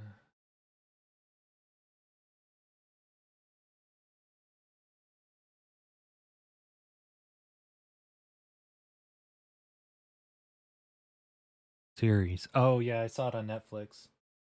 Okay. Yeah, I'm trying to get the Sam to watch Van Helsing. Pretty good. The last series of Van Helsing is like last season's pretty shitty. I believe the director or the producers, a passionate woman, and so the in the last season she kind of dials it up. So it's all about grief, losing a child.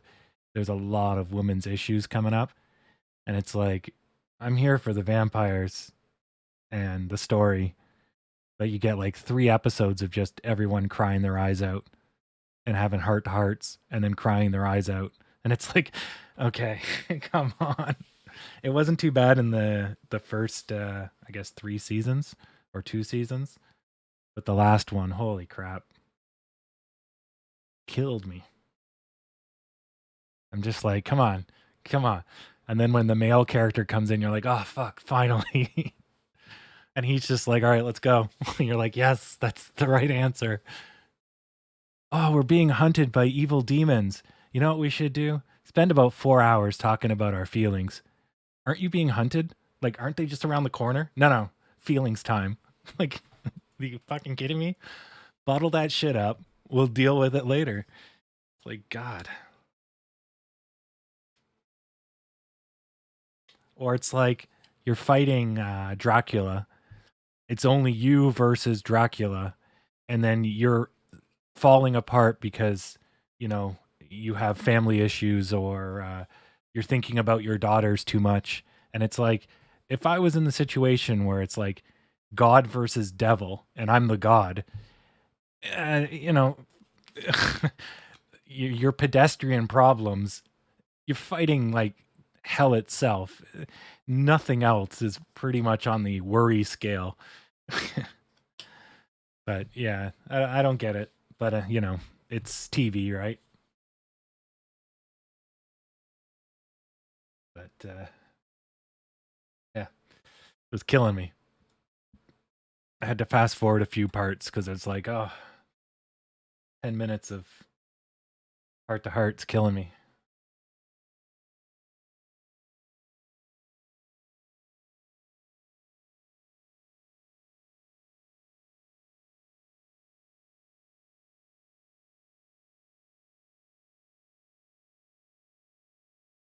Do.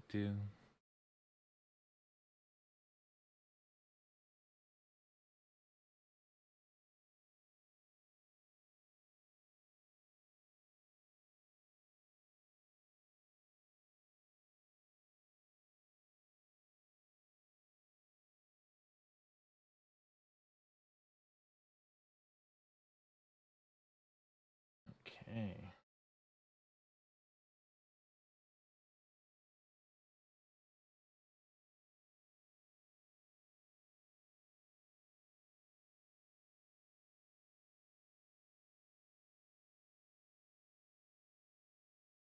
Do.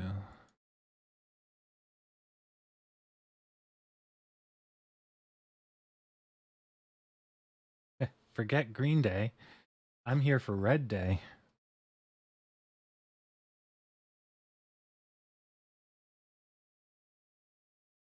Do. Hood, yeah. Hood's they're recovering a little bit, but yeah, Hood's not having a good time. If they stop the bleeding, eventually they're going to go up again. But I'm hoping they're going to they'll pause. This is the dead cat bounce, and then they're going to get murdered.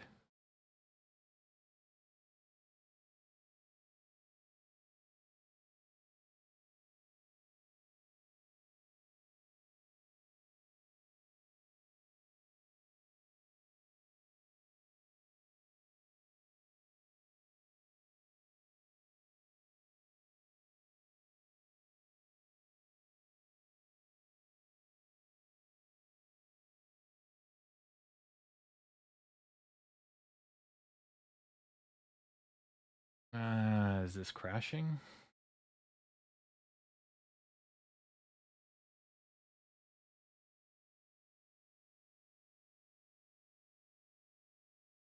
Yeah.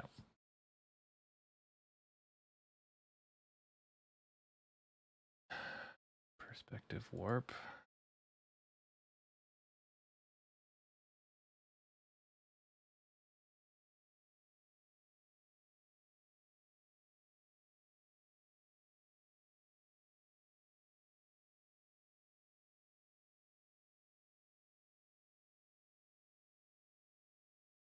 Don't need the tooltips.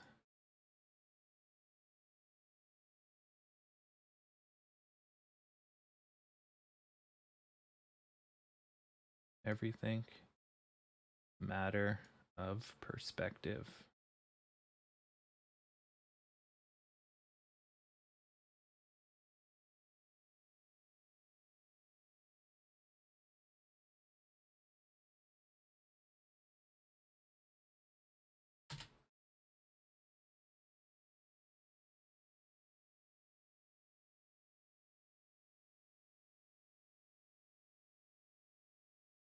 That was a corner cut off. So weird.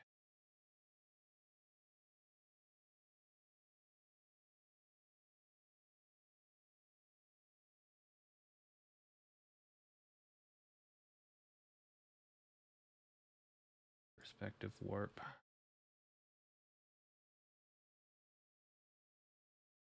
Oh, I'm supposed to drag it. Got it. Warp. Warp it real good. Beam, beam, beam, beam, beam, beam, beam, beam, beam, beam, beam, beam.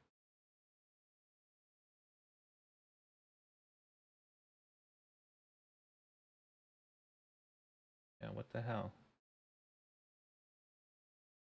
Why is it cutting off the side? Very weird.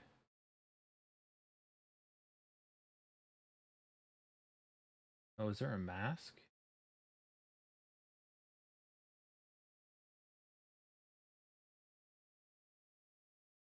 Oh, this might be the problem.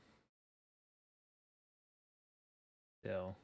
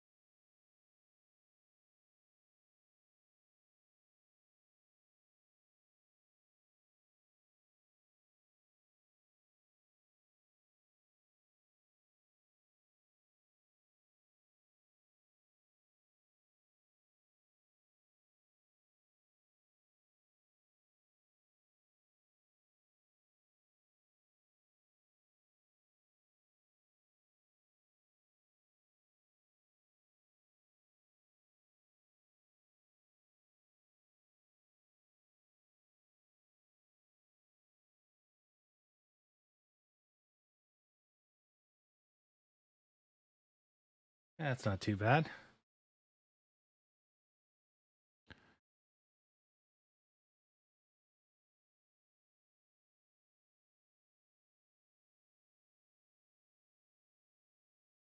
Yeah, YouTube has its moments. I'm streaming at 1080p, but YouTube hates me sometimes.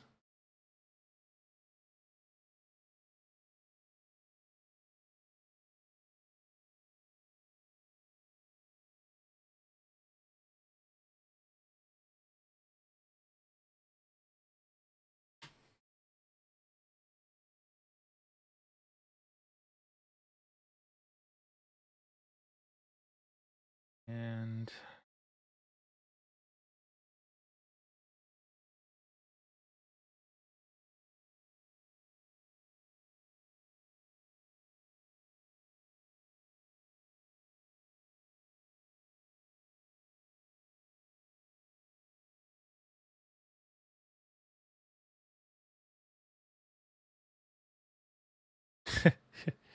here, I'll zoom in for you. The overall shape is really all that matters because we're moving slow. You don't really need to be super close, but there, that will help.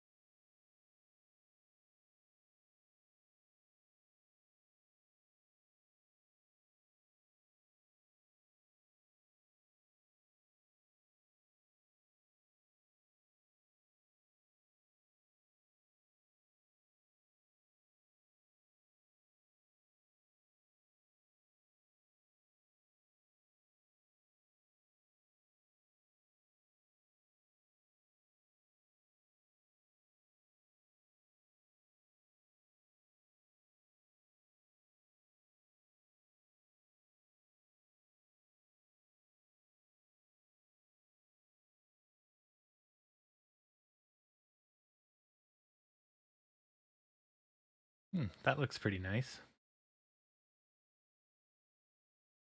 Oh, thanks for your EODs. Yeah, I'll get to them in a second.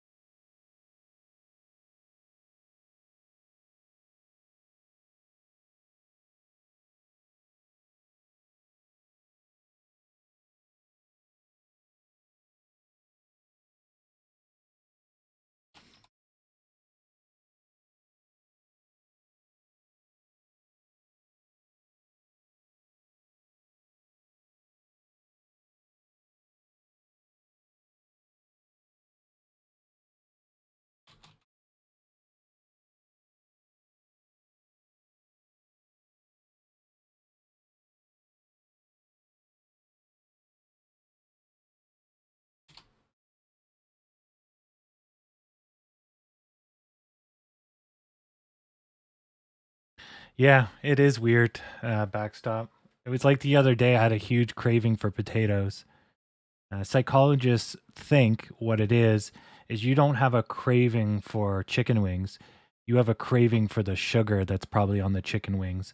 You're missing a vitamin, and your body is finding the quickest way to get that vitamin or nutrient. So in my case, potassium from the potatoes or the carbs, which your body always craves because it's like crack. But you generally don't crave protein. So do you crave plain chicken, boiled chicken?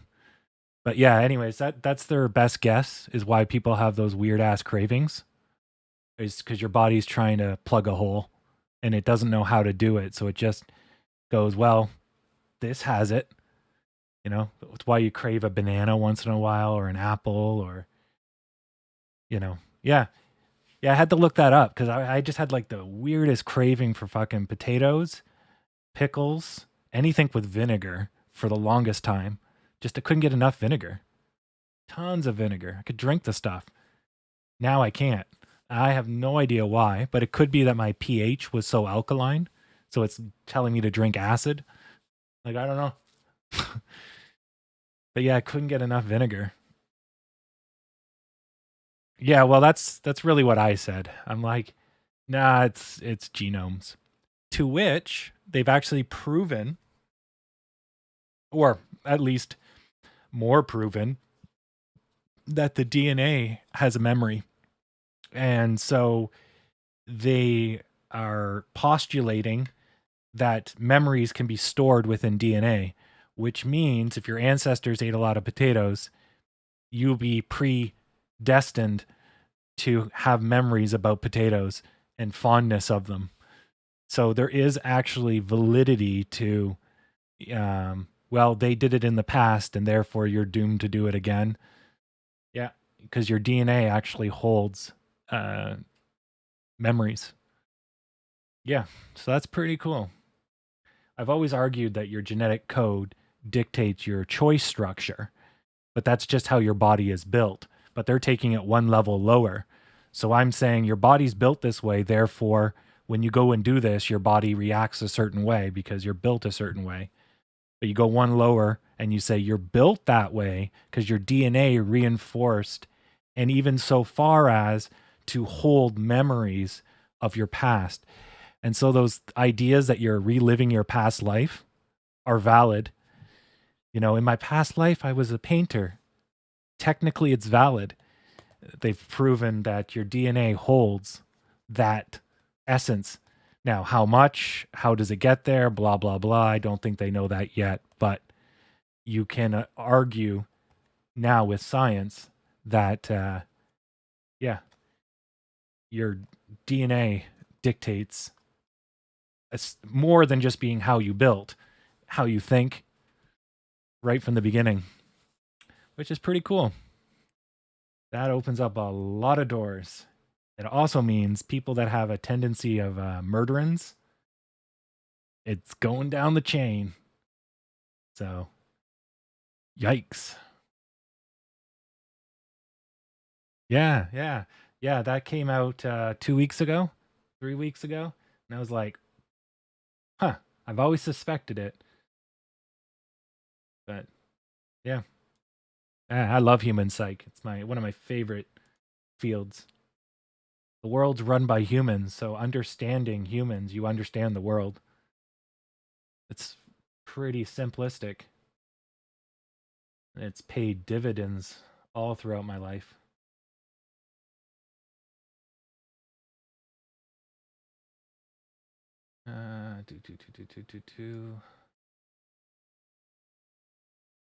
Let's do this. Look. Look.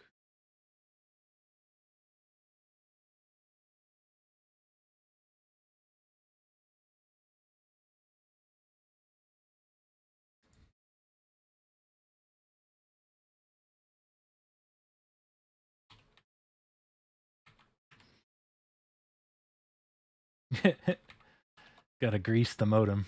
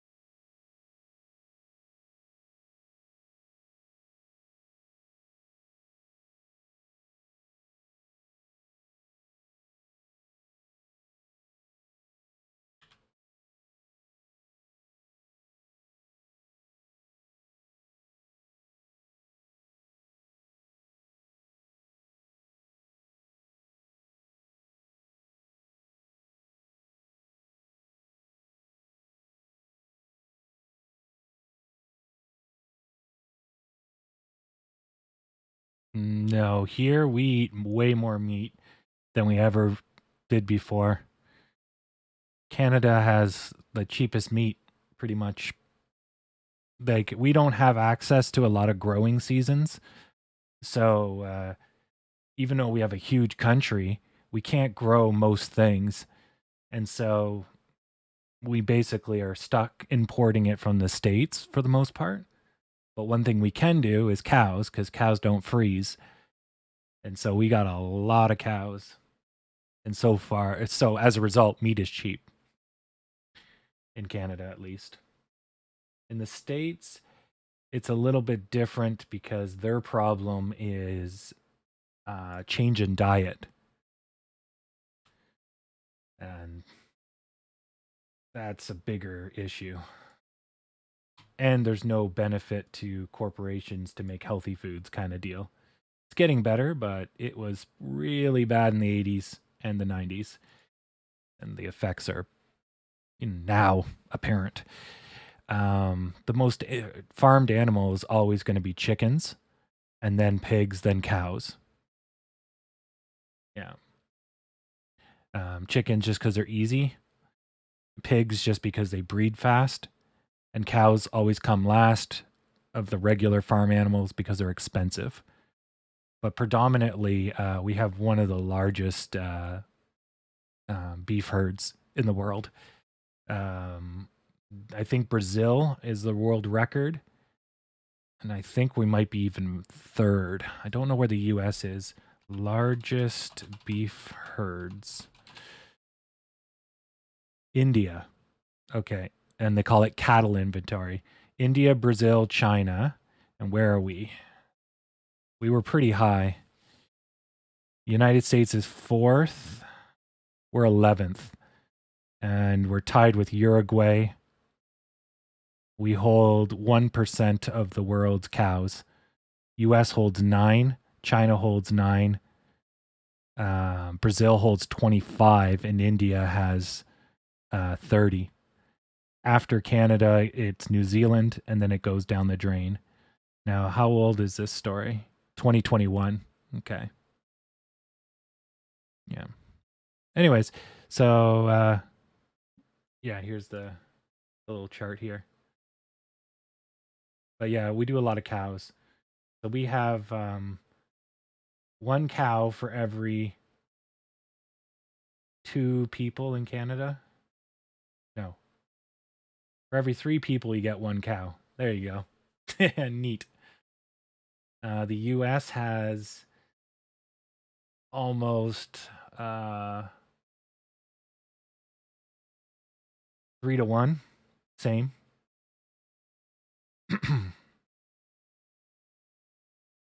India is over 1 billion. So that's close too. Brazil, I don't think Brazil's population's in the bazillions. So they're clearly got a lot of cows. Yeah. Yes. Let me do the EODs before we get too distracted here. Okay. So this is going to be Stacy, which is 3801. Hopefully G-Stonk 36.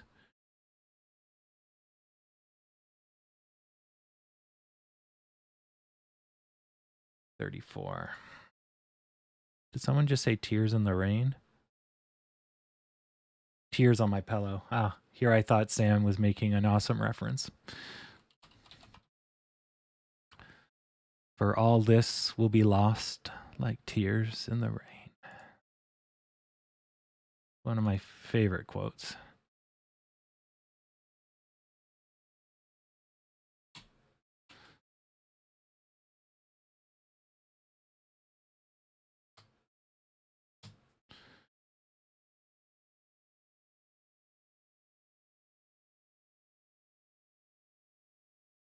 Okay. Shane. 3 6 8 1.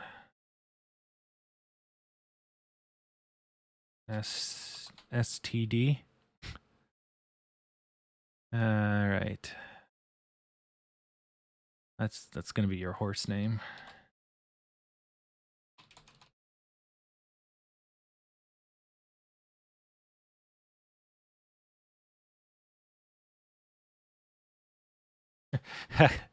So originally this started as a horse race, kind of like everyone had fancy names. So yeah, if we go with Shane Turpin and make it STD, and it's like, oh, you got to catch STD. STD's out front. Oh, he's everywhere.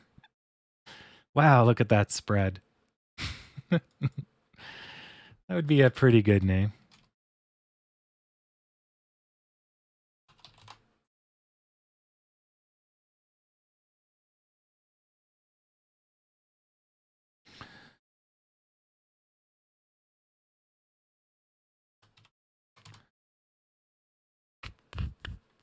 All right. Now, where am I going? Hard to tell. I feel like we're going to finish strong, which means something like that. So here. But if we go like that, this is going to be a support resistance line, and basically where Shane Turpin is the next one, and then there's one down here.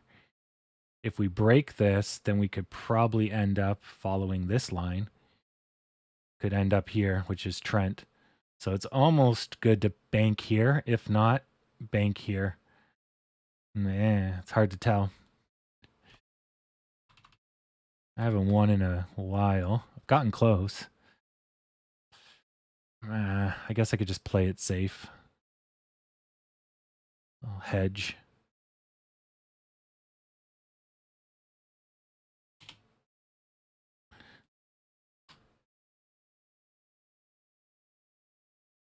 Oh.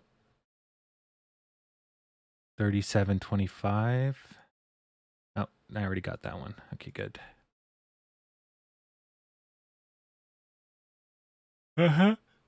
You're right on the screen. You're the closest to right now.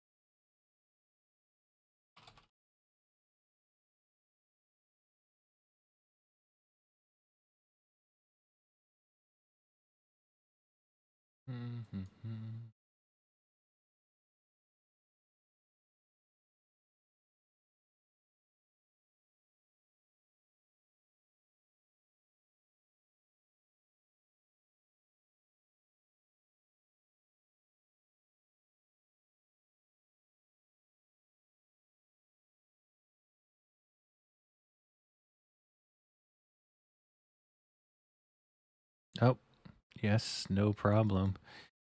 FOC. And you got a special shout out by JPow. He mentioned backstop and FOC again. Just kept dropping, name dropping at JPOW.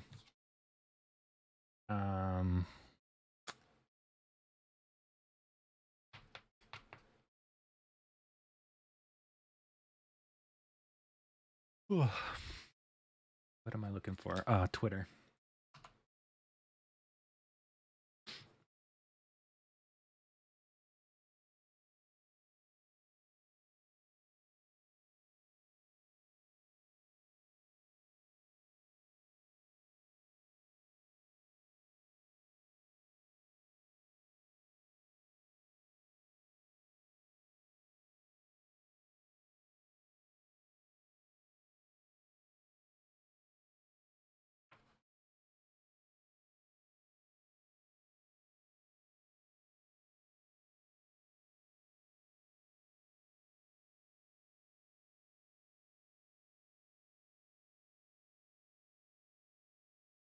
Yeah, it wasn't bad.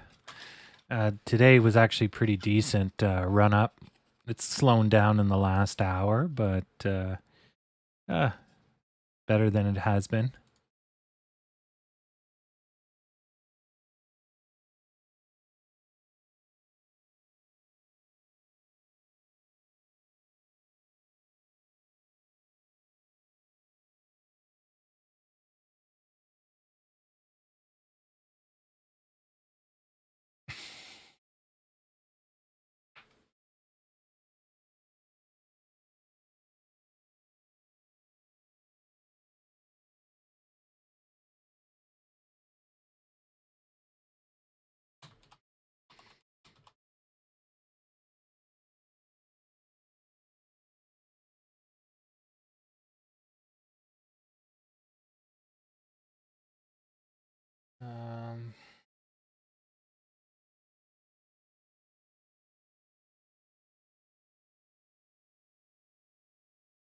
Send this baby out at 7. Oh, what's today? 17. Send it out tomorrow.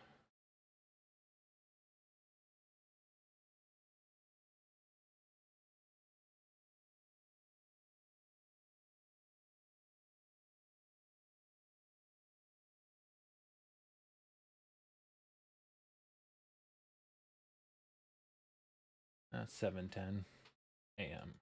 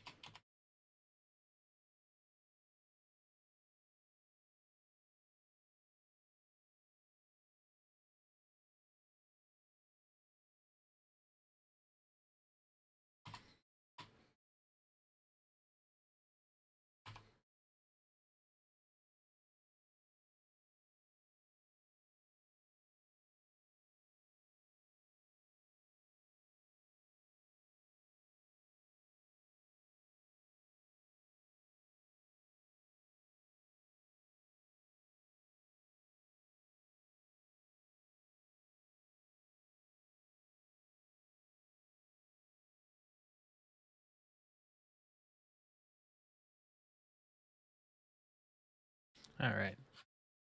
Oh, I'll put you in there, Roman 3709.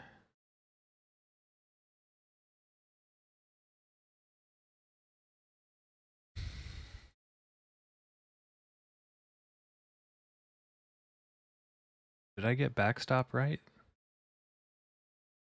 Way up in the clouds, eh? 3805. Yeah, I got them right. Okay. Boy, you better quit eating them chips.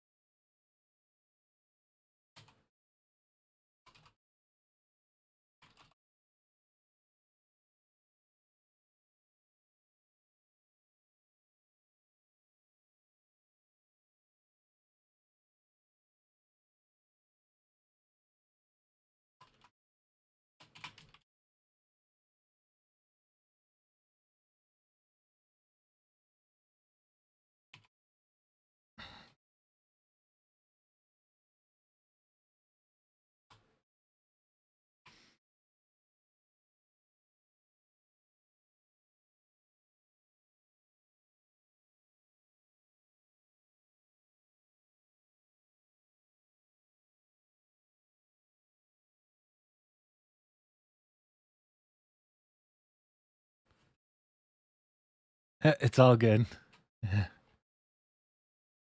Yeah, it's quite high. I put in 3805. So I was just making sure I got it right. Yeah. You're going for the peak. It's all good. Yeah, sometimes I mistype it. So I like to confirm because I'm like, oh, backstops are usually not in the clouds. Right up by Stacy.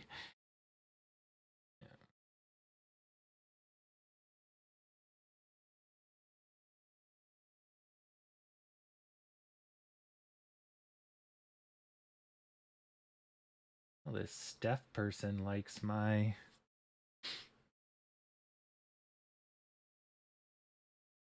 post.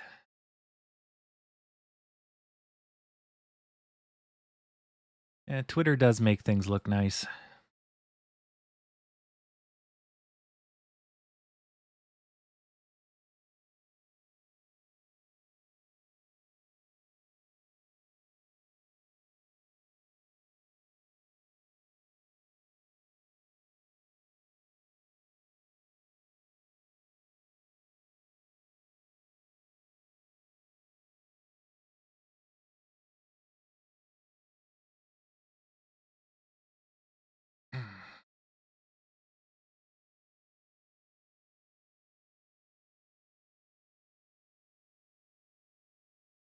All right, so we're locked in. Oh, that 30 minutes went by fast. All right, so we're in the final 25.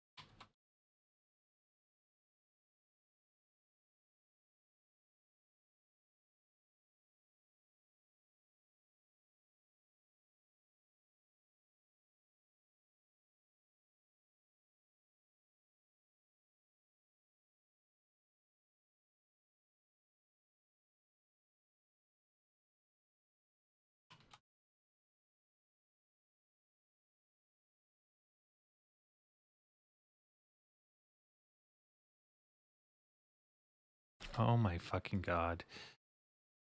Ugh.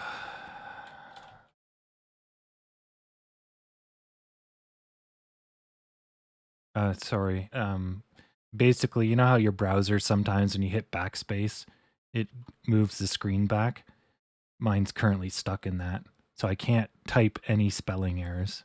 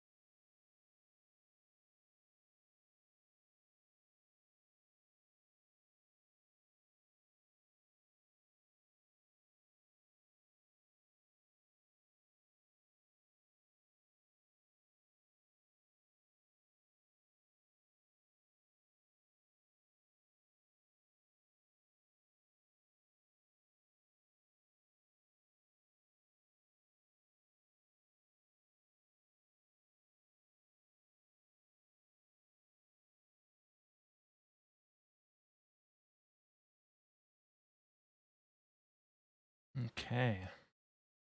So we're hovering sideways. Got 20 minutes left. Yep, I got you, Stacy. Backstop's hanging with you today. Oh, I'll get Tom in there. 3701, is that already taken? No. Very close though. Tom and my name, and Stacy and Backstop. We got some pairing off. Some tag team.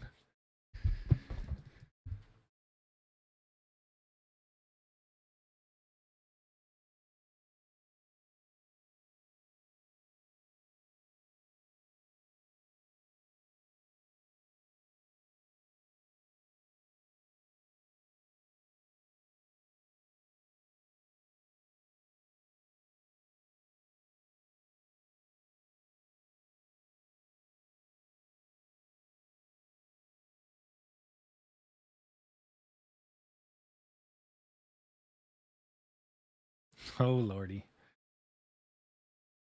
That's the sort of stuff I would expect from my name. Not you, Tom. Jeez.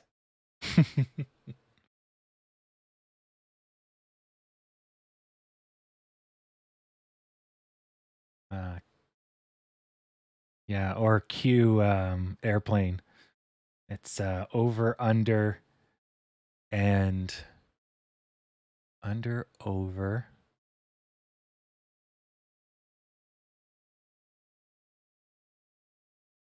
Over, under.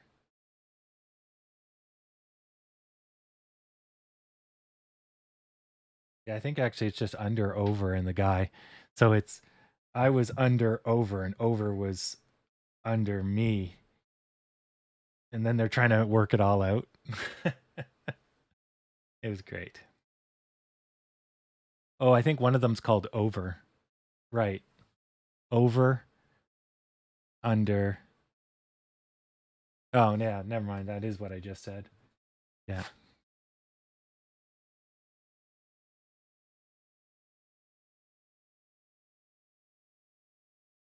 Yep. One of my favorite is flashbang and clear.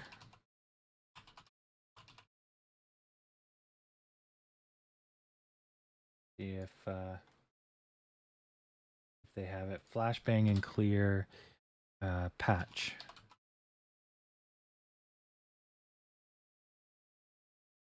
Come on.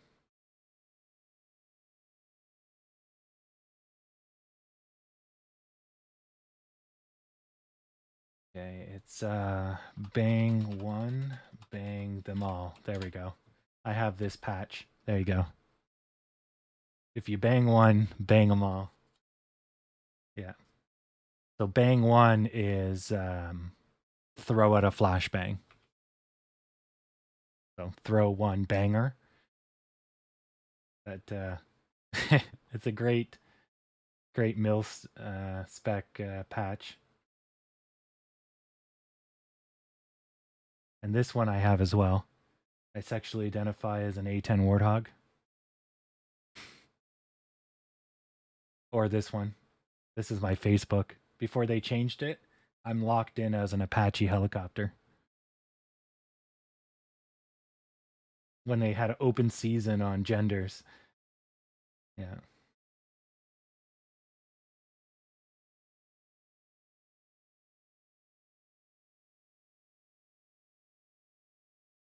But yeah, this would make a great shirt.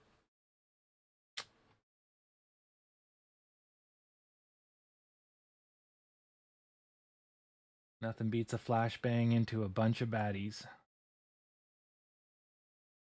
Though nowadays you can use stun grenades or which are called stingers. What's the other one? Oh, and pepper balls.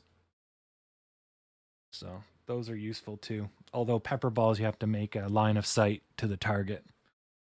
You have to see them.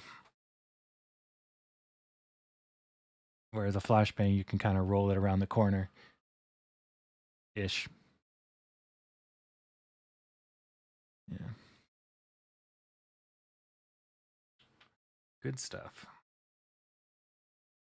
But yeah, getting hit by a stinger, oh my God.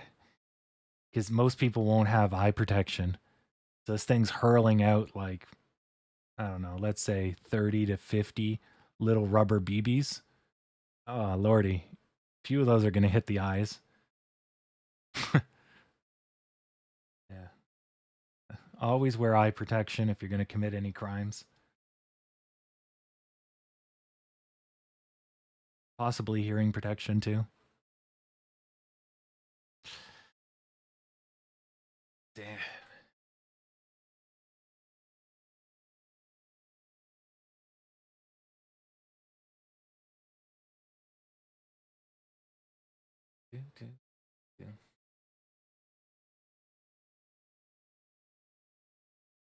Okay, so we're in the last 15, 5, and 10. Yep.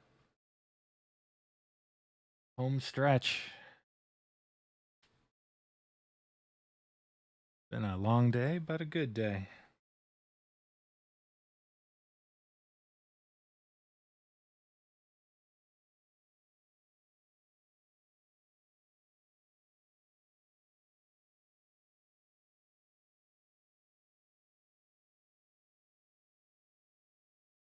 I may have a package at the door. 1 second.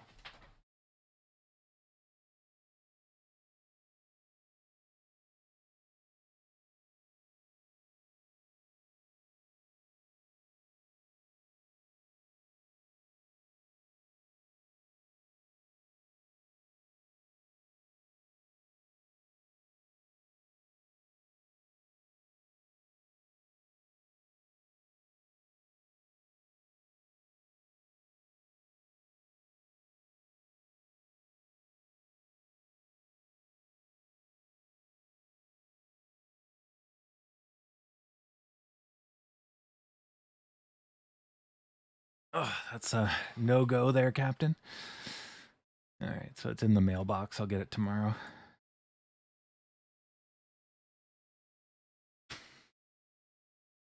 All right. So we should be hitting the bottom. Oh, there you go. And as a result, you should get a bounce. I don't know if that was low enough. Oh, yeah. Okay, that lines up with this. So we should probably get a bounce like this. And then that will take us to the end of the day, I think. So we should get this. And then we'll do that. Or last minute upwards. If this fails, then this will be just a dead cat bounce, which might be 1 minute or less, and then it will plummet. But I think my first indication is going to happen. Yeah, because we're going so slow volume-wise, you basically need an event to turn it around. And then once it turns around, we're going so low volume, the other side can't stop it. So it basically looks like it's bouncing from top to bottom in a channel because it just flips and the other side can't do anything about it. It flips, the other side can't do anything about it. And it's the end of the day. Yeah. If this gets some height, you might get some FOMO. So you can see when you look at the chart, if you see that the green just goes like jump, jump, pause, jump, jump, jump, jump, pause, that's people piling in. If it just goes up in one jump, then that's a big buy-in and it's not the same. So here we saw a little bit of jump, jump, but it wasn't enough. But if we start to see like everyone just kind of bursting, it's like it's sprinting, that indicates that we're probably going to swing up and try to go for a run, which would get us up to probably where I am by the end of the day.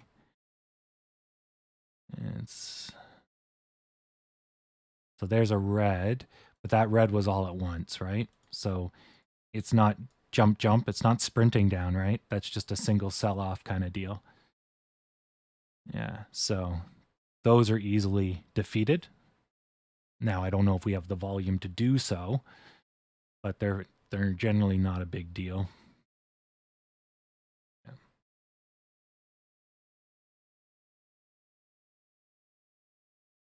If we don't have the volume, then it's going to be the dead cat.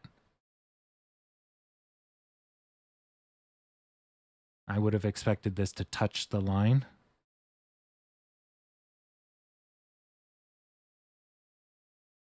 Yeah. Oh, maybe that's why.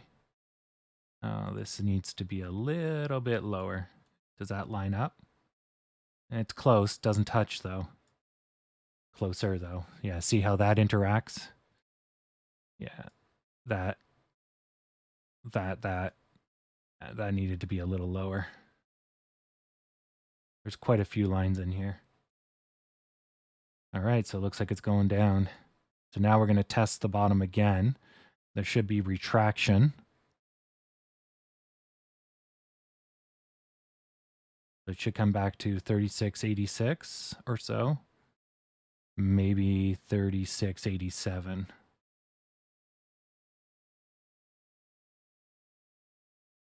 So that's the retraction.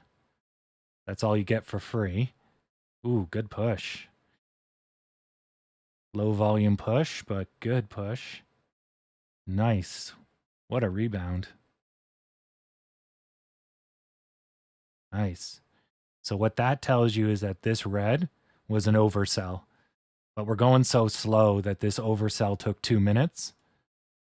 But this is the response. So back to, again, my original thought is we were going to go up, touch where we just touched, bounce back like we just did.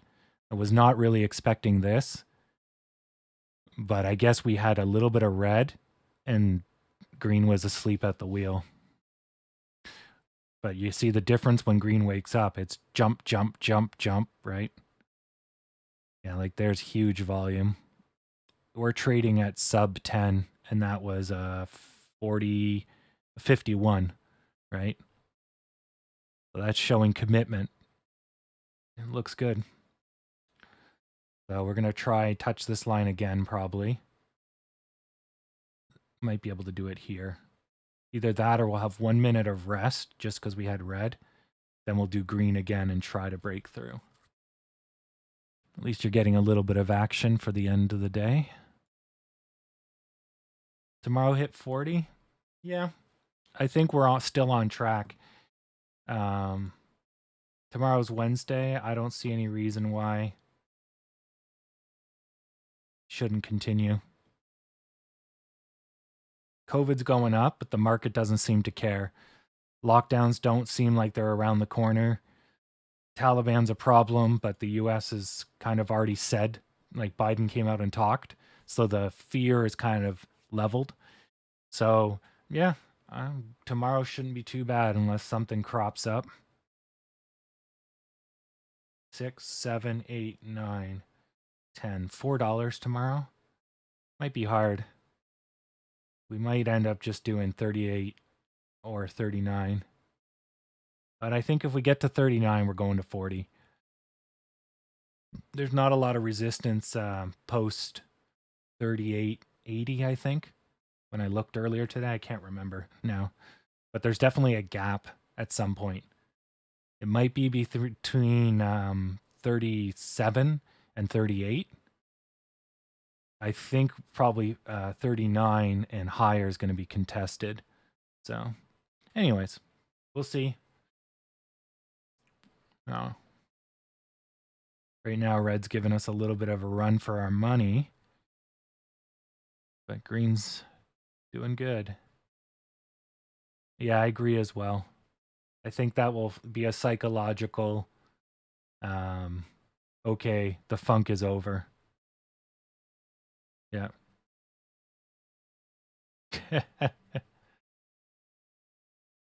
Fine, we need the Taliban to occupy some more lands.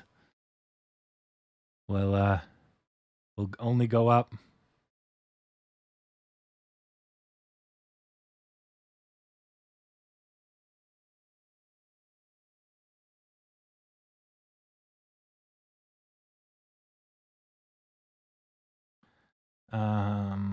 Right. Okay. 5.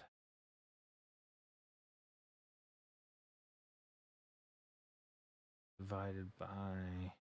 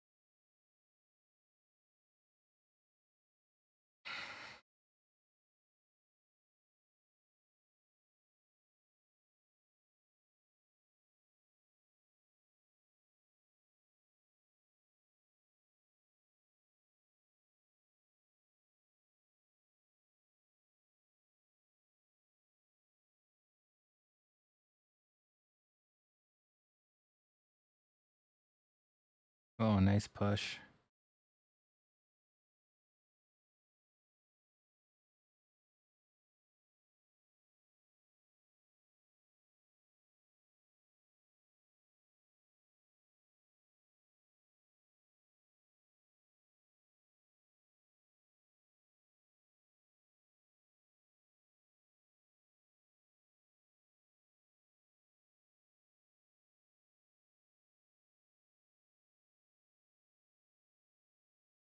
All right.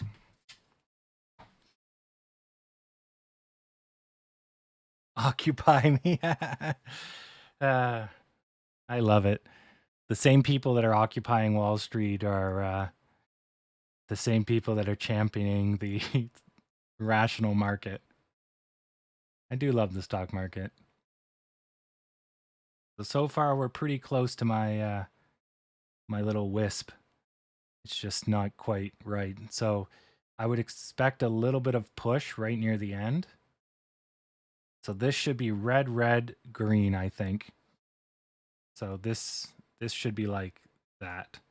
This is a little stronger than I expect now.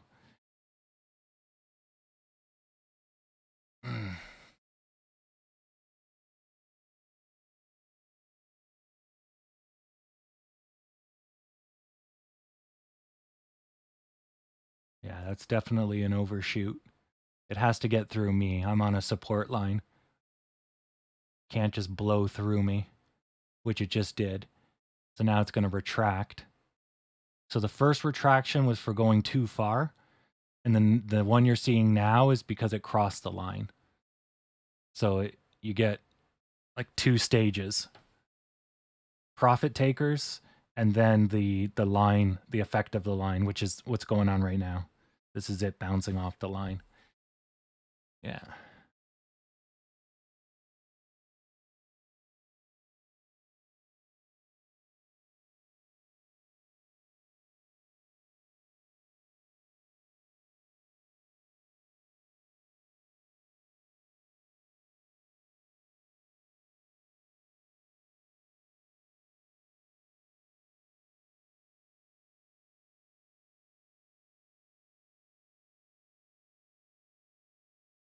Good.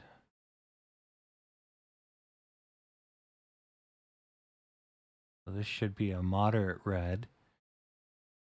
And then I don't know about the last, excuse me, the last 2 minutes. It's probably going to be green.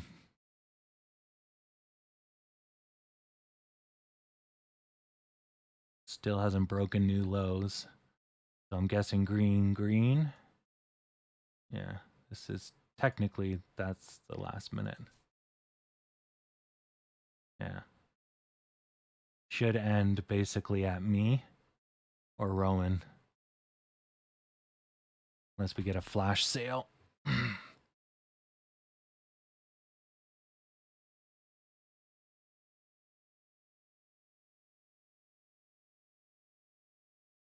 I'm gonna win this, maybe. Don't get your hopes up, because they'll just get crushed. There'll be a last minute sell and it'll go right down to 36.81 or something silly. Come on. Give me a sweet, sweet win.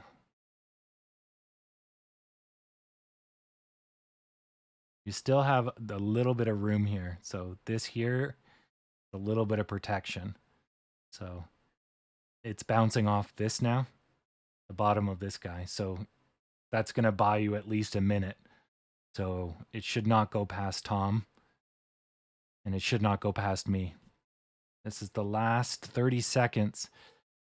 Figure out who's going to be the green zucchini.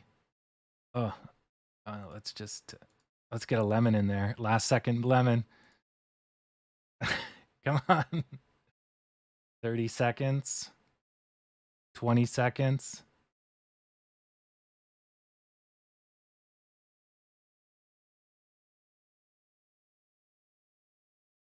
Ten, 9, 8, 7, 6, 5, 4, 3, 2, 1, and it's me. Bam! I got lucky on that one. Whew! Right on the dot, too. That's my first on the dot win. Yeah, that's basically it, just hit the support line, ran out of time. Which is good, because that means it probably is going to go up in the after hours. Nice. All right, sweet. I got it on the dot. That's like, what, triple points in our made-up game? Sweet. Well, that made a good evening. All right, well, I bid you all adieu. Another day, another dollar. We'll be back at it tomorrow.